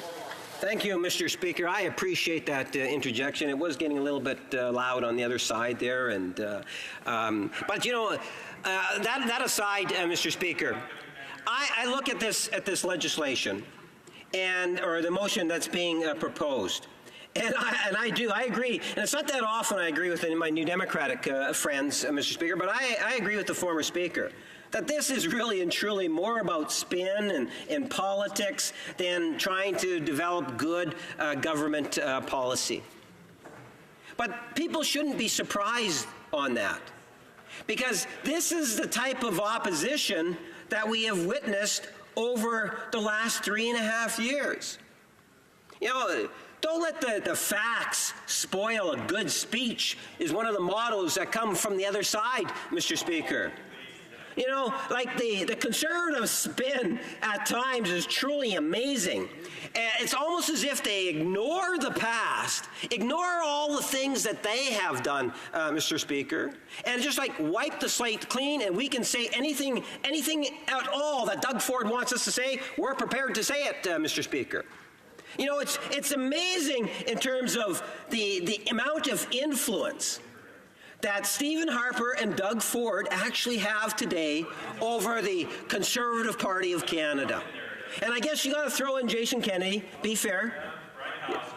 You know, well, you know, I want to be fair to the Conservative Party. I'm talking about those 3 particular individuals. I'm sure Member Gopsic can appreciate that is the reality of today. And those are the individuals that are now trying to come up with the ideas to what is going to be the Conservative plan on the environment. After all, you had the Premier of Alberta and the Premier of Ontario, both relatively recently, say no to a price on pollution. That is something in which the federal Conservative Party is saying. So I suspect that the leaders of those 3 jurisdictions, the federal Conservative leader and Mr. Ford and Mr. Kenney, and for possibly Mr. Harper, getting around a table, a kitchen room table, trying to figure out what sort of a plan they could have on the environment. But you know, the good news, Mr. Speaker, as they say, I think they said before the end of June, Canadians have been waiting now for well over a year when they first talked about it, Mr. Speaker. And, you know, I think there's a lot of individuals that are very anxiously awaiting the Conservative policy on the environment, Mr. Speaker. Because, you know, as we have seen, through this government, right from the very beginning, when we had the conference in Paris where we participated, brought those results that were coming back to Canada, where we had a consensus that was built amongst many different stakeholders. And you know what? They all agreed that it was time for a price on pollution. Only the Conservative Party at the time inside this House seemed to be violently reacting to having a price on pollution. And all they said is just, well, trust us, we'll come up with some other plan.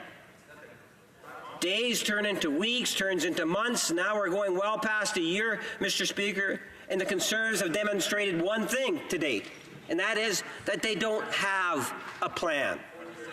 And now we have a member that comes forward saying, well, look, we want to get rid of this act. And in fact, they were suggesting that we abandon the price on pollution, completely abandon it within the motion, Mr. Speaker.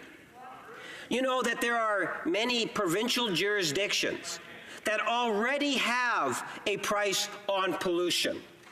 And the national plan does just that. It turns it into a national, so all regions of the country have to pay a price on pollution, Mr. Speaker. This is something in which many jurisdictions already have in Canada. So why wouldn't you support something that's already in place in a majority of our provinces and territories today, Mr. Speaker?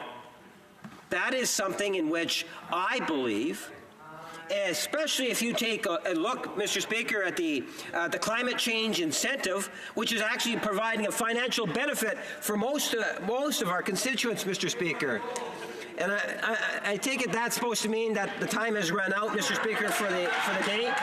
So I will conclude my remarks at that and wish everyone a wonderful, productive weekend. Thank you, Mr. Speaker.